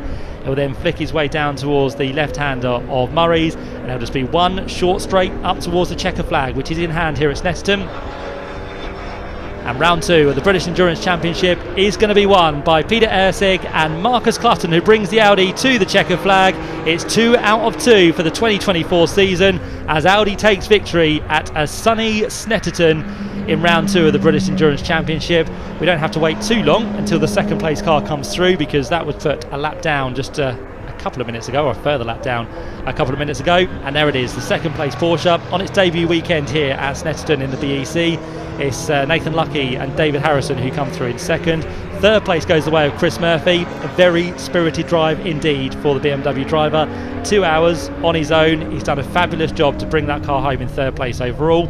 Fourth place should go the way of the McLaren. The 570S is working its way through the final corner. You can see that now working its way towards the line. So Aaron Morgan and Paul Fullock, they'll get 4th place in this race and 1st place in Class D. And then for 5th place it should be Johnny McGregor and Arthur Simonday, who cross the line now to take the checker flag in 5th position, and they win Class G as well. And then further back, already taking the checker flag just behind the race leader, Nick Hull and Richard Avery in Class B. They are the race winners, the class winners, and 6th place overall. And then the final few finishes come through with Balsidou and Josh Steed, the Joneses in the Mercedes, and the Jasper Sapra and Brian Bransom Mercedes BMW crosses the line in 9th place. So there we go, round 2 of the British Endurance Championship here at Snetterton is won for the second time this year by Peter Ursig and Marcus Clutton in the Audi GT3. 60 laps completed, they're 5 laps ahead of the Nathan Lucky and David Harrison Porsche. Third place goes the way of Chris Murphy in his BMW E46. 4th place to the Morgan and Fullock McLaren 570S. Johnny McGregor and Arthur Simonday bring their Janetta home in 5th place. 6th place to the Porsche of Nick Harlan, Richard Avery. 7th for Balsidou and Josh Steed. 8th place for the Neville Jones and Chris Jones Mercedes AMG. And the final finisher goes the way of Jasper Sapra and Brian Bransom. There are problems, unfortunately, for the Bylan and Mason Seat Cupra, and the Thompsons Jaguar failed to complete more than 7 laps, and unfortunately the number 75 car was a non-starter, the Mercedes BTCC machine. Quickest lap went the way of Ursig and Clutton, 146.6, set back on lap number 25. That was the quickest lap of round 2 of the championship. So there we go, we are done and dusted for the British Endurance Championship. Plenty more racing still to come here at Snetterton this afternoon. We'll get to that in due course. Next round for the BEC will be at Silverstone, as we said, on the Grand Prix circuit in around about 2 months' time, so there's a little bit of a break before then. But for now, let's catch up with all those winning drivers and the podium finishers from classes and overall, because Ian Waterhouse is down there in Parc Fermé with those drivers. Right, everybody, welcome down to Parc Fermé. A great race. We've got Marcus Clutton, Peter. We'll grab a word with them very shortly, but I want to chat to Nathan Lucky, and of course Nathan Lucky and Dave Harrison there, absolutely flying through, and wow, that was a good chase down in the end, wasn't it? In the end, after the balls up at the start, yes, that was good fun. It was an entertaining race, certainly for you guys anyway, certainly after, as you said, that start going off early on, but you chased down Chris Murphy in the end, and fantastic drive. Must be delighted. Yeah, no, absolutely. When the guy said there was still the BMW to chase down at the end, I was like, okay, give me something to focus on for the last session. So it was a bit of an added purpose. Yeah, no, absolutely. Yeah. And because it matters, because it's for the class win. Because it was, when I heard it was him, I was like, yeah, okay, it really matters. Look, congratulations. Go celebrate with your team. I will see you a little bit later. Let's just grab Chris over here as well. Chris, I don't know how you do it because you're a solo driver. Couldn't quite hold on in the end to that outright second place, but still a magnificent drive from you. Well, it's disappointing. We had second place, should have had it, but we lift and coast for a quarter of an hour. We got the fuel filling wrong. Is that what it was? And down on fuel pressure to 1.4 bar instead of 4.9 bar. So just watching go by at the end, which is very, very annoying. But never mind. Well, it's still outright third, second in class as well. Congratulations. Thank you very much. Thank you. I'm just going to run down here. Let's grab Marcus and Peter as well. Boys, can we just jump in with you? A few handshakes around, so I'd like to see. Marcus, I haven't really seen you. I saw you very briefly earlier. I've seen an awful lot of Peter today, so if you don't mind if I just focus on Mark. Do get in though, Peter. Do get in as well. Great final stint there, and Peter, it's kind of set you up really, hasn't he? Yeah, he does the hard work, doesn't he, really? I'm not sure today. I think today Marcus did the hard work. The idea is he makes my life easier, but a good day. We lost a bit of pace with the tyres really fell off a cliff halfway through my stint, but which ended up being a very, very close race, we believe, with the 22 car. So but the handicap system's working great. We're having a real race. It threw a spanner in the works. We spoke, didn't we, a little bit earlier with the safety car that came out. That kind of had a bit of an effect on the handicap for you guys. So it meant there was work to do, didn't it, Peter? Yeah, and that's why we changed the strategy. We thought we'd bring me in slightly earlier and put Marcus in the car, give us the best chance to make that time back up again. But, it worked in the end, but we had to work pretty hard for it. Guys, congratulations. Enjoy this one, won't you? I'll see you down at the hospitality a little bit later. Race 2 for the British Endurance, round 2 for the British Endurance Championship is over. Back-to-back wins for Peter Ursig. Next race coming up, though, we're getting straight into it, thick and fast. Lots of action still to bring you. I'm going to hand over to Sam. I believe she's at the assembly area ready for the next Caterham race. Over to you, Sam. So we've got the Vertex 7 Championship UK cars just heading out on track now for their first race of the day. Some fantastic new liveries on these cars, and we've got Wes Payne there. He's stepped up from the 310R Championship, so this is his first race in 420s. Paul Donkin qualified second in the race for the race today, which is great because he was doing so well last year, and then he was in the AM category. This year he's in the Pro-Am category. So let's see how they get on. You've got Jake Swan. He's just doing a few rounds this year, so he's doing this one. I think he's going to do just a couple of others, Brands Hatch, a few closer to his home. So it'll be a great race for you all to see. So I'll hand back to the guys in the comments box, and we'll see you in a bit.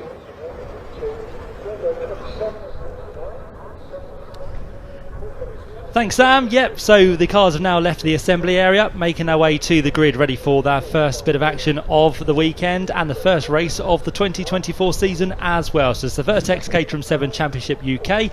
This is how the grid lines up then for their first race. Lewis Thompson qualified quickest this morning. He is ahead of Paul Donkin on that front row of the grid. Row 2 then sees number 28, which is Harry Senior. He'll be joined by Sam Smith in the number 42 machine. Row 3 then sees Will Smith with Ben Simmons alongside. And row 4, Richard Amos with Ian Payne on his outside. The 5th row then sees that of Wesley Payne, joined by Tom Edom in the number 64 machine, and then further back on row number 6 it's going to be number 23, which is Justin Armstrong. He'll have alongside him Angus McLean.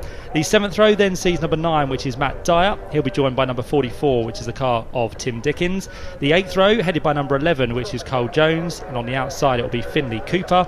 The 9th row then has Jake Swan in the number 66 Caterham, with number 8 Chris Fraser on his outside. And the 10th and final row of the grid will go the way of number 3, which is Oliver Smith, and number 22 Gary Curtis completes the 20 starters we have for this Vertex Caterham 7 Championship UK race. We're looking forward to 20 minutes of action, and I'm delighted to say that Chris Hutchinson is joined us back in the box. And Chris, you've had a little bit of a break, a little bit of chance to get over to the paddock. Everything going okay? Yeah, absolutely. Obviously we've had one race today already and all the paddock are buzzing around that, but we're waiting to get this action underway with the 7 Championship UK series here. This is the top flight of Caterham Motorsport in the UK, the national champion. You're going for the title of British Caterham champion when you win this championship, and our drivers out there looking to see. We've got a field of 20 cars looking to see how they can get their season up and running. Obviously Lewis Thompson getting it a perfect start to the season in that pole position. I think he did 3 laps in qualifying plus his super pole and just parked it because he knew he'd done enough. But Paul Donkin alongside him. So as Sam mentioned there, we run 2 classes in this championship. We've got the Pro-Am and also the Am Championship, and last year Donkin was the champion in Pro-Am and Lewis Thompson was the champion in the Donkin was the Am champion and Lewis Thompson was the Pro-Am champion. So our 2 champions line up side by side on the front of this grid, but Donkin has moved up into that Pro-Am championship for this season. So we're going to be exciting to see how they get on. Plenty of new names as well in this fantastic car. They run on slicks, so the only cars running on these Avon slick tyres this weekend, and you're going to see some angry cars as they go out here, and I'm really looking forward to this one. And you alluded to there as well, Chris, about the AM and of course the Pro-Am category as well. Most regulars to the championship will know what that's all about, but for people who are joining us for the first time, what is the difference between a Pro-Am and an AM? It's just about your past performances really. So if you've won a championship in a Caterham spec car, then you will be in that Pro-Am championship. And it also, there's various other sort of criteria. So if you've come from another championship as in the national category, then you'll be put into that Pro-Am category, as well as if you consistently finish on either in the podium or in the top various percentage of our grid. So that's how we work the split, and it's mostly the Pro-Ams at the front of this field, but Harry Senior's come on in his brand new 420. He's come from the graduate side of the BARC Motorsport paddock, and he's come across into the main championships here, and has put it into that 3rd place, which is incredibly impressive from him, to say the least. It's not easy to take the step up onto these slick tyres, especially in this 420R machinery with 180 horsepower, 6-speed sequential box, and it really is a significant step up from the 310 category where Harry Senior's come from, and various other people as well. We heard about Wes Payne as well, so it's going to be interesting to see how he gets on in that AM category. He's currently the next person up is Wes Payne. He's down in 9th place, so you can see there's quite a few cars between him and Harry there up in that 3rd place.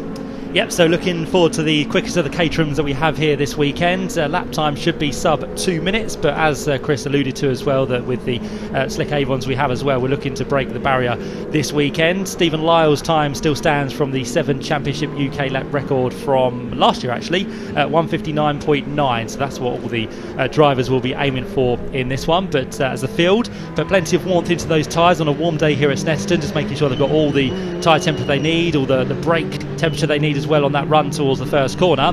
Lewis Thompson is the man who lines up on that pole position. Returning champion from last year in the Pro-Am category. He was champion by, in the end, just 17 points. But his two main protagonists from last year, Stephen Lyle and Gordon Sawyer, have not returned for this opening round of the championship. So Lewis Thompson getting off to a grand start, as Chris said, with just a few laps in qualifying. Did a grand job to get onto pole position. He carries the number 1 from last year as well as the reigning champion, but he's got some tough opposition alongside, with the number 24 machine of Paul Donkin to start alongside. That is the red and white Caterham we'll be able to see when the lights go out. And then, as Chris said as well, Harry Senior doing a grand job to qualify third on the grid in car number 28, and he'll have Sam Smith in the number 42 machine to line up alongside. But as we saw earlier on, Chris, with the 270Rs, we're looking forward to some good close racing, lots of overtaking, hopefully no safety cars though. Yeah, let's hope no safety cars today. Wind has also picked up quite a lot as I've been out and around. Really is quite a brisk head crosswind as we come up this start-finish straight. So again, that is going to aid with the slipstreaming. Slightly less slipstreaming in these most powerful of the cars, but it will still be a big part of how they're getting on out there. And yeah, we saw Will Smith returning in his bright orange car, so you'll see him in that lead group as well. Other people returning, so we've got excuse me, we've got Justin Armstrong come midfield at the moment, but he's returned back with us, and Tim Dickinson, Matt Dyer looking to see whether they could put a full championship together. But they all look to be lining up on the grid then for the first of this 3 20-minute races for the 7 Championship UK this weekend. Yep, some big names to look out for from lower down on the field to see if they can make good progress through the field. 5-second board has been held aloft, so all the drivers now look towards the gantry, which goes red, and the 20-minute Caterham 7 UK race gets underway now. And again, it's a pretty even start between the top 2 on the front row, so Lewis Thompson will try and lead the pack up towards the first corner with Paul Donkin alongside, but who's going to steal the early march in towards the right-hander of Ritchie's? Red on the outside for Donkin, Lewis Thompson green on the inside. They are still side by side in towards the corner. It looks like Lewis Thompson, though, will have the inside for the first part and also for the second part up towards the Wilson hairpin. So a grand start from Lewis Thompson. They turn through the Wilson hairpin, and it's actually a good start from Harry Senior, who's got himself up into second place as Paul Donkin goes down to 4th, potentially 5th place. Yeah, there's a bit of shuffling there, wasn't there, into the Wilson hairpin that time through as the field sort of spread out nicely. There's Harry Senior in his turquoise car, and Donkin, has been shuffled back to that 4th place, so that's not the start he wanted off the line this time through, but it is that green car out front then of Thompson. We've seen that plenty of times, and the other drivers will be desperately hoping that he's not going to get away into the distance. We've got these slick tyres, as I said, and it's about getting the heat into those tyres. Maybe Donkin didn't quite get as much heat as he needed in the warm-up lap. You can hear the screeching as they work their way through Agostini, some of them just a little bit tentative through the left-hander of Hamilton. I think Paul Donkin has fought his way back into 4th place now, so finds himself just up the road of Will Smith. I think the other one that got through there was Sam Smith in the number 42 machine, so he will be potentially running in 3rd place, just off the tail of Harry Senior at the minute, but it is going to be the number 1 machine of Lewis Thompson who leads them down the Bentley Straight for the first time. And here we go, the fanning out starts to come into effect as they head down towards Brundle and Nelson. And can Harry Senior take the lead of the race? Yes, he can. So through he goes in his turquoise coloured car.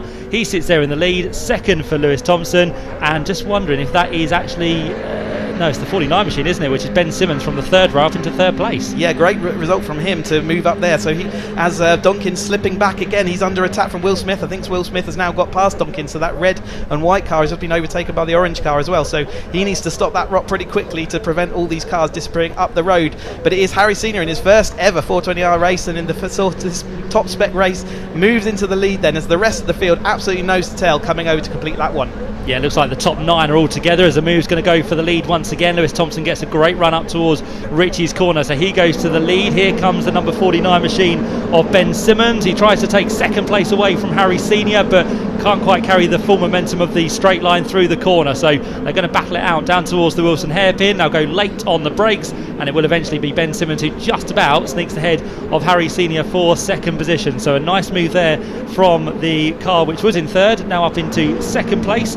Further back we're going to see Sam Smith in 4th at the end of that first lap, and to round out your top 5 it is going to be the number 27 machine of Will. And it was Simmons running very wide out of Palmer that time through, and he'll be have to watch out. That'll be one of his strikes on track limits. We We do run track limits as Will Smith down the inside there of the number 32. Yes, so that's Payne right up there as well with everybody else fighting in. So we're expecting to see this, but Will Smith making progress. Keep an eye on him. He's in that orange car. Didn't quite make that move stick as they exited Agostini that time through. Matt Armstrong also now running on the tail of our front sitter there of Donkin, who's still not managed to stop that rot at the moment. Another wide exit there from Simmons as he went onto the back straight. Harry Senior looking to get back past him. That might be 2 strikes in 1 lap.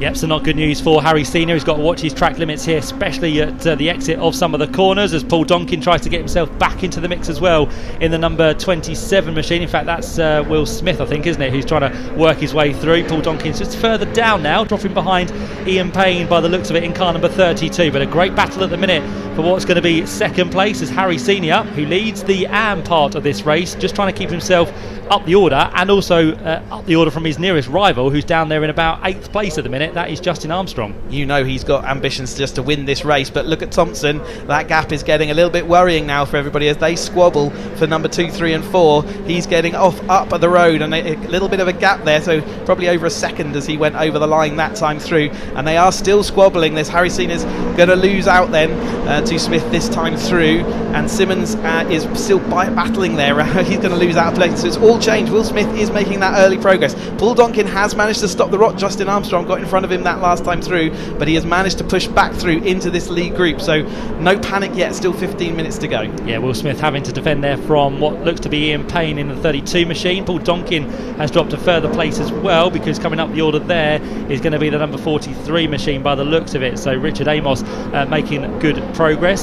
Just looking at the colour of Will Smith, quite deceiving actually, because it looks red on your screen, but out the window it's a very suntanny orange, isn't it? So just getting confused between his car and Paul Donkin, but that is definitely orange in 4th place as Paul Donkin gets pushed wide off the track. He just about gets his 4 wheels back on, but he loses that place then to the number 43 machine eventually of Richard Amos, and he might surely lose another one. Nope, just gets back in line, and Paul Donkin now holds on to that place. Yeah, he's going to, again, he's still under pressure. He doesn't want to be there. He wants to be out front running away with this, as per Amos running in Stephen Lyle's colours. If you're watching from last year, Amos new in, Stephen Lyle taking out a season for this year, but Amos looking like he's going to make sure that car is still part of this lead group and battle. But there goes Thompson well in the lead, but we've got a 3 wide now with Will Smith making some great progress, the local man. Lots of his friends and family here watching him and cheering him on with the 27, as you say, sparkling. It's like a metallic orange colour, but Harry Senior managed to hold on for now, just over Smith and then Simmons. But this battle in between 2nd, 3rd, 4th and 5th is not really helping them to catch Lewis Thompson, is it? Because all of a sudden, at the end of that 2nd lap, he led by just over 1.4 seconds. So they have to be careful not to let Lewis Thompson get away, and they want to try and stay as a quartet and not too much overtaking to be done either. If they can just work together to slipstream themselves up to the back of Lewis Thompson, that will help. But Will Smith is not going to listen to any of that advice. He goes straight past the outside of Harry Senior, trying to take 2nd place away in this race. So a great move for Will Smith. That will see him up into 2nd, and down the inside line comes the 42 machine, and that's going to be Sam Smith, who makes his way through into 3rd place. So all of a sudden Harry Senior goes from 2nd to 4th. He's got to be careful not to lose a place as well to the number 32 machine, because round the outside Ian Payne tries to take the place away, and that is now ticked off on the exit of the corner. Both PT sports car cars there, Payne and Harry Senior, but they're both in different categories, so that's probably why he didn't put up too much of a fight there, and he's still comfortably winning that the AM category, so he probably doesn't have to worry about the cars around him too much. But they are coming, as you said, behind. But Will Smith now is the chase down car, so from deep on the field, so 5th or 6th on the grid, he has now made his way all the way up to the 2nd place with that racing as they're going on. But the angry pack, they've got to make their choice. Whether do they try and work together to try and catch Thompson, or do they think that's a lost cause right now? And it's looking from the attitude of the cars like they might be just letting him go up because they're not willing to stop their battles. And Chris, as an ex-racer, now that Will Smith has broken away in 2nd place with a 2-second gap to try and close down, is it going to be easy to do on his own, or does he need some help? No, he really would need help to catch up. Thompson's been so fast in all of testing, and he's had a meteoric rise up through these Caterham ranks. He's been winning so much over the recent years that as soon as he's given that gap, he just doesn't make a mistake. So really he does need the extra speed, that extra speed you get from the toe and leapfrogging other drivers to try and catch up. But nevertheless, he'll be thinking very much that he would like a gap just like Thompson's got over the chase pack. Still got a long line though, all the way down to the end of the top 10, maybe just after the top 10 as well, as Harry Senior has on this lap dropped down now into 5th position, with those around starting to make up places and working their way through nicely with, as we said, Will Smith into 2nd place now in that 27 machine, Sam Smith making his way through in the mix as well, and Ian Payne still finds himself inside the top 4 in car number 32. Behind Harry Senior, you've then got number 49, which is the car of Ben Simmons, and then behind that you have the number 43 machine, 24 Paul Donkin, last year's Pro-Am champion, and then you've got the 2nd place in AM this year, which is going to be the number 23 machine of Justin Armstrong. So just correct myself, Paul Donkin, the AM champion from last year, who sits there now in what's going to be 8th place. Watching a battle there between Matt Dyer, Chris Fraser and Matt Armstrong as well, so they're absolutely going hammer and tong as they head around through the Wilson hairpin. There's Matt Armstrong leading that battle, and he was down in 9th place as he went across the line, so having been up in as high as 5th or 6th as we got that number 4 car around the outside there, but yeah, Armstrong going as high as 5th or 6th, now dropping back down into the rear end of that top 10 as everything settles itself through. But Thompson comfortably out front now, over 2 seconds. Will Smith still in that 2nd place, and it's this chase pack where all the barging and battling is happening right now. Yeah, that's the fight for 15th place we were just looking at there. That's Finley Cooper in the number 14 machine, so they are just trying to keep themselves in close proximity to the top 10, and all of a sudden back out front, Will Smith now has been caught by Sam Smith, and it looks like that possibly the 32 machine of Ian Payne is going to be passed here by Harry Senior, so they're all going to dart for position once again. The gap out front just briefly came down there, so Will Smith did make a little bit of headway on Lewis Thompson. The gap now 2 seconds between the two of them at the end of lap number 4. We've got 10.5 minutes to go, but Will Smith now having to work really hard in 2nd place because they're all back with him as he just broke away slightly a lap or so ago. But Will Smith now trying his best to keep those behind with him and try and urge each other along to try and bring the gap down to less than 2 seconds at the end of this next lap. Yeah, given that Thompson only really did 3 laps in qualifying, he's going to have a bit of a tyre advantage over the chase group, who all did a lot more laps, sort of up to 10 laps during their qualifying session. They have 1 new set of Avon slicks per race weekend, so they must use the same set all the way through this race weekend. So that advantage that he had at the beginning maybe is starting to fade, but here comes that battle then with side by side with Will Smith and Sam Smith as they head into that turn 1. Harry Senior still there, back ahead of his PT sports car buddy Pete Payne, and Donkin's still fighting with Simmons there to see whether he can stay with this pack, and he's right back with them. So he has put his red and white machine here, and he's still got plenty of time, still just under half of this race to go. Yeah, and with Caterham Racing, as long as you're there right at the end, it doesn't matter if it's the last corner, as long as you can be in that lead battle, you have a chance of winning the race. So all of these now just making sure they are there or thereabouts in the closing stages. We're only just into the 2nd half of this Caterham 7 UK race, so lots still to play out. And the gap did come down between the top 2 furthermore on that previous lap, so 1.8 seconds, but they are still battling for 2nd and 3rd place because Sam Smith went through, as we saw. Will Smith now down to 4th place, 4th place because Harry Senior is through as well, and Paul Donkin just towards the rear, keeping himself in this equation for the time being. And the other one in the mix to keep an eye on is the 49 machine as well. That is going to be Ben Simmons. So these 6 cars all together, that is the chasing pack trying to claw down the gap on Lewis Thompson. Yeah, Harry Senior again, a mover there as we come into this. It's amazing. We have seen it twice already that pack is really shuffling itself around, and it happens quite suddenly. It can look quite comfortable. Will Smith going down the inside then of the Brundle Nelson complex. Can he make it work? No, Harry Senior takes them both as he gets into that left-hander and now comes through the right-hander of Nelson. But Will Smith is now back ahead of Smith. And Smith ahead of Smith. There you go. That was good commentary, wasn't it? But there we've got PT Sports Cars. Ian Payne still back in there, and that is Amos, who was with us up until he was fighting for that lead pack. So I wonder what's happened to him. I wonder what's anyway, it looks like he's heading back to the paddock, so that's an unfortunate end to him. The first race with us, and he was thereabouts, but now is out of this running. Yep, so Richard Amos was in 8th place across the line. He was in that chasing pack, wasn't he, from 8th on downward, so he is unfortunately through the back door. Lewis Thompson through once more, and in 2nd place the gap opens up once again, 2.7 seconds now. We're going to be 3 wide in towards Ritchie's. Hopefully they all get through safely. It's going going to be the outside line which prevails on this occasion, and the one that loses out there unfortunately is Justin Armstrong. So the 23 machine in fact now has lost a further position within the Pro-Am category, because 64 has gone through of Tom Eden. So Justin Armstrong here looking for a good solid result. He's just starting to fall down the field, Chris. Yeah, absolutely, and he's got, like I say, Pro-Ams all around him, so Pro-Ams all around him, so he is losing positions this is definitely the battle for Am, with Matt Dyer just following on, Tom Eden just disappearing off up the road. Tim Dickens there is a Pro-Am driver, previous champion, so he's finding himself lower down than he would want to be right now.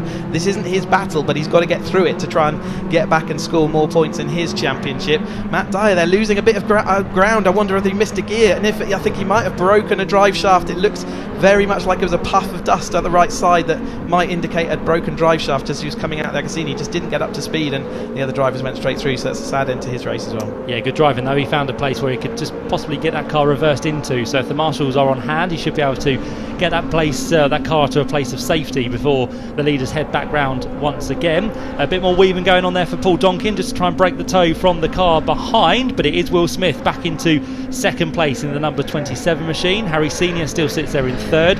Fourth place is going to be Sam Smith, and then behind them in the number 32 machine, that is fifth place for Ian Payne. Just wondering if Paul Donkin is just starting to lose a little bit of ground, not a huge amount, but the gap is starting to open up between him and the fifth place car. So again, he needs to stay in line, he needs to be good on the brakes, needs to get in that toe and try and make it a 6-car train for second place once again. You can see that gap's evaporated just as you were saying it, exactly as it was happening, and as that squabble ahead still fight for those positions, you will see these gaps open up momentarily as you lose time when you're trying to make an overtake, and then evaporate as other people squabble. Will Smith, Harry Senior side by side, but Smith holds on. It's a couple of times he's managed to hold on at the end of these straights, and that's not easy.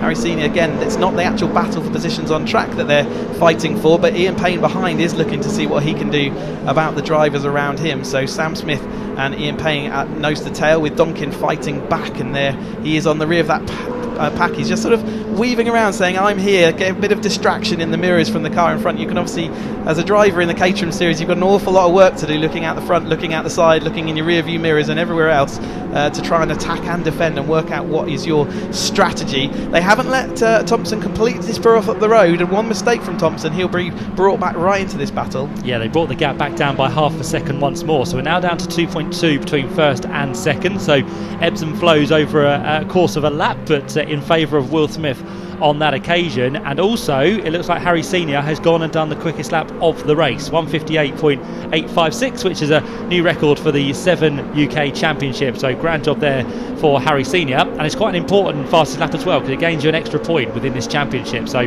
valuable points that might become even more apparent towards the end of the season. You've seen how hard it is to overtake, and that each overtake you see out here is worth a point as well, so getting that fastest lap can really make a difference by the end, as Sam Smith goes down the inside and pushes Harry Senior just back that one more position, the 58.85, the third year of running these slick tyres, and as each year goes on we get quicker and quicker as we just get used to how to set the car up and work the cars, and obviously conditions this weekend are absolutely perfect. So you head up there, but yeah, Harry Senior 1:58.85 will go in the record books, but I think we might see that broken the further through this weekend we get. It is still Thompson out front, then it is still Will Smith in that second, then we've got Sam Smith in that third place as they go up, and Ian Payne in that battle as they head over the line for the start of their 8th lap. Yep, Harry Senior is still in there as well. He leads the AM categories. He comes across the line in 4th position, trying to get himself onto an overall podium as well, but he's got some tough opposition from behind with the likes of that number 32 machine, so Ian Payne still pushing. Paul Donkin has now broke away from the car that was chasing him, so all of a sudden we've lost Ben Simmons, unfortunately, off the battle pack for the lead group effectively, so he is all on his own down there, a second and a half adrift, and he's about 5 seconds up the road at the minute from the 44 machine of Tim Dickens. So we've still got 5 for second place as they work their way on towards the short straight down towards the left-hander of Agostini, and again out front the gap continues to come down 1.9 seconds, but they can't quite break that 1.5 second barrier, can they, between them and the race leader? And is Thompson managing that gap as well? He doesn't want to use more tyres than he needs to, and therefore is he just looking in his mirrors? But we're coming down to the pointy end of this race, 3 minutes to go, so I'd imagine this is the penultimate lap, as 1:58 is the lap time around here. here, so I think we'll get to the line and then once more for their final lap. But Donkin, looking to see what he can do. Thompson, though, imperious out front, but that is, like you say, under 2 seconds. I think he will be giving a tow to the drivers behind, but it won't be significant until it comes under that 1 second board. But yep, Sam Smith's still in that third place as we went across the line, but they are going to battle and they're spreading out once more. Donkin actually pulling out there of the airstream. I wonder whether he's having overheating or anything like that. It is a quite warm temperature out there. But Will Smith is in that second place, still manages to hold on over Senior, and then we've got Smith and Payne behind. Yep, Harry Senior getting himself back ahead of Sam Smith on this occasion as they work their way onto the brakes in towards Brundle and Nelson. So Harry Senior still optimistic to move up the order from third, possibly towards second by the time they get to the checker flag, which could well be next time by. It's going to be close, 2 minutes and 5 left on the clock. All depends when the driver comes through of Lewis Thompson. It's 2 minutes, 1:59, 1:58, 1:57. So yeah, it should be the last lap of the race for Lewis Thompson as he works his way up towards the first corner of Ritchie's. But you're absolutely right, Chris. He's just maintained this gap. He's kept himself nicely in the lead, and all of a sudden Harry Senior's into second again. Yeah, there goes that second place pitch battle, and we've got a third place battle. Sam Smith, Payne. I don't know if there was contact there. It looked like it was very close, but Will Smith back down the inside, running him a little bit wide, so he was late on the brakes there to make that move stick. He knows that he's held on at the end of these couple of straights, and now Senior's going to have to look in his mirror against the first of the Smiths in the number 42 car. So Will Smith confident to be out there and thinking that is where he wants to be, but there is a lot of thought process that goes into, do I want to be out front, especially in a Caterham race, especially on the last lap? He's chosen that yes I do right now. Certainly has. Slight lock up there possibly for the race leader Lewis Thompson, but he gets himself through unharmed. Paul Donkin could be the man in the position here, couldn't he? Down in 6th position, he's just on the tail, he's holding on to those 4 cars ahead of him, so Paul Donkin is definitely one to watch. But if he wants to try and get onto the podium, he might need to start making his moves fairly soon, and I think this is going to be the first opportunity as they work their way on towards the Bentley straight. But Will Smith is back to second and now has just about 3 or 4 car lengths over Harry Senior, so that might just be enough here as they head down towards Brundle. Yeah, Senior's having to look in his mirrors, isn't he? Donkin's not going to make a figure here. He'd have to make 2 positions here, and he's not going to with the tailwind down here. Will Smith did the right thing. It was right to be out front. Can he hold on as they head up the final straight though? And it is where, so Will Smith in that second place, side by side for third and fourth. Harry Senior out onto the grass, gravel and dirt. Sam Smith down the inside as they head into the bomb hole. That's going to move him up that position. Harry Senior out wide again. He's right onto the dirt, and that's going to let the whole pack go through. What an unfortunate end for his race with the rest of the battle pack going through. But it's Will Smith with a small gap, but Thompson still way out in front. Yeah, that's how easy it is. One mistake, you lose a handful of places, and unfortunately for Harry, he's going to find himself off the podium in this first race of the weekend, and it's going to be a win for the returning champion. Lewis Thompson takes victory in the Caterham 7 UK Championship. He wins by what's going to be a couple of seconds over Will Smith. Third place goes the way of Sam Smith, although it was a dead heat for second, third and fourth as they crossed the line. Just to get you the thousandths of a second, well, it was 1.2 between first and second, it was 1.2 between second and third, it was 6 thousandths back to Ian Payne, who just lost out, although he's now just been credited with third place on our timing screen. So it's changed there with the flick of the camera. Ian Payne goes to third and Sam Smith drops to fourth. Yeah, so when it's that close, it takes a little time for the computer just to double check itself, and also we've got start finish line cameras if we need it. But yeah, Donkin in that 5th place, then Senior ending up in 6th place, still the winner of the AM Championship. We've got Simmons 7th, Dickens 8th, 9th was Eden, 10th was Jones, then we had Swan, Payne, Armstrong, Cooper, Fraser, Oliver Smith, Curtis, Matt Dyer and Amos were the 2 non-finishers. McLean and Gus McLean also dropped out at some point throughout that race. So here's the full results then of the first Caterham 7 Championship UK race of the year. Lewis Thompson takes victory after 10 laps. He wins by just over 1.2 seconds. Will Smith came through there to get the middle step on the podium, and it was Ian Payne who takes third place at the end of that first race. Sam Smith missed out by just 5 thousandths of a second. Paul Donkin comes through in 5th place. 6th place goes the way of our AM winner, which is Harry Senior, unlucky not to be on the podium after that slightly wide moment through the bomb hole on the last lap. 7th place then to Ben Simmons. 8th place for Tim Dickens. 2nd in AM was Tom Eden, he was in 9th place overall. 10th place for number 11 was Cole Jones. 11th place for Jake Swan. 12th for Wesley Payne. 13 was Justin Armstrong, and 14th place was Finley Cooper. The quickest lap of the race did go to Harry Senior on the penultimate lap of the race. He got the extra point on a 1:58.72, and as we said, that was the new lap record for this championship as well gets taken away from Stephen Lyle from last year's race. So well done to Harry Senior with the final point there as well. Now your top 14. Let's now catch up with our top 3 drivers down there with Sam Parker.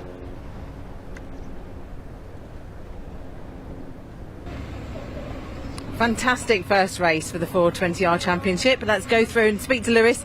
Congratulations, Lewis. First win of the season. And I think there's a reason why you run number 1 in your car, isn't there? Yeah, I mean, it was a pretty simple race. Well, it looked simple race. Obviously, getting a gap at the beginning and maintaining the gap. But I can tell you what, that was really difficult. There's a massive headwind up here on the front straightaway, and just making it really difficult to break any sort of a slipstream. And towards the end, I think my tyre was just getting slightly hot. I think the others maybe had slightly lower pressure, so they were coming back at me towards the end, and it was just holding on really towards the end. And then I didn't see the last lap, but I was thinking, oh my god, there's one more lap, Will might be able to snatch it. And then next thing you know, I see the flag, and I was just ecstatic, so glad to have won. But yeah, look forward to tomorrow. Obviously got 2 more races tomorrow, and starting from pole again, so that's brilliant. Excellent. Gives you a good head start, doesn't it, into the championship? And hopefully, obviously, you want to fight for that again this year, don't you? Yeah, of course. I think we've got some really good opposition this year with Will, Ian, Paul Donkin, a few others as well. I think it's just really good. I mean, I would love to have been in that scrap behind. It looked hard, but it looked fair. And it was sort of just scrappy enough to let me just keep that gap ahead. So yeah, it was good, but I'd like a bit less wind tomorrow. Yes, we'll see if we can arrange that for you. Thank you. Thank you, Lewis. Well done. Right, let's move on and have a quick chat with Will. Congratulations, Will. Fantastic podium position. That looked like a good race out there. It was one of the best races I've ever had. Yeah. I've had 2 years off, so I was I thought I might be a bit rusty today. But no, the race was really hard and really clean. Lewis did a great job. I just was catching him, but just not enough. Yeah. And behind, it was brilliant. Just a great race. Yeah, it looked fun actually. It looks like everyone enjoyed it. Yeah, I think there's a lot of smiles all round, so not too much damage. So that was a great start to the season. Yeah, definitely. Well, bring on tomorrow. Yeah. Congratulations, Ian Payne. Let's go and have a chat with Ian. Where's Ian gone? Hello. Right, I can't find Ian, so not sure we've got time to go and speak to the other guys, so sorry about that, but we've got another race straight up right now, so we'll head back to the guys in the comms box.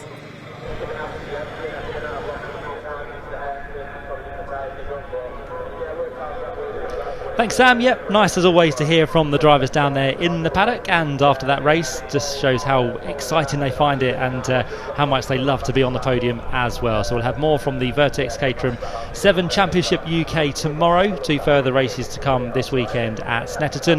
We've got 3 more races today, 2 of those which will be for Caterhams as well, with the Caterham 7 310Rs and also the Caterham Roadsports to look forward to towards the end of the afternoon. But we've got something a little bit different for you now, because it's the first race of the year and the weekend for the Vertu Mini Challenge Trophy, as the cars now lined up on the grid ready to go. Let's take you through then how they'll line up for this first race of the weekend. This is a new format for this year. It's the 2nd fastest times in qualifying which set the grid for the first race. So it will be Sam Gornall who finds himself for Westbourne Motorsport on pole position. Alongside him, Alex Solly returns for another season, one of the highest returning contenders from last season. Row 2 then has Harry Hickton. He'll be joined by Ronnie Smith, who makes his debut this weekend here at Snetterton. Row 3 headed to Alex Keynes. He'll be joined by Harvey Ryby, and then further back on row 4 is going to be Jamie Keats. Alongside him is going to be James Black.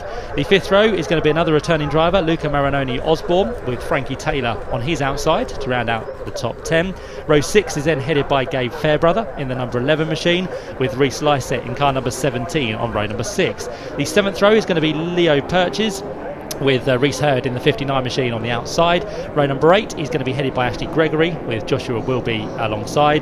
The 9th row then sees Callum Eason and Ben Taylor in the 86 machine, and row 10 is going to be Stephen Chandler with Paul Manning, who returns again with his self-driven team. The 11th row will be John Castle in car number 63, Katia Loggy next up in car number 5. Louis Fleet is on the 12th row with Tommy Watson on the outside, and Cam Woods is going to be the final starter for this 25 car grid for race 1 of the Vertu Mini Challenge Trophy category, which as I said, kicks off its season here at Snetterton today. So what is the Mini Challenge all about? Well, it's the first rung on the ladder for anyone who wants to move into the Mini Challenge, whether that be JCWs or the new class for this year, which runs along the British Touring Car Championship. It's also the possibility of building a car to go racing for as little as just £12,500. So if you want to get into racing, it's another budget level entry to get yourself into. It's a well-suited car to drivers who are new to car racing, either as total novices who are heading out on track track for the first time, or as young guns looking to make the move up from karting, which they've done just a few years ago. It's a low build, budget entry, and great running costs for these very low powered cars as well. So looking forward to the returning Mini Challenge Trophy, which again this year will have selected rounds on the support bill with the British Touring Car Championship, so in front of big crowds on circuit and on TV screens as well. They'll be joining the likes of the touring cars at Thruxton in June, and they'll also be joining it at Donington Park in August. And it'll be going to Silverstone on the national circuit with the VTCC in September as well. So a great calendar to look forward to for the Minis. This is the 130 brake horsepower, 1.6 litre normally aspirated engine. You've got adjustable toe and ride height things that you can do inside the car. The tyres they run are the Goodyears. They run both slicks and wets, and there's also a little rear wing that they can adjust as well on these Mini Challenge Trophy cars. So off they go around the circuit, ready to build up for their first 50-minute race of the weekend. So short, sharp and sweet for Mini Challenge. Always leaves you wanting more, these youngsters. And great to see another good contingent of drivers back, whether that be in the rookie class, the graduate class or the director class. Rookie, as the name suggests, is the first time into the championship. So we have 7 or 8 joining us this year. Tommy Watson for Accelerate Motorsport, Stephen Chandler for Chandler Motorsport. We've got Cameron Wood from the same team as well. John Castle for Accelerate Motorsport is a rookie, along with Josh Wilby for Team Avigo, and then we've got Leo Purchase for Groves Motorsport, Ronnie Smith for Chandler Motorsport, and Louis Fleet for Team Avigo, who is one of the rookies we have for this weekend. Graduates are those making their second step into the championship, so second year entrants. So we've got a few returning drivers for 2024, which is good to see. And we have some director runners as well, those who are over a certain age who want to race within the Mini Challenge. They get put into the director class. We've got 4 of those. They are Tommy Watson, we've got Paul Manning, we've also got John Castle, and also Ben Taylor, who is back for a second year in the Mini Challenge Trophy. As I said, new format for this year in terms of how the grids are set. The first race grid we have, which is this one, this is set by the second fastest times in qualifying.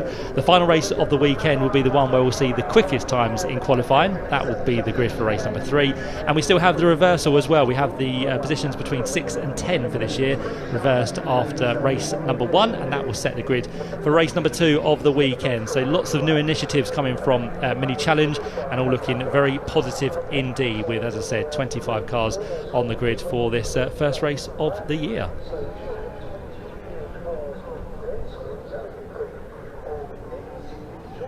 Thanks very much to Matt Salisbury, who has informed me that there's no Tommy Watson, unfortunately. He's gone to hospital with an injured knee. So Tommy Watson, who we were hoping to see on the grid down in 24th place, will be missing. So it leaves us with 24, but still some good racing to look forward to. A bit like Caterham's, close quarter racing on the cars over the next 15 minutes. The 5-second board has gone up and come down.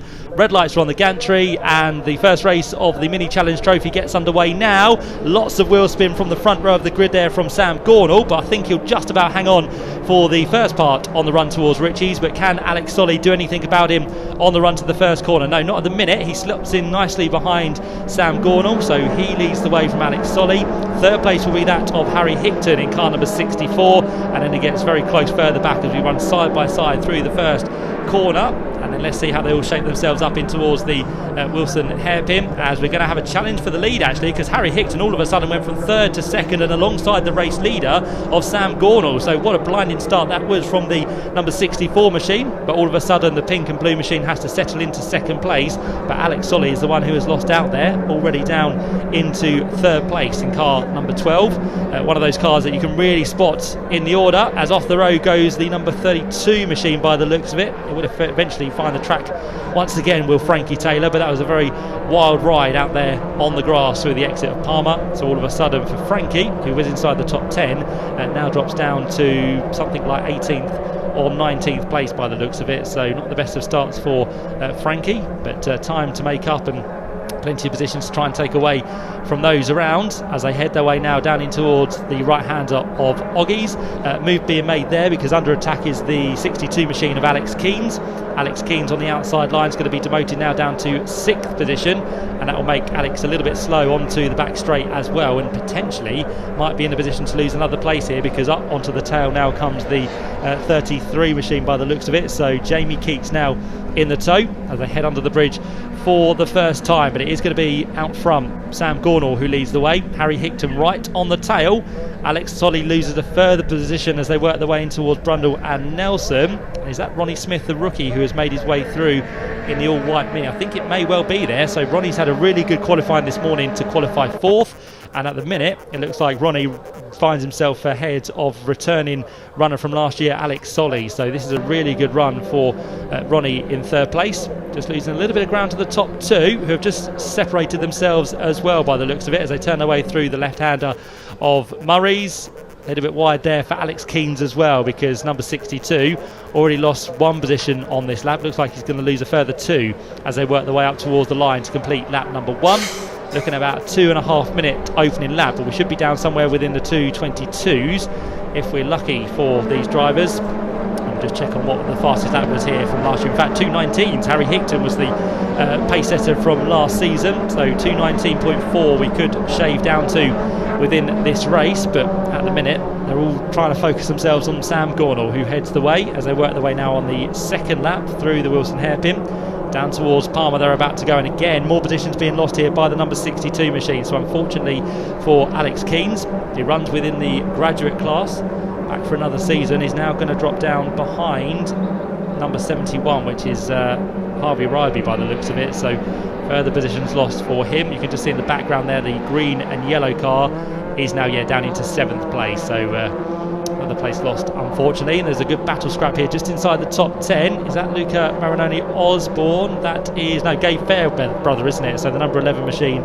is making good progress up the order. Now inside the top 10 for Gabe. Gabe racing with Accelerate Motorsport as they turn their way now from Hamilton down towards Oggies for the 2nd time of asking. Up front, Sam Gornall leads the way by just under 0.4 of a second at the end of that first lap, but it's the pressure coming from behind. Harry Hickton, former junior saloon car racer, now up into minis, sits in 2nd place and looking to get himself nicely onto the tail of our race leader in that number 64 machine. 2nd year as well for Harry Hickton. He gets a nice tow down towards the left-hander of Brundle and Nelson, and the top 2 are actually working together, a bit like we saw in previous Caterham races, just to pull away from the rest of the pack here. So great job that Harry and Sam are doing together out front. 3rd place still seems to be the car of Ronnie Smith, having a great debut run at the minute. He is about 2nd adrift of the top 2, and he's just about keeping himself, I think, ahead of Alex Solly. But there's also the car coming into the mix now of James Black, I think that is, in the number 53 machine. So we've got 3 altogether, and in fact, he's made his way through, hasn't he? So James Black is through on Alex Solly.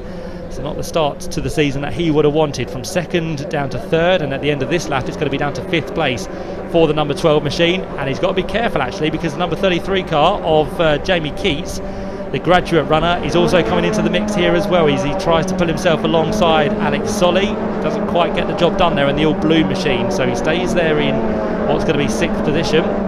7th place at the minute is the number 62 machine. That is going to be Alex Keens, and then behind that we have number 71, that's going to be 8th place for Harvey Ryby. 9th place at the minute, number 81, is Luca Marinoni Osborne, and to round out your top 10, number 11 is going to be Gabe Fairbrother. So that's how they all look at the end of lap number 2. Got 9.5 minutes left on the clock.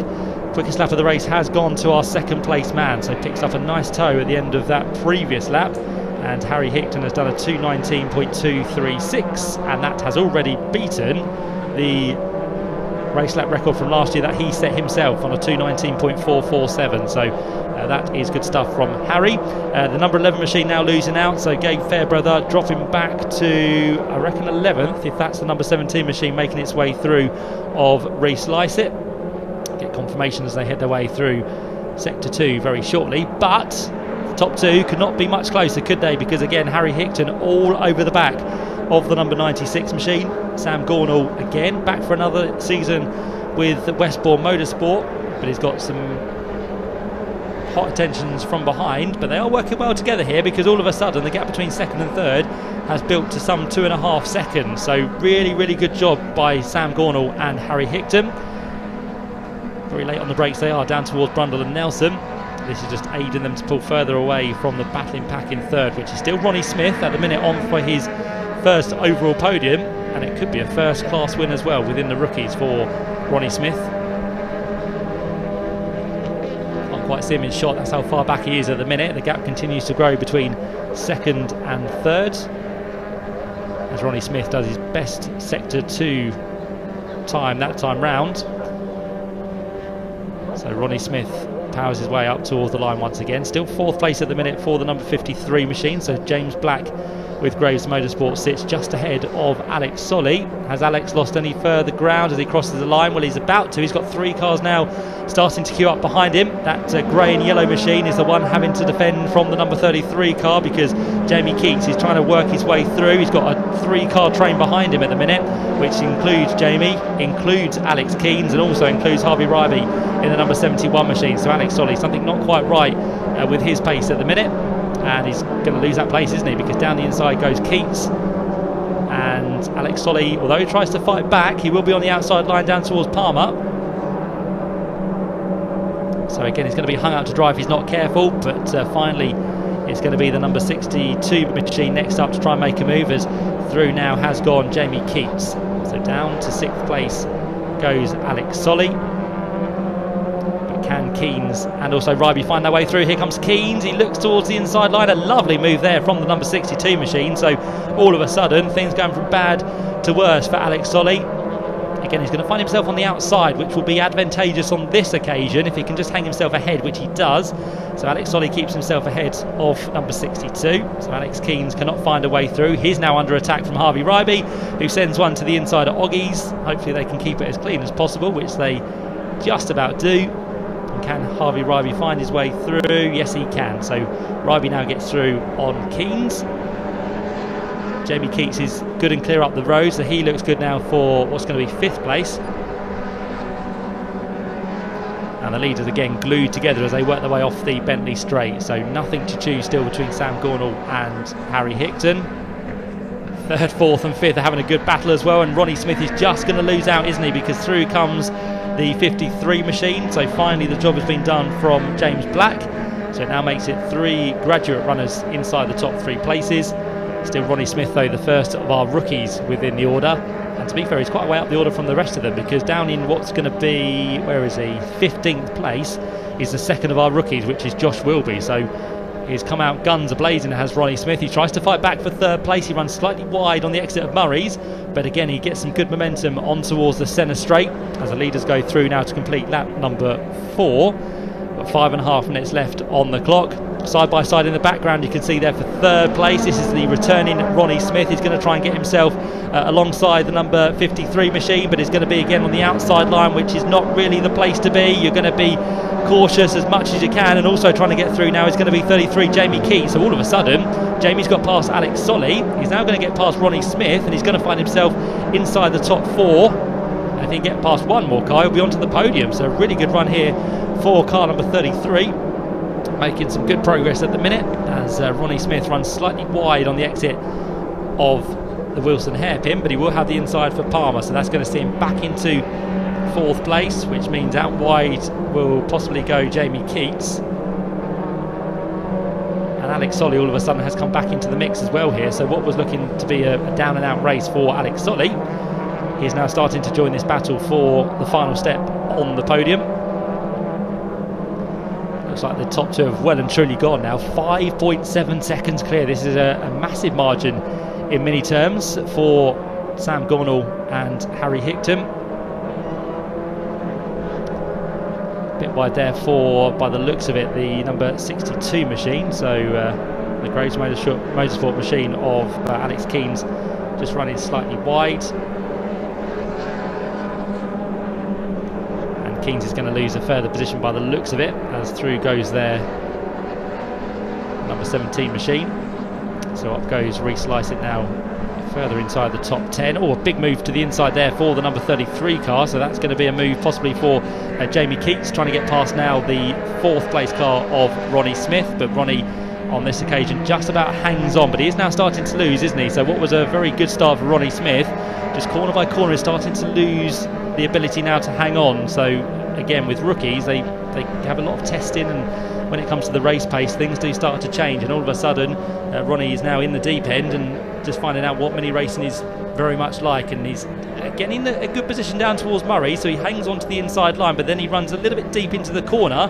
But if he can hang on to that inside line, he will then have the run up towards Ritchie's, which should hopefully for him keep himself ahead of Jamie Keats. And while all this is going on, we're also losing the gap now to the 3rd place car, because James Black is starting to pull away, looking fairly comfortable in 3rd place to the tune of almost a second and a half now, but the lead is now 7.5 seconds clear of the 3rd place car. So Sam Gornall has this lap and one more potentially to hang on. We're doing 2 minutes 19s at the minute, and lap times are less than what we have left in this race. We are going to get 2 more laps out of this one as 1st and 2nd head their way through Palmer. Nicely done there. No track limit warnings coming to the top 2. They're keeping it very clean indeed on the tarmac as they head again down towards Agostini. Still 3rd place for number 53, which is James Black. 4th place now for number 33, which is the car of Jamie Keats. 5th place for the rookie of Ronnie Smith.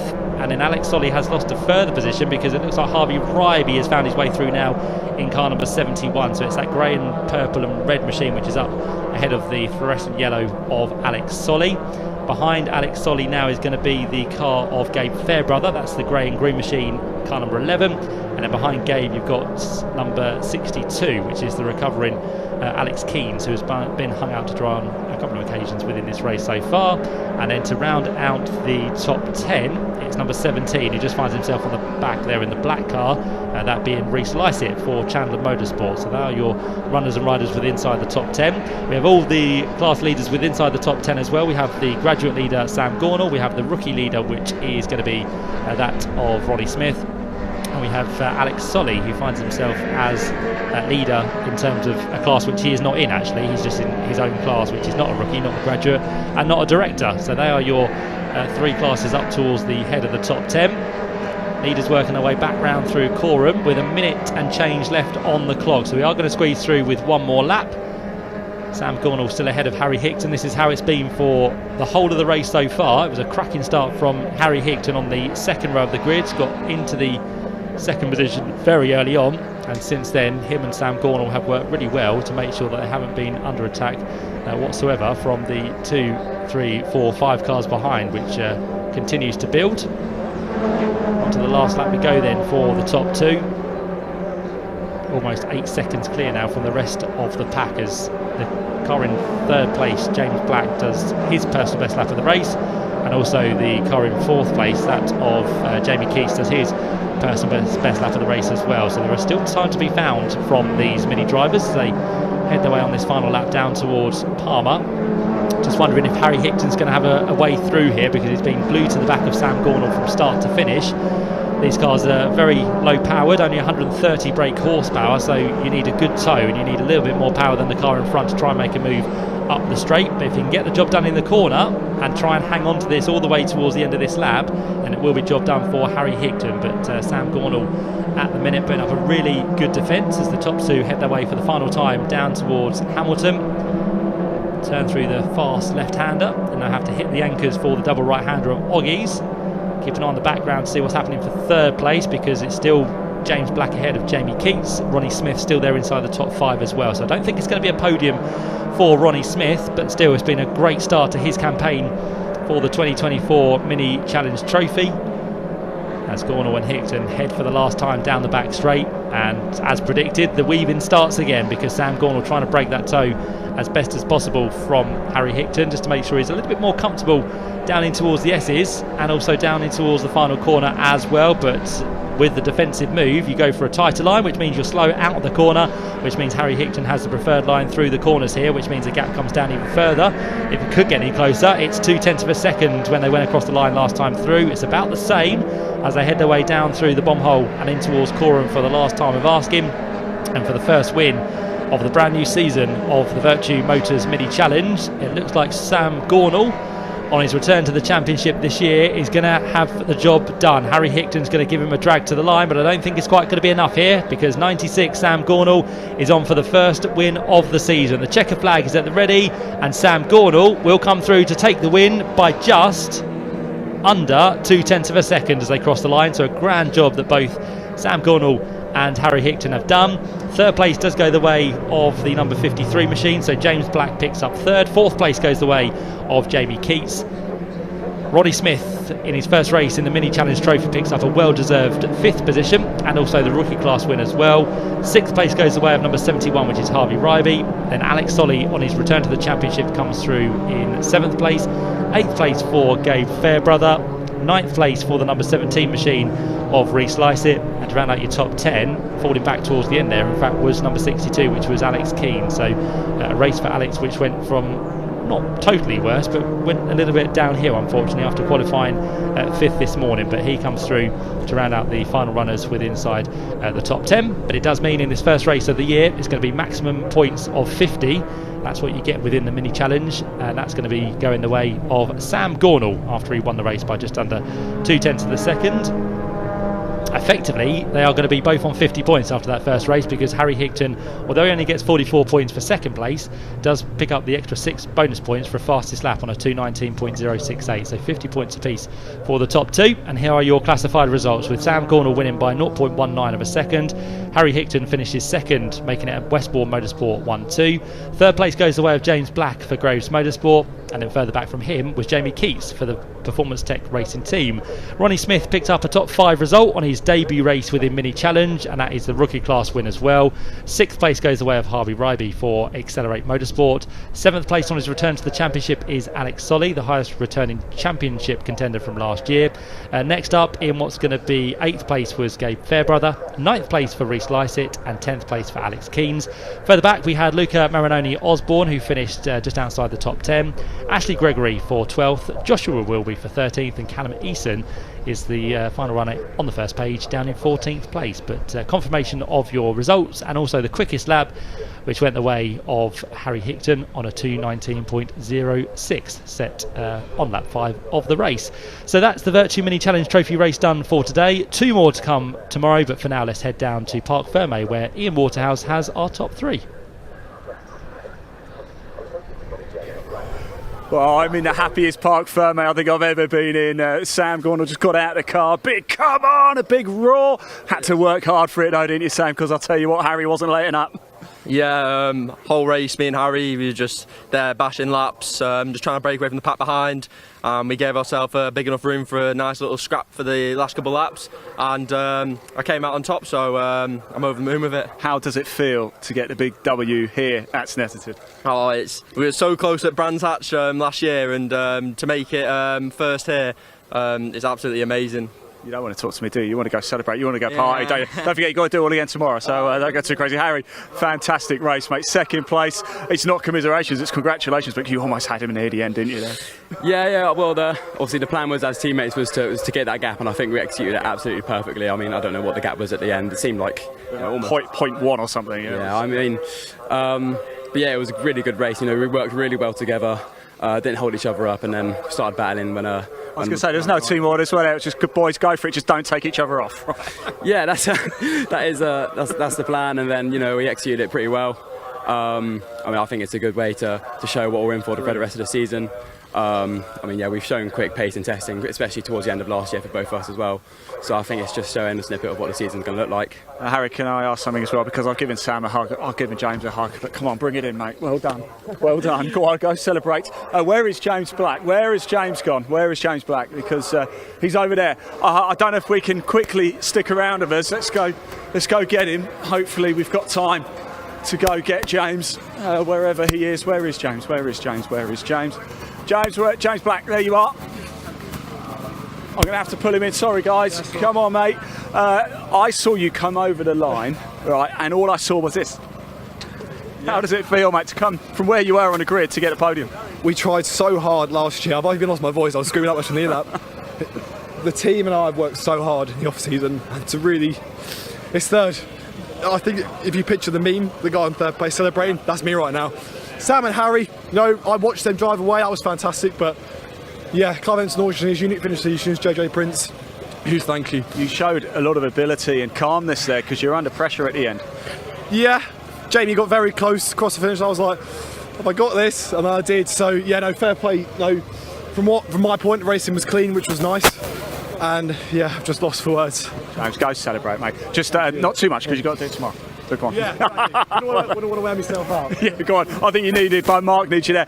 Right, what a great race from the Vertu Mini Challenge. The season is underway. That's not it though. From here, for Snetterton, there's still a couple more races to come. So I'm going to hand over to Sam. We've got more Caterhams. Over to you.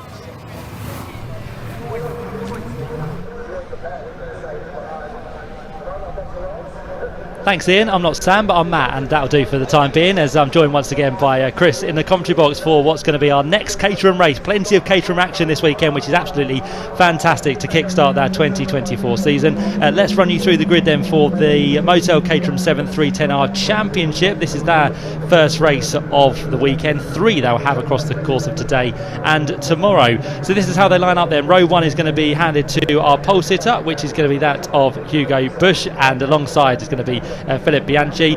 Next up we have row 2, which is Taylor O'Flanagan and Harry Cook on the outside. Row 3 then sees Lars Hoffman. He'll be joined by Tom Wills in the number 81 machine. Further back on row number 4 we'll then see that of David Yates, joined by Duncan Mallet, and then the 5th row of the grid is going to be Graham McDonald and Freddie Chiddicks, who we spoke about a little bit earlier on. He now moves up to the 310Rs, so it'll be interesting to see how he goes in this one. Further back on to row number 6 in this starting grid, we've got Ben Lopez Appleton. He'll be joined by Mark Jones on the outside. Row 7 is going to be headed by Harry Ear, and alongside is going to be Jeff Price. The 8th row is going to be Alex Vincent. On the outside is going to be Ryan Lovett. Row 9 headed by Steve Metcalf and Christopher Welsh in 18th place. Row 10 then sees William Woods, joined by Stephen Lancaster in the number 49 machine, and we've got a few more competitors towards the rear of the field to bring the grid to a close. And the final few competitors on this grid will be that of just Robert Bullen, who is in number 85, to give us 21 starters for this Motel Caterham 7 310R Championship. As we said, the way it works sometimes in terms of Caterhams, there are so many rungs on the ladder. Some championships have full grids, other years they don't, but then that's the way it just kind of works. But great to see so many new people working their way through the grids, and returning names as well. And Chris, it's going to be another fully thought out 20-minute race, I'm sure.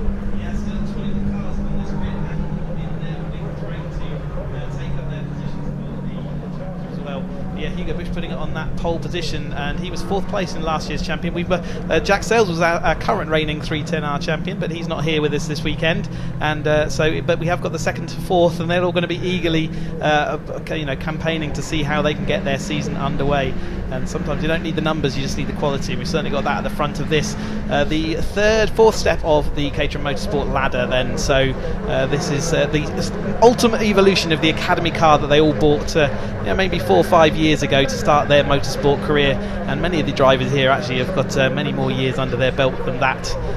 But yeah, this is 310 horsepower per tonne, so the 155 horsepower engine, Ford Sigma engine, and they've got a limited slip differential, which is what moves their car above that of the 270R that we've already seen racing today. But going to be good to see how they get on in this multi-sponsored championship series as they're pulling onto this grid, and plenty of drivers eager to get going, and Hugo Bush putting it up there in that pole position. Great from Bianchi to put it up there as well, but Taylor O'Flanagan, Harry Cook and Hoffman all ready to do it. Tom Willis lying in wait as well. Watch him in the aluminium coloured car. I think he might come through.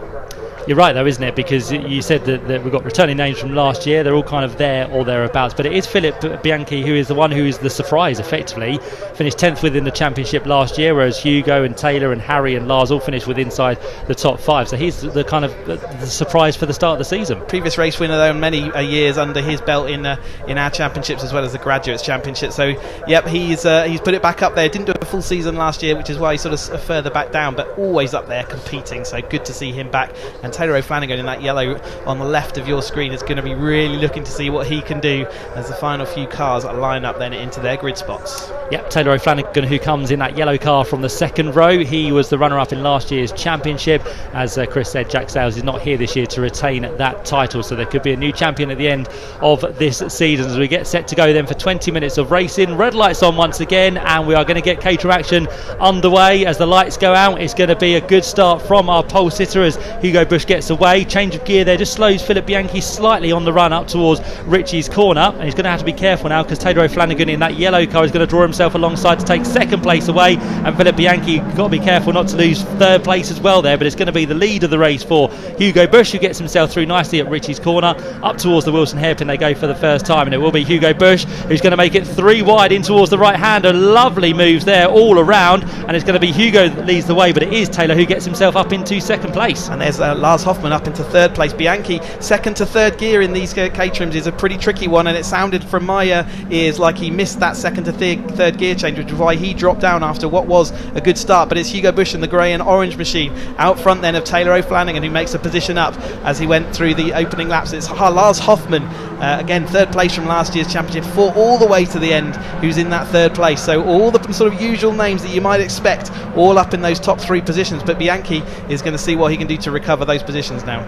Yeah, got some work to do, has Bianchi, but he sits there or thereabouts, which is good to see as they work their way down towards the right hander of Oggies. A lovely line of Caterhams, all different colours once again, so very exuberant as they head their way from Oggies down towards Williams, but it's still out front for our race leader Hugo Bush, just a car or so length, maybe 2 lengths over Taylor, maybe 3 actually, as they work their way on towards the Bentley Straight for the first time. But Taylor O'Flanagan will do his best to try and keep with the race leader, not allow him to get away like previous races have done so far today, and he's in fact under attack as they go again 3 wide down towards Brundle. Here comes Lars Hoffmann for the inside line, but Taylor O'Flanagan just about hangs on. Did hang on round there. That was a great move by Hoffmann to see what he could do. Cook just up behind him. Then you've got the Bianchi, David Yates, Duncan Mallet making good progress up there as well, following along behind this group. So they're all still nose to tail, but like you say, that gap out front is worth watching. Lars Hoffmann seeing whether he can shove it down the inside round Coram. That's not an often used manoeuvre, but it didn't work for him this time as he has to drop back in stern. This is where the tow is really going to be powerful though, with this sort of quarter headwind as they head up. You heard from Lewis Thompson earlier on that it really is affecting the performance of the cars up the hill, and if you're following along you're going to be going at least 7 to 10 miles an hour quicker by the time you get to the end of the straight. Certainly are, so they all go through in good formation, so the race leader not getting away too much here, which is good, gives us a good race on our hands. They work their way back in towards Ritchie's, and Taylor O'Flanagan looking to potentially take the race lead away from our pole sitter Hugo Bush. They're going to be side by side down towards the Wilson hairpin, and again they're going to be 3 wide just like they were on the opening lap. They just about sort themselves out, and with the inside line and the nose just ahead, can Hugo hold on ahead of Taylor O'Flanagan? Maybe not, because the next corner is a left-hander, and it should be the way of Taylor in that yellow machine, which it is. So Taylor takes over the lead of the race. Hugo drops down to second. Lars Hoffmann, as always, there or thereabouts in third place, and slightly wide was one of the Caterhams in 5th place. Now Hugo was going wide because he had Cook right on his inside. He had absolutely nowhere to go because someone in the background well off the track there didn't quite catch who that was, but Taylor O'Flanagan now does take that lead. You could see it was a sort of 3 or 4 corner manoeuvre, wasn't it, to get Hugo Bush moving to the inside of the hairpin, and the outside can work because it means it's the inside of Palmer. So Taylor O'Flanagan using all of his skill and expertise there to manoeuvre Hugo 3 corners back to make that lead of the race. Just as it was looking comfy for Hugo half a lap ago, he's right back in that battle pack with Hoffmann right on his tail and Cook just behind him. Certainly is, yeah. Just keeping an eye on Philip Bianchi as well. I thought had dropped down quite a way, but I think he's still there in 5th place, which is good. So he is there or thereabouts, but after that front row start, he'll be looking for a good finish to the race as well. Just gets himself back into the tow on the rear of the number 9 machine of Harry Cook. So they all start fanning out once again. So Taylor O'Flanagan is under pressure for the lead. In fact, he's already lost it to Hugo Bush by the time they hit the brakes for Brundle and Nelson. So Hugo goes back ahead of Taylor. 3rd place at the minute is going to be that car of now not Lars Hoffmann, but through has gone Hugo Cook, and then behind that, Harry Cook has gone through to 3rd. 4th place for Hoffmann, and Bianchi there in 5th. So he's just about hanging on. It's the next group that are now starting to lose that gap. Yeah, and then it's Yates and Mallet just looking to see whether they can cling on. This front pack were the ones that we thought would be there, and they are not disappointing, but it is this chase pack, seeing whether they can cling on. At the moment it does look like it, with this fantastic stream of nose to tail Caterham 310Rs then, as the whole field goes through. Just a couple of people, it might have been Chris Welch off wide we saw going onto the Bentley Straight last time through, through. 3 wide as we're coming over the line this time. Why not? Taylor O'Flanagan. In fact, let's make it 4 wide. Lars Hoffman goes to the inside. Cook round the outside of all of them. Hugo Bush slips to that 3rd place, and it didn't work for Hoffman. He even had his nose chopped a little bit there, didn't he? But that's brought everybody, including Tom Willis, in that aluminium car colour up into the lead group. That was a great view out the window. We saw them 3 wide before we saw the shot on the cameras there, but it was absolutely fantastic. And the 3 was raised to 4 as they worked their way in towards Richie's corner. But again, all safely through. Some great racing as always within the 310Rs as they work their way through the left-hander of Palmer. Out front though, in this race, it is still going to be, as it stands, wait for it, Hugo Bush, who leads the way by the looks of it. Or has he dropped down to 3rd? He has, hasn't he? He's in 2nd, so yeah, it's 3rd place, like you say, because Cook out front now, ahead of Taylor O'Flanagan, then Hugo Bush, then it comes Lars Hoffman, and then we've got that Tom Willis, and there's Bianchi in that battle as well. So it's looking quite good for Cook. He swept around the outside of all 4 of them. He just kept his toe in, just as the others had to bail with 4 wide. You cannot go through that corner 4 wide, and so he really took the momentum, and he's flung off the front of this grid. Yep, certainly is. So yeah, we've got all the pack bunching back together. As I said, there was a gap between 5th and 6th. I think that has been eroded straight away. So a long line of cars as they work their way on towards the Bentley Straight for the 3rd time of asking. Working their way down the Bentley Straight here, but it's now just a slight gap for the race leader then. So can he break away? Taylor O'Flanagan tries to go defensive on Hugo Bush, and also Lars Hoffman trying to keep himself in the mix as well, but the gap just starting to break again at the front. So all of these behind, just to make sure, need to keep themselves on their toes to not let the race leader get away too much here. And Taylor O'Flanagan's been there or thereabouts in this race. He's been 2nd, he's been 1st, hasn't been really lower than the top 2 places. So ideally he'd like to keep ahead of this train and try and keep with him that car of Hugo Bush behind, and the cars behind also try and push him along the centre straight. Yeah, these racing brains in this championship as well will be thinking we've got to work together to go catch Cook back up, because he has got a little bit of a lead. It will disappear as they head up this with the long straight and the headwind, but it is quite a nice little comfy gap. Hugo Bush is pulling alongside Taylor O'Flanagan to see whether he can leapfrog and make some of that gap up, and they working together. You can see that was not a contested manoeuvre there. Hoffman also sits in that line as well as they head on through then. A bit of Freddie Chiddick's watch. He's not making good progress at the moment. He's back in 14th place. I know he'd be terribly disappointed with that. You can see him there in that boss coloured car, so he's still got a lot of cars in front of him. Hugo Bush takes them all around the Wilson hairpin this time. David Yates just going side by side with Graham McDonald there as well as Carl Jones. So it's lots of action out on track. Sorry, Mark Jones I should say, but there is number 5 of Lopez Appleton also back in this battle. So Lopez Appleton just subtly moved himself up, and he finds himself in 5th place now. Yeah, creeping his way towards the head of the order, so we'll keep an eye on that number 5 machine as they turn again through Agostini.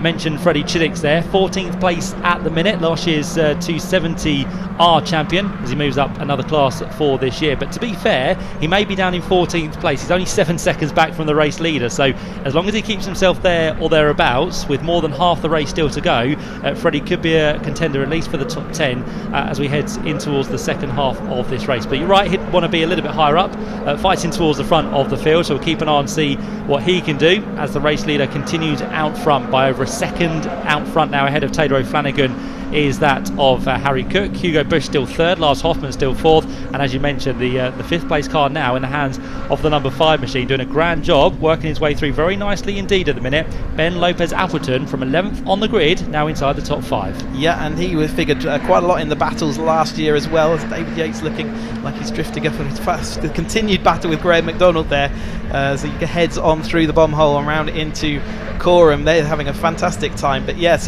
Cook will be delighted to see that gap in his rearview mirror, but he's going to be well aware that they're under halfway through this race, so you cannot count your chickens, and indeed he will be expecting that gap to disappear. Hugo Bush, Taylor Flanagan still running that line astern, so they fight to get back on terms with Cook out front, because they'll be desperately not wanting to let Cook have that win. Hoffman in that 4th place as they went over line. Lopez Appleton, in fact, everything's pretty much maintained its position that time through, which shows that Cook has definitely got good pace in that car out front, as McDonald does deny David Yates as they head up into turn 1, and that's Harry Eyre there taking over, and he's fighting with Lovett right now, with Chiddick's just behind him. So that is that 2nd place battle then. Hugo Bush currently still in that 2nd place, all as we were the last lap.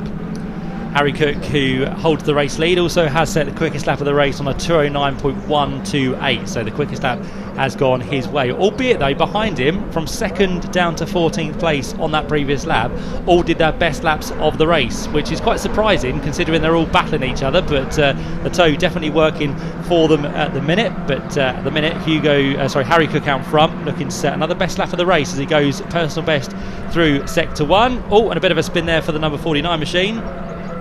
Off and back onto the circuit. Lancaster in the Dutch Barn Vodka machine there, facing the wrong way out of Palmer that time through, but seems to be recovering back. He's just lost ground rather than any bodywork, so that's good. There is our leader with Hugo Bush chasing him down. So even though they all stayed line astern that last lap through, it was still Cook who put that fastest lap in, so that's going to be a bit demoralising for everyone. But Bush maybe got another 10th back on him through this early part of this lap. As we see Lancaster just getting back into it, but can see Hugo Bush is broken free of Taylor O'Flanagan as the swarm behind him comes straight down, but everything's spreading out a little bit as they really try and chase Cook. Cook really does have some good legs in that car this year. He does. It looks like the gap is coming down though over the course of this lap, so let's see if 1.1 seconds becomes any less at the completion of this lap, as towards the inside line there goes Philip Bianchi trying to get past the job done on Tom Willis, which I think will just be achieved as they work their way through the right-hander of Coram. Yep, so Bianchi goes back ahead of Willis for what's going to be 6th position. But yeah, the gap does look, if not the same, slightly less here. 1.1 seconds, as we said, between Harry Cook and Hugo Bush, with 5 laps to be completed this time through. 9 minutes left on the clock, and it's, yes, down to less than a second as one of the wheel arches goes flying on circuit. But Hugo Bush has responded with his now quickest lap of the race, 208.911. And we're running Toyo AAA Rs this year, so it will be all new lap record. Duncan Mallett gets manoeuvred out wide by that battling with David Yates and Mark Jones, and also Graham McDonald, so he just got manoeuvred out of the way that time. Duncan Mallett is he did a bit of guest running for us last year, but he was Academy a couple of years back, so he's jumped all the way up into the 310R Championship and doing well, but he just got manoeuvred out of the way that time. Willis is now back in front of Bianchi, and so yeah, they've been swapping positions the last couple of laps, but not in a way that looks like it's gaining them time. It's losing them time to that lead group, and you see them in sort of just that small gap back. The gap that was between Hugo Bush and Taylor O'Flanagan has disappeared once more as they all concertina up, and in fact that lead gap now definitely is smaller as they head round Hamilton this time. Yep, so now the idea for Hugo Bush is to try and keep this gap coming down over the next 8 minutes. If he can do that, he'll have a chance in the final stages of this race. But as it stands, Hugo Bush is going in the right direction. Harry Cook has got no real help now from in front, and he'll have no real help from behind either, so he's going to have to keep a keen eye on those mirrors, because Taylor O'Flanagan, Lars Hoffman, and also Appleton Lopez is coming as well in 5th position. So we've got a nice leading quintet at the minute by the looks of it. The top 5 are the ones yet in the battle as it stands, and then 6th and 7th are still having their own little independent battle, with Philip Bianchi and Tom Willis there in 6th and 7th place, and now further 2.5 seconds back in 8th place is going to be the number 19 machine of Graham McDonald. So just started to spread out towards the head of the order, but definitely Hugo Bush is going in the right direction. Through sector 1 he was identical to Harry Cook. Through sector 2 he was a 10th or so quicker, so again that gives us ideas that the gap will come down furthermore on this lap. Yeah, and I think if not this lap, then the next lap we're going to see that top 3 absolute together, and then it will be about whether this 4th place battle is battling too hard to keep with them. You can see that this tail battle, again that Yates Mark Jones battle, yeah, is looking like they are costing themselves time and breaking themselves back. So where we saw in the early few minutes of this race the whole field nose to tail, as we go side by side once more, Appleton and Hoffman, there's Bianchi and Willis, their battles sort of just losing them out just in this little thing, and I think it's going to turn into the battle for the podium and then the battle for 4th to 7th. And that gap out front was a second. The previous lap is now down to less than half a second between the two of them. So again, another brilliant lap for the man in 2nd place. Hugo Bush has done a new quickest lap of the race, 208.714. So again, Hugo Bush on a mission. It's now pretty much equidistant between 1st, 2nd and 3rd.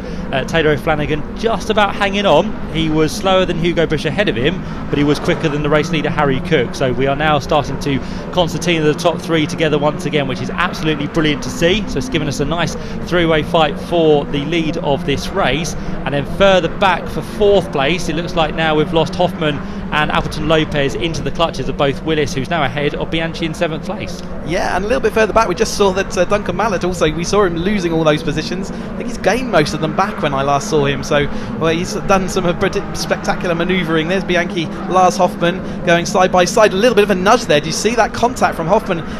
Yeah, in fact he's dislodged that rear wheel arch of Bianchi as they head down the line, but that means that Lars Hoffman's lost speed as well, and Willis was looking down the inside as they head down into this Brundle-Nelson complex. Really tight racing there as we see the field coming through. You can see this top two are absolutely together. Let's see what order they are in. It is still Cook followed by Hugo Bush, Taylor O'Flanagan in that middle ground. Here's that battle we were watching. Tom Willis didn't manage to make it through. Bianchi has lost not lost his rear wing, but it's flapping away in the wind as Willis is now following along, and he'll be hoping that wing doesn't dislodge straight into his face. That could be awkward, but they continue their battle. But it all was a bit dramatic as they went onto the back straight that time.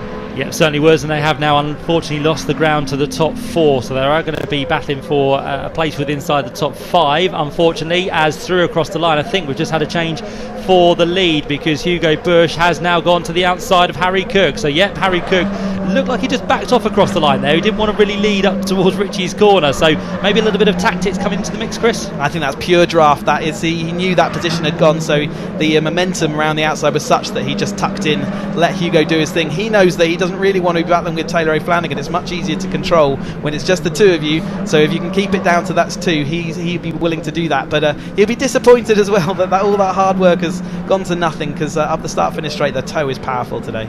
Certainly is. Hugo Bush was a two-time winner last year. Harry just took the one victory, so both of them trying to get their new campaign off to a winning start here at Snetterton on the full 300 circuit. But is it just going to be between these two, or can Taylor O'Flanagan get himself back into the mix? He's 1.6 seconds adrift at the minute, but he might have some helping hand from behind because Ben Lopez Appleton is coming back into the mix here, so it's going to be 2 versus 2 if those two behind can get back into the lead pack. And only if they work together as well. Ben Lopez Appleton is not always a helping hand as you head towards the front of the field, but let's see as this chase battle, Mark Jones heading it over Graham McDonald, then David Yates, then Duncan Mallett. This positions are swapping all the time. David Yates now looking down the inside as they head round onto the back Bentley straight. Graham McDonald getting manoeuvred out, and I think that'll see Duncan Mallett get his position by the time we get to the end. The front two do a friendly swap of the lead again, so it is really a friendly swap of the lead out front at the moment. They are working together as we see this angry pack who are definitely not working together coming halfway down the Bentley straight.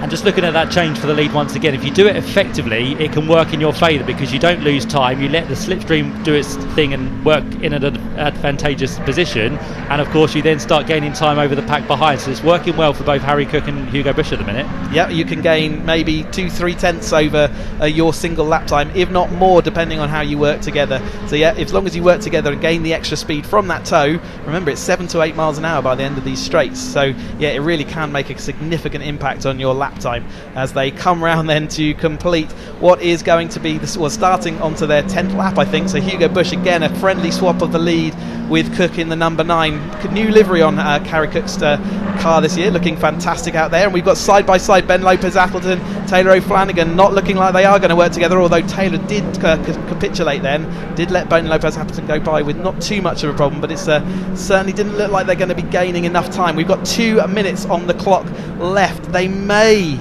get one more lap out of it. It's going to be very tight as they come to the line next time over, whether it's the penultimate lap or I don't think it'll be the last lap. So this is penultimate lap, but it's getting close. Certainly is. This is the fight for 6th place now between Tom Willis and Lars Hoffman. Lars has unfortunately dropped down throughout this race as it stands, now down into 7th place across the line last time through. We've got a couple of penalties being applied as well because Graham McDonald has picked up a 5-second penalty in car number 19. Can only imagine that's for some track limits within this race. And Stephen Lancaster initially picked up a 5-second penalty. That has now changed to a 10-second penalty, which has now dropped him further down the order. They certainly sound like track limits track's infringements, as the number 85 there recovering back to the track is that Jeff Price maybe, and so it's Robert Bullen, so he's recovering back. He had a little spin down at Agostini. Here's the Mallet, Yates, Mark Jones, Graham McDonald battle, and they're being joined by Jeff Price. I just mentioned him, and there he is, and there's the other Harry Eyre in the lead though as we come down. 1 minute of this race left to go on the clock, and that we think they're going to get over the line this time, but it will be quite tight. Harry Cook though still leads Hugo Bush, and then it's the battle for O'Flanagan. He's currently lost out to Ben Lopez Appleton. Appleton's coming through well, isn't he? But as you say, Hoffman the big loser probably overall in this race. I saw some dust in the background there. Hopefully someone wasn't off as they went through Brundle Nelson. That would have been in the kind of Jones Yates McDonald battle that we were watching. Certainly was, and there's the fight for what's going to be 6th place. There's still Tom Willis and Lars Hoffman, not relenting whatsoever at the minute, so 6th and 7th is still well and truly on. Just up the road on his own now is Philip Bianchi. We're about to have a change for the lead by the looks of it, because is it going to be Bush or is it going to be Cook up towards the first corner? Well, Bush takes the advantage this time through with what's going to be 1 lap to go. So we've got 20 seconds left on the clock. I was just looking at the times of Ben Lopez Appleton. He now has recorded the quickest lap of the race, 2:08.644, so he has really picked up the pace in the latter stages of this race, and he's still having a good battle with Taylor O'Flanagan, as again Hugo Bush and Harry Cook continue that battle for the lead. This one is well and truly on to the flag, I reckon. Do you want to be in front though? They're going to be jostling, they're going to be working out in the cockpit. What do they want to do? Do they want to be ahead? Do they want to be behind? At the moment Hugo Bush was going to be ahead. They've got such a gap behind them that they really can. Can you see Hugo Bush gave that position up? He wants Lopez Appleton to be in the lead, heading up that final pit straight. He thinks he can get that done, either down the Bentley straight or up the final pit straight. So he's obviously made that calculation, seen the gap behind, knows that they're not going to figure by the end of this lap. It's Taylor O'Flanagan in that 3rd place. Is Hugo Bush right? Was he right to give up that position? The next minute or so we're going to find out.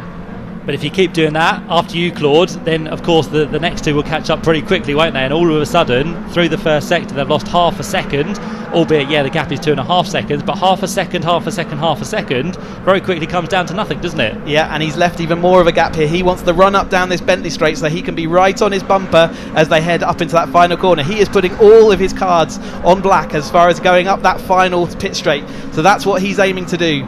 And he is currently still that sort of 3 or 4 car lengths back. That will disappear as they head round Coram this time. Has he done the right thing? Can he make that stick? Behind, who's going to be there between O'Flanagan and Lopez Appleton, and to take that final podium position? Yep, so 2 battles on there for 3 steps on the podium. 4 cars want it, only 3 will get it unfortunately, but who's going to take the first win of the year in the Motel Caterham 7 310R Championship? Harry Cook leads down to the final corner, doesn't really want to be there because Hugo Bush is going to get a tremendous run up towards the flag. It's going to be probably one of the closest finishes of the day in the Caterham Championships. Up towards the line they come. It's a drag race and it's going to go the way of Hugo Bush by the looks of it. The grey car on the outside line just had the advantage across the line by 38 thousandths of a second, and behind Taylor O'Flanagan got the steal over Ben Lopez Appleton by a little bit more, just over 1/10 of a second. We've still got clumps of cars coming over this to complete this 310R race. 3 wide as they head over I think that's the Chiddicks car battle, wasn't it, back there in sort of that down in the 15th place odd. But yeah, Hugo Bush, that gamble absolutely paid off. Well played, sir. That is a brave thing to do, to let the lead go that far just so that you have that absolute sort of perfect finishing, and he got that by 38 thousandths of a second. Relatively comfortable compared to the 6 from earlier. You could say that, yeah, definitely. That 3 wide battle across the line was for 11th place actually, so that was Ryan Lovett who just got the march by 4 thousandths of a second over the number 55 machine of Harry Eyre, and then it was Freddie Chiddicks in there as well in 13th place, who was 34 thousandths back as well. So a nice 3-way dice towards the line, and a good-ish result for Freddie Chiddicks on his move up to 310R.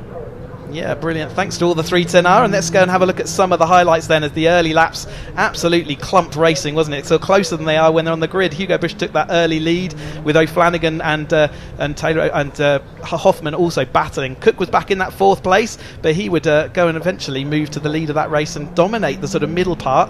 There was Bianchi coming good, but getting squeezed wide by Cook. Here was that 4-wide moment. Cook round the outside then absolutely slingshotted himself through. Hoffman nowhere to go and fighting Hugo Bush, our eventual winner there, down in 3rd, 4th place. So well done to Hugo Bush for sort of manipulating and managing that situation. O'Flanagan always there or thereabouts in that sort of 3rd place, 4th place throughout, and this battle would go race long, as we saw Lancaster heading himself off into the gravel of the dirt and spinning across the path of I think there was one, I didn't see which number it was, but that would have been quite frightening as they then headed up here. They had a bit of friendly rivalry as Hugo Bush finally got across that gap. Taylor O'Flanagan still in that 3rd place, and then it was an absolute drag race for that finish. Look how close they are to that white line going across the line, and just that orange and grey for Hugo Bush ahead, and then behind it was absolutely equally as close.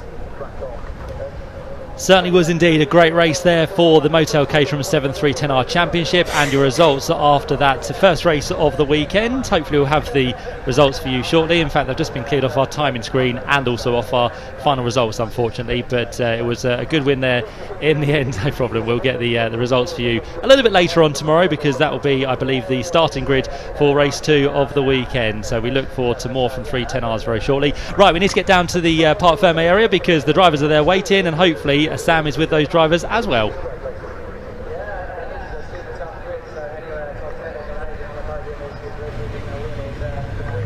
Fantastic race for the 310R Championship. Right, let's go and speak to the guys. Hugo, congratulations. That you fought hard for that win in the end, didn't you? Yeah, I have to say, I thought Harry was actually quicker. Took a good few laps to reel him in fairly slowly, but got him eventually, and got him on the line, which is what matters. Yeah. But fantastic start to the season, and I think you deserved that win, didn't you? With pole position as well. Thank you. Yeah, thank you. Well done, Hugo. Congratulations, guys. Harry, first, come to you. Congratulations on the podium position. What a move you made round the 3 guys. That was absolutely fantastic. Yeah, I can't actually remember. Was it turn 1? Was that? Yeah. Well, yeah, I've just been waiting, and then my opportunity came, and then I thought, okay, I'll give it a go at breaking away, and I managed it, but then Hugo just stayed in the toe and just managed to get me at the end, unfortunately. I thought I had it, but then, yeah, the slipstream's so powerful, as we know, so, yeah. But I'm really happy with that. Yeah, definitely. Great start to the season. Thanks. Well done. And let's go and have a quick word with Taylor. So, hello. Taylor, fantastic. I mean, it was a bit hard, I think, at times in that race, wasn't it? Yeah, super tough. I was struggling with pace a little bit, so I'm very happy with that. Yeah, the guys are rapid, so it's going to be an interesting season. Yeah, it was great at the start of the race, seeing you, Lars and Hugo. It's like the 3 of you are so used to driving with each other, aren't you? Yeah, everybody there. I knew it wouldn't last for long, unfortunately. They're so quick, but yeah, really happy with that. Good start to the weekend, good start to the season, so yeah, on to the next one. Yeah, hold on tomorrow. Thank you very much. Well done. Right, now we've got the Roadsport race next, so we'll hand back to you guys in the commentary box.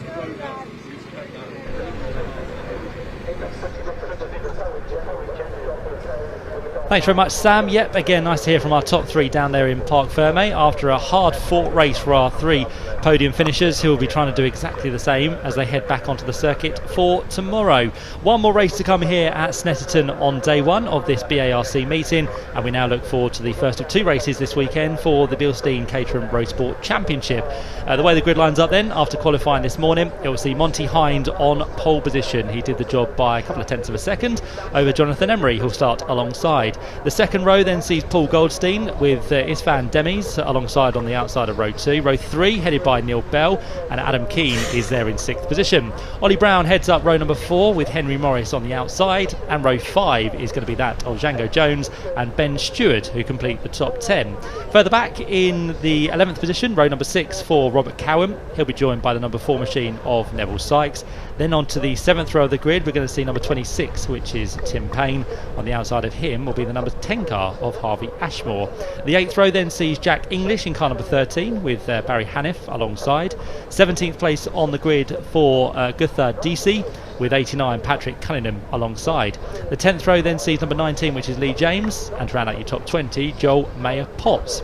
Further back onto the 11th row of the grid we go with Andrew Miles. Alongside him is going to be Miles Enan. The 12th row, number 20, is going to see Will Jarvis with 37 Henry Speaks on the outside. The 13th row is headed by Orlando Morris, and Andrew Potter sits there in 26th position. The 14th row is going to be Arif Hanif with Norman Jeeves in 28th position. Row 15 is going to see then Giles Hansen with Chris Coates on the outside. Further back, the row and the cars keep coming. Row 16 for number 6, which is Anthony Nichols. 71 is going to be Stephen Trinder.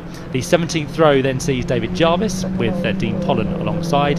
The 18th row, Brian Joyce, with Andrew Mickey. Then further back we've got Graham Handy and Howard Ashmore, and row number 20 is going to see Reuben Hunter with Craig Jarvis on the outside. And then the final place at the back of the grid, row 21, all alone in 41st place, but great to see Anne Hall there ready to go for what's going to be a challenging race once again for this Bilstein Caterham Roadsport Championship. Just the 2 races for them, as we said, this weekend, but they get the prime spot at the end of the day where most of the rubber has been laid down, and they're going to be giving us once again, Chris, some good action. 40 plus cars on the grid. This is going to be another frantic one, I feel.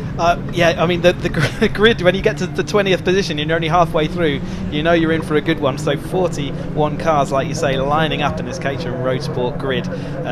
Say the Academy graduates from last year, plus a few extras added in as well. They also get these nice atmospheric shots as the sun goes down. It does make our job in the commentary box extremely hard, especially with 41 cars, with cars also new liveries. But this is the second stage of the motorsport ladder for Caterham Motorsport. So like I say, all of these drivers, bar a few additions, are Academy graduates.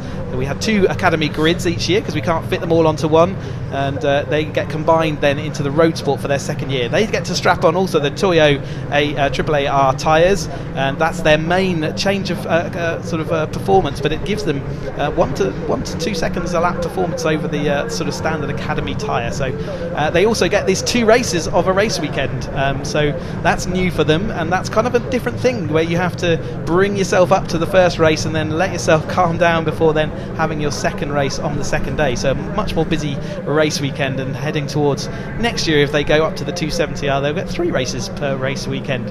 We can see this huge field heading down then underneath the straight, or down the Bentley Straight under the bridge and into this Brundle Nelson complex, and let's hope they can get that all under control. They can work out who and where they all are, and let's get another great race in the books. Yeah, it takes them quite a while to get round, and will take them quite a while to line up on the grid, with 40 plus to line up in the 20 plus rows we have as well. Chris spoke about the Academy, which most of the drivers have moved from into this year for the Roadsport Championship. The champion, though, from one of those Academy groups, Nick Hyton, is not here, but the man who ran in very close to that championship is indeed here on the grid, and that's going to be one to watch out for. Jonathan Emery in the number 43 machine, but great influx of drivers this year, because most of the top runners from last season have now moved on to 270R. They include the likes of Ben Timmons, who we saw race a little bit earlier on. Lionel Tolomarsh, who finished runner-up last year in the Roadsport, has moved on, and Toby Ballard has also moved to the 270Rs as well. So it kind of opens the door, as we said, Chris, for a lot of new people to come in, and also retain some of the drivers from last season as well. Roadsport's one of the only you can't stay in Roadsport, so actually they have to move on. But we have got some new additions to the grid. So these are drivers who have they don't qualify for the Academy. You cannot drive the Academy Championship if you've held a karting license or a motorsport license previously. So the only people you can enter into Roadsport are people who don't have any race experience previously, or who have held a kart license and therefore can't join the Academy but have never raced in a full-size car. And one person I want to shout out is Ben Stewart, who comes in here having only ever driven, he bought his Academy car, upgraded it to Roadsport, he's driven it once at the Nürburgring, and he's headed to here with no testing and no practice, and he ended up in 10th place on the grid, and that is a pretty spectacular start to his Roadsport career. And what a car. So straight from the Nürburgring straight up into Snetterton. As you see this everlasting grid, they're going to almost be round the curve at the back of this grid. Nürburgring to Snetterton, that's pretty easy, isn't it, really, when you come from a circuit like that to somewhere like this? But yeah, well done to him indeed to qualify the car inside the top 10. So many congratulations. Let's see how the race goes for him, because there's a lot of people around him, in front and also behind. We've got a yellow flag further down on the grid, but that's just to slow, I think, everyone into position. And then we'll look once again all the way down towards the back. Can't quite see it really, can we? But there'll be somewhere there a green flag. When that does wave, we'll then all look towards the gantry where we can see the 5-second board. And for the final time today, we will be racing for Caterhams in what's going to be the first of 2 Bilstein Caterham Roadsport Championship action to kickstart the 2024 season. The board is up and down, the red lights are now on, and the race will get underway with, on the front row, Monty Hine behind Jonathan Emery. The race gets underway, and it's a good start for the purple car there of Jonathan Emery in car number 43. So Monty Hine didn't get the best of starts, so he might be flooded up towards that first corner. Already he's going to try and pick up the toe to stay in second place, and he will just about do that by the looks of it. But it will be the number 43 machine of Jonathan Emery who gets through. We've been unscathed so far through Ritchie's. The number 4 car runs slightly wide of Neville Sykes, but apart from that, I think again they've all just about well behaved themselves through the first corner, and now it's going to be the funnel neck in towards the Wilson hairpin. Can they all get on the anchors? And it does look like there are a few lockups, but nothing too dramatic there as we head around this. Some of the drivers taking that very wide line, but that can work early doors as it gives you a little slingshot up here and out into Palmer's, the left-hander. It's all change out front again though. In fact, it's Emery who's disappearing off down the road. Monty Hines just lost a position to Goldstein. Goldstein's already been out with the Caterham graduates this year, so he's not race rusty. He's had a little bit more to get himself warmed up for this, as we see some cars jinking out of the slipstream very late and a few squeals of tyres into the Agostini hairpin, but they all just about get it under control. We've got one car pulling onto the grass on the right side. Looks like he's indicating off, so I think that might be the end of his or her race as we head on then up through Hamilton and out onto the back straight for the first time. Yeah, a lot of brake squealing there, but that's of course everyone being bunched up, just not quite hitting that braking point where it could be at full racing speed. And of course with lots of people around you, you're just eager to get on those brakes and not run into the car in front of you. But someone who will not be doing that is Jonathan Emery, because he's got some nice clear track ahead of him, as the number 4 machine, who's been in strife already on this opening lap, was slightly wide on towards the Bentley straight. But Neville Sykes has continued to keep himself in this race, just down in the lower half of the top 40, but out front looking good at the minute for the race leader, with Paul Goldstein there in second place. And then third place, is that still the car of Polster to Monty Hines? Yeah, Monty Hines still held on to that third place, so they're going to be coming on through as the chase pack also see what they can do to try and recover some of that back. So that's Henry Morris, so they're also looking. Bit of bodywork on the outside of the track there, that's not an uncommon sight as we head on in late in the day in a Caterham Motorsport weekend. But it is Emery in his purple machinery then. He's going to come across that line for the first time to complete that lap 1.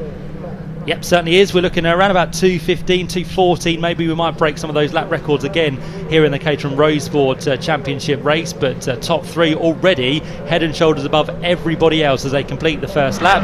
Top 3 separated by less than a second. Then there's going to be a gap of just over 2.5 seconds back to our 4th place car, which currently sits in the hands of Neil Bell. But he's made progress from where he started 5th on the grid. And then the car behind, car number 5, which sits there in 5th position, Henry Morris, has started in 8th position. So good progress being made by both of those, as a few of those now start to drop down. In fact, the pole sitter, Monty Hind, has dropped down to 6th position, and the one making the progress up into 3rd is going to be Ilsvan Demies, who sits there in 3rd from 4th on the grid. Yeah, Istvan Demes. And talking about progress, there are some spectacular progress happening further down. One of the Hanif brothers is up 16 positions from his qualifying position to find himself in 11th. We've got a top 10 for Nichols. He's moved up 10 positions, 12 positions made up by Handy. So there's some really big manoeuvres happening further back, but out front the lead 3 do have a nice gap. But Monty Hind is definitely dropping back down the field and not looking happy. So he was a sort of top 10 finisher in the white group last year, so wonder if he's got a bit of car problems. He didn't get off the line particularly well, and he's been dropping a bit like a stone ever since. You can see him there in front of this next angry pack of drivers looking to take his position away. Yeah, did get a sluggish start, didn't he? So he's kind of just been hampered by that over the first couple of laps. So Monty Hind with work to do to try and get himself back into the mix, but he's in that battle from 4th downwards, so he is in kind of contention for a top 10, as we're going to have Monty Hind possibly with, has he got some damage on the right hand side? No, that's normal, that's where the tread mark is outside the car, but he's going to go for the inside line, is Monty Hind, to try and take the place away from the number 88 machine. In fact, I think he's under attack here for that 6th position as he runs out wide. It's not really the place to be for Monty Hind, so he's going to drop further back here as Adam Keane works his way through. Yeah, Keane, another front runner in the academy group, so another person running slightly behind where he'd want to be and having a sort of battle in that sort of rear end of the top 10, so they're going to be seeing what they can do. Still 15 minutes and plenty of time for this to develop, but that front 3 are broken away. We've got a mid-ground sat there doing nothing in the middle, but this is where the Monty Hind battle is. You can see there's an awful lot of cars nose to tail. We've got side-by-side action as we come out of that final corner then as well, but out front there's a nice little swap of the lead. Goldstein does take that lead over Emery, and that was an easy sort of cooperative manoeuvre again there, and it is Istvan Demes in that 3rd place. Morris, Hind, Stewart, Bell, Cohen and Brown, Hanif makes up that top 10. Remember, Hanif is the guy who's made up 16 places to get where he is. Yeah, we're getting a few more breaks within this race as well, because all of a sudden there's a 4 or so second gap back from 4th to 5th now. So all of a sudden the number 5 machine of Henry Morris has broke away. He's got no one really to play with, so he'll be looking out the road in the distance, just hoping that those 3 in the lead of the race will just be fighting amongst themselves, as there's a problem there, I think, for the number 4 machine again. So Neville Sykes has been in strife on 3 occasions now. I think we've picked them up, and this one he goes for a full rotation. Yeah, and in a Caterham race like this, that is going to drop you to the rear of the field. It's definitely not been a great start to his first race, but he will lick his wounds and be back again for more tomorrow. They've got another 20-minute race for themselves tomorrow. Still nose to tail, great simple sideways for that yellow machinery deep in the field there, as we still come back to this lead group who are broken away. But Monty Hines does seem to have stopped the rot, doesn't he? I think he's almost working with Keane now, and that was, like I said, one of the Academy front runners from last year. He's still more spinning. He's going from bad to worse. I wonder if there is an issue with that car. It could well be. It might be that he's dropping some oil maybe onto his own tyres, and that can happen. So we'll give him that excuse for now. Yeah, we'll see if he retires into the pit lane, but Neville Sykes, 2 spins on 1 lap, unfortunately, has now put him right towards the rear of the field. There's Monty Hind, you can just see in the forefront of the picture, working his way in towards Brundle and Nelson. He, as Chris said, is kind of just now pulled to the head of that little battle, so he is still quite a way off the rear of the number 5 machine of Henry Morris. But all of a sudden, I think Henry Morris has started to pick up the pace now, because he's only 2.5 seconds back, and he might be able to close across the course of this lap as well. All depends on what the top 3 continue to do, but Paul Goldstein out front with the likes of the number 43 machine. Jonathan Emery, who ran very close to the Academy Championship last year, sits there now towards the head of the order, and there in 3rd place is still the Isfan Demi's machine, which goes through across the line in 3rd place. So nothing to choose between them. There is in fact less than half a second that cover the top 3, and we're going to be 3 wide into the corner as Isfan Demi's tries to get through. It's going to be Emery who holds on to it. Goldstein, who was in the lead across the line, he gave the double toe away, and both of them took the opportunity to go through. Yeah, what the 310R can do, the Roadsports can as well. Goldstein throwing it back down the inside again as they went into turn 2 then. That, though, just like Cook, it's slung, a slingshot for Emery off the front of the grid, and he had speed in that car. Can he hold on for the remaining 12 minutes? He's going to be looking in his mirror an awful lot. There's Morris chasing down this chase group as well. He's going to add 4 cars, so one of them's going to definitely not be getting a podium positions, and he seems to be catching up quickly as the 2 in 2nd and 3rd squabble between each other. The chase pack of this goes all the way down to about 20th position, if not more, so again, they don't want to trip each other up too much. They've got a nice little comfortable gap now, but if they start battling and that chase pack do catch up, headed by Monty Hines and Keane, so those 2 might well get back towards them. The rest of this battle, I think, they're so engrossed in their own thing, I doubt they're going to make it back by the end of this race. I think you're absolutely right, Chris, about Neville Jones, because we just saw the slippery surface flag down towards Hamilton, just there in the background, or it might actually be for that bit of debris on the circuit, but there is the debris flag which is being hung out to the drivers just to warn them through the Hamilton-Oggies part of the circuit. But yeah, top 4 now for the lead. I think Jonathan Emery just pulled away, so we gained 1 in terms of the number 5 machine of Henry Morris, and then we lost 1 out front because Jonathan Emery started to pull away. So when you gain 1, you lose 1, but I think we are going to have 4 for the lead as they work their way back towards the completion of this lap. Monty Hines still under pressure there from the 88 machine, just going through picture. That was Adam Keane trying to get himself back through, so that's the fight for 5th and 6th place, and then a second or so back from them in 7th place now is the number 31 machine, which is Ben Stewart. So some really good battling as the OAP goes through there. Not too sure who that is, but just kicking up a little bit of dust. That's Stuart Bell. So yeah, and he was fighting with Cunningham as well, who you saw just briefly on screen, who's also been up and down the order a little bit. So each of these drivers is going to have their own little story to take back to Parc Ferme, and if you ever get a chance to look at a Parc Ferme, Roadsport's one of the very best, with all the friends and family around, and their stories that they take away with them from their adventures in what is only 20 minutes, but you can pack an awful lot of racing action, especially in a Caterham car, as this all starts to spread out just a little bit. So they are sort of splitting off into their own battle packs, this top 20 field, as they all come through, but they've all got their own 4 wide moments to talk about, haven't they? Another spin. I can't believe that car is operating as it should be. I wonder whether there's some broken rear de Dion or something going on the A-frame. Anyway, there's something to make the rear of that car unstable.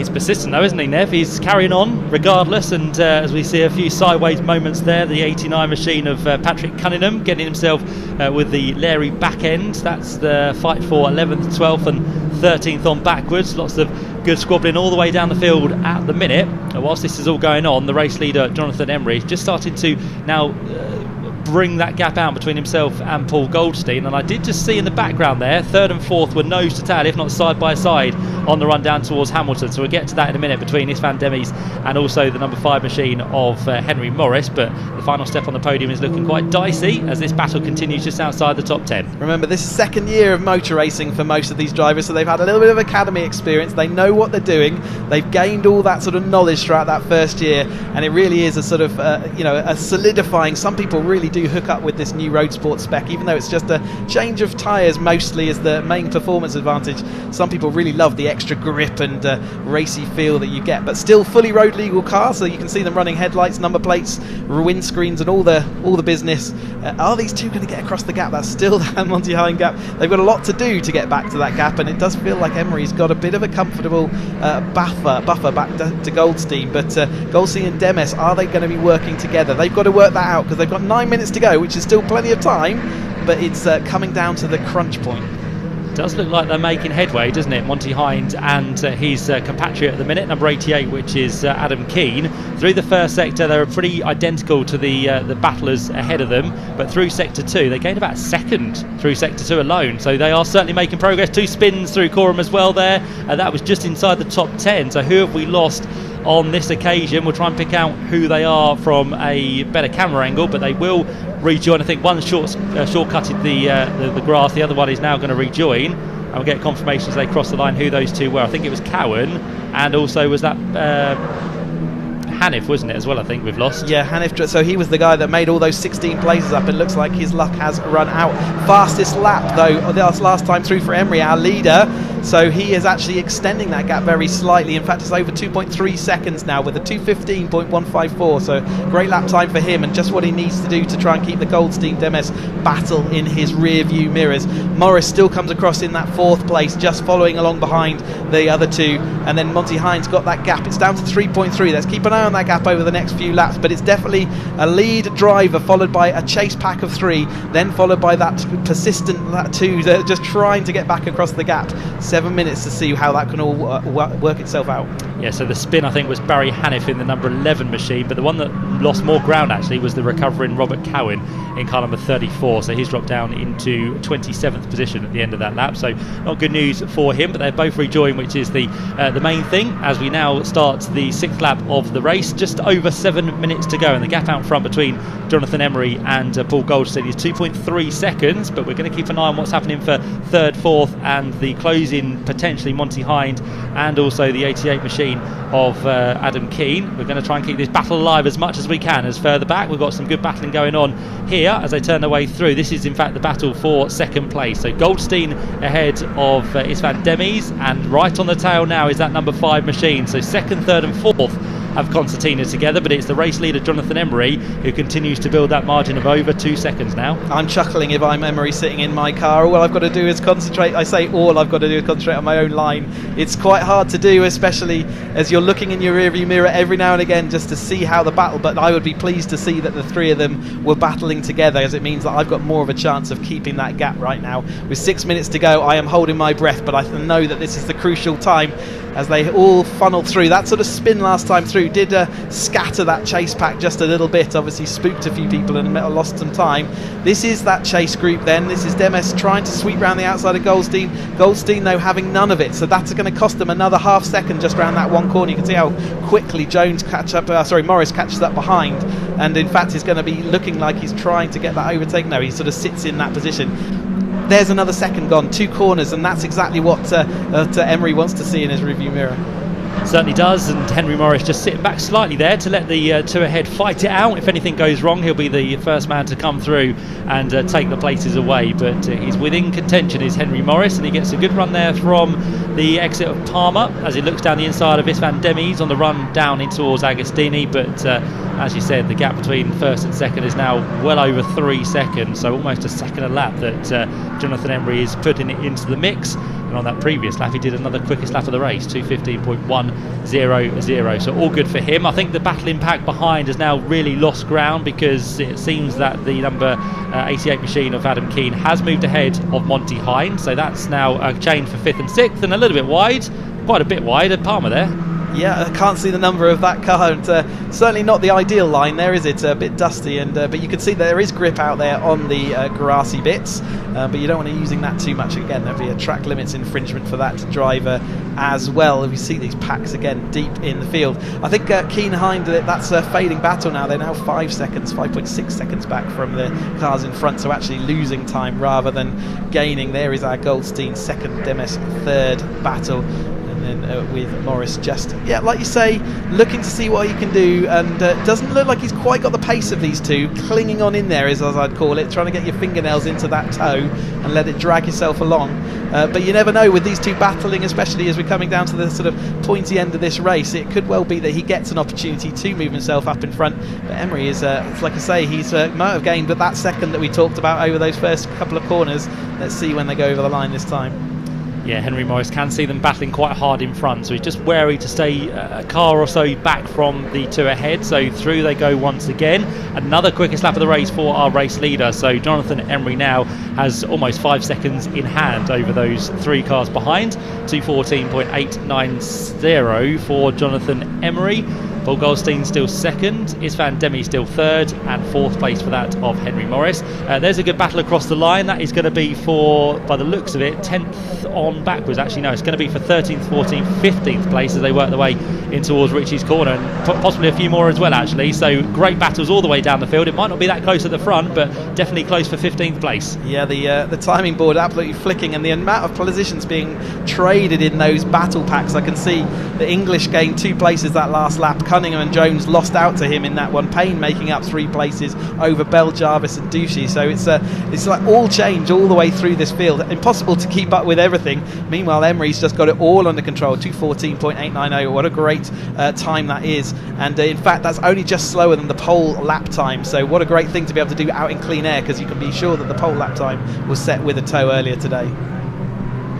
Certainly was. We are on now the penultimate lap of the race by the looks of it. Just over 2.5 minutes to go. So by the time Jonathan Emery gets back round next time, there'll be less than a lap time left in this race. So he will be on to the last lap of this first Caterham Roadsport race of the weekend. Still doing well to avoid that bodywork on circuit, just off the racing line, which is good. So through they go in towards the right hander. This is that fight, as we said, for 13th on backwards, just picking up the number 30 machine there of what was Guthedge Ducey as they work their way on towards the Bentley Straight. And this is kind of from the rear of the top 10 all the way down to somewhere about 18th place. So brilliant little battle going on at the minute, and we can just see a 10-second penalty has been applied to the number 40 car. So Dean Pollen has received that, possibly again for track limits. Yeah, and it's important to remind everyone that 18th position in this race is still top half. You know, it is absolutely so many and so deep, with a little bit of a wheel arch there flapping in the wind. Again, not too much of a drama, and it's quite a regular thing. But bodywork on the track, you see the flags get waved for it, and it is quite important because those rear wheel arches are quite heavy, and also if you get that stuck under a wheel, it is like driving on ice. There's absolutely no grip, so it's important that the flag marshals do point that out, and we do sort of talk about it quite regularly in Caterham racing. We only attach those rear wheel arches and front wheel arches with sort of nylon bolts and glue, so it's deliberately designed so they don't cause any bodywork damage if they do get contacted. So that's why you see it quite a lot. But that is our chase group, 2nd, 3rd and 4th, who are going to take the 2 podium positions, because I don't think they're going to get a chance to get that top step unless something really does happen to Emery's race. But Goldstein and Demes have looked like they've been in the champion positions to go and take that 2nd and 3rd, but Morris is there or thereabouts, just watching, maybe keeping his tyres under control, keeping himself under control, and now he's looking to see whether he can get involved. Yeah, we are on the last lap now, so it's all important that Henry Morris, if he wants to try and make his way through the field up 3rd or 2nd, he needs to start thinking about where these moves are going to come, because he's been sitting there now for quite a few laps, just kind of biding his time, working out what the guys ahead are doing. But as I said, if he wants to work his way through, he needs to be fairly quick about it, because all of a sudden looks like Paul Goldstein has just picked up the pace now in that second position. Still Istvan Demi's there in third place, the blue and white Caterham, and then the number 5 machine we're focused on there of Henry Morris, but I don't think he's quite got the pace as they work their way on towards the Bentley Straight. Again, it ebbs and flows in favour of Istvan and also Henry in fourth place, but Henry now needs a good couple of corners to end this lap to try and get himself onto the podium. Yeah, Emery's sailing down into that turn, quite a nice gap, so that looks like it's a sewn up job. Interesting, Demes was about the same gap back to Goldstein that we saw Hugo Busch from the last race. Can he recover that sort of 7 or 8 car lengths deliberately before that last corner and then give himself a chance up the hill to get that toe? The gap is coming down, but it doesn't look like it's coming down quick enough. Has Goldstein done enough? I think he might just, by the slimmest of margins, have enough to take this, but it's going to be awfully close as Demes does close up as they go around Coram. Yep, no question about our race winner, Jonathan Emery, 7 seconds almost to the good as he works his way out of shot up towards the checker flag, ready to take victory in the opening Caterham Roadsport race of the year as he comes through. It's going to be a dive for second place, though we're going to have a change possibly because Goldstein is a bit slow out of Murray, so it's going to be a drag race to the line. Can Demis get there, or is it going to be Morris? It's going to be a drag race to the line. It's going to go the way of Goldstein, I think, by a very small margin again, because he gets to the line 45 thousandths of a second ahead of Istvan Demi's there, and we said would possibly Henry Morris make his move. Well, he didn't really, did he? He stayed right there in fourth place, and at the end he was half a second adrift. Had some drama on the last lap there as well, because Orlando Morris has come entangled with a number which hopefully we'll see when that number 21 machine does reverse. Is that number 4? No, it's not number 4, is it? Because Nev is on the front of that car.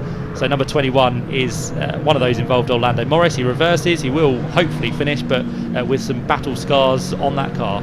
Got something stuck under the rear of that car, whether it's a wheel arch or something. What a sad end to their race, but and that was around Brundle Nelson. It's quite a common thing, but yeah, Morris didn't really have a chance, did he? It was all Goldstein and Demis. Goldstein, I think, missed a gear maybe out of that last corner, and actually by being almost too close, Demis then didn't get a chance to slingshot by, so it was almost a very well positioned car by Goldstein. He's a wily character. Here's a replay, I think, of that incident we've just seen between the 21 machine and who is the one who made contact. Can't quite pick up the number, unfortunately, but yeah, it was unfortunately not 21's fault. So he was the one being accosted was Orlando Morris, and who was he running with? We can't really tell now. They've all taken the checker flag, unfortunately.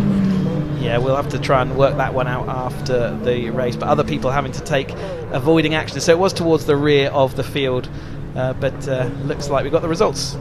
So, the Bilstein Caterham Roadsport Championship, race 1 of the weekend. Jonathan Emery takes a commanding victory by just under 8 seconds in the end, with 9 laps completed.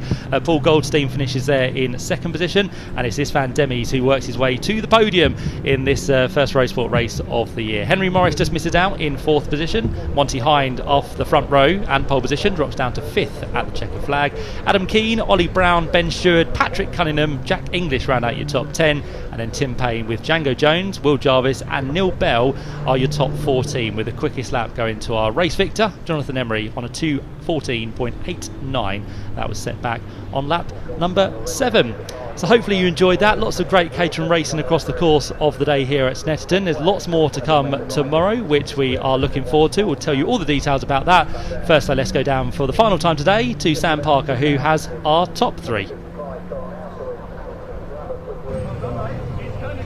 What a lovely battle with these guys, and goodness me, Jono, 7.8 second lead. That's quite astonishing. Obviously he might not know that, but we'll come and tell him. He got fastest lap as well. Fastest lap, yes. And that's my first ever fastest lap. No way. Yes, because Nick's not here this weekend, that's why. But a 7.8 second lead. Is that what it was? Yeah, to be fair, the guys behind me were rapid, but I knew they'd be scrapping it out, so I tried to work with Paul to start off with, and then he got tangled up with Esteban, I think, and I just gunned it.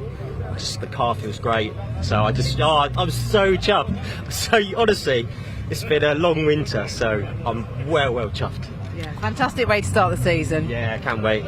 Again tomorrow. I know, what fun, how good. Yeah, excellent. Well done. No, exactly. See you next. Yeah, I need some tips. Yeah, no worries. Well done, Jono. Right, let's go and speak to Paul. Paul, fantastic. I mean, it was almost, you almost had him, didn't you? And then he just pulled away at the end, and you had a great battle with this fan. Yes, we pulled away because I was fighting him. Yeah. So it just left him be. Great battle with this fan. It was like, I think I crossed the line about that much ahead of him because just as we come down the straight, I was like, no, he's got ahead of me. Then he gear changed, and I'd already done my gear change, and then I just managed to just eke ahead of him again. So yeah, no, great, fantastic to be P2. Really happy. Yeah, great start to the season. Thank you. Cheers. Well done, Thank Paul. you. Thank you. Right, we're going to have a quick word with this fan in a minute. He's just talking to the circuit commentary.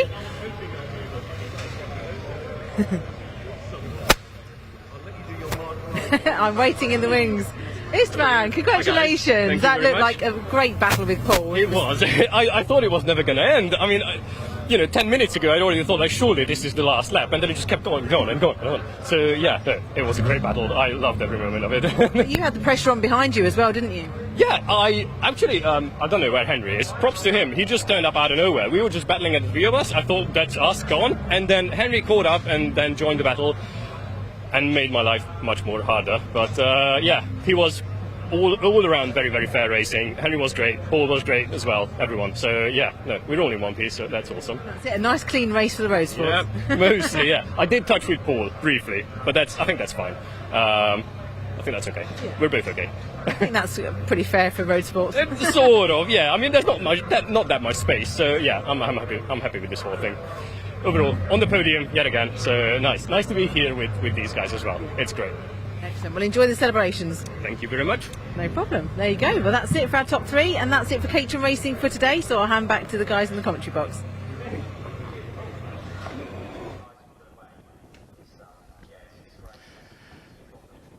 Thanks, Sam. Yep, nice again to hear from our top three down there in the pit lane. Here's what's coming up tomorrow, because day one it is completed. We've got another full day of action to look forward to.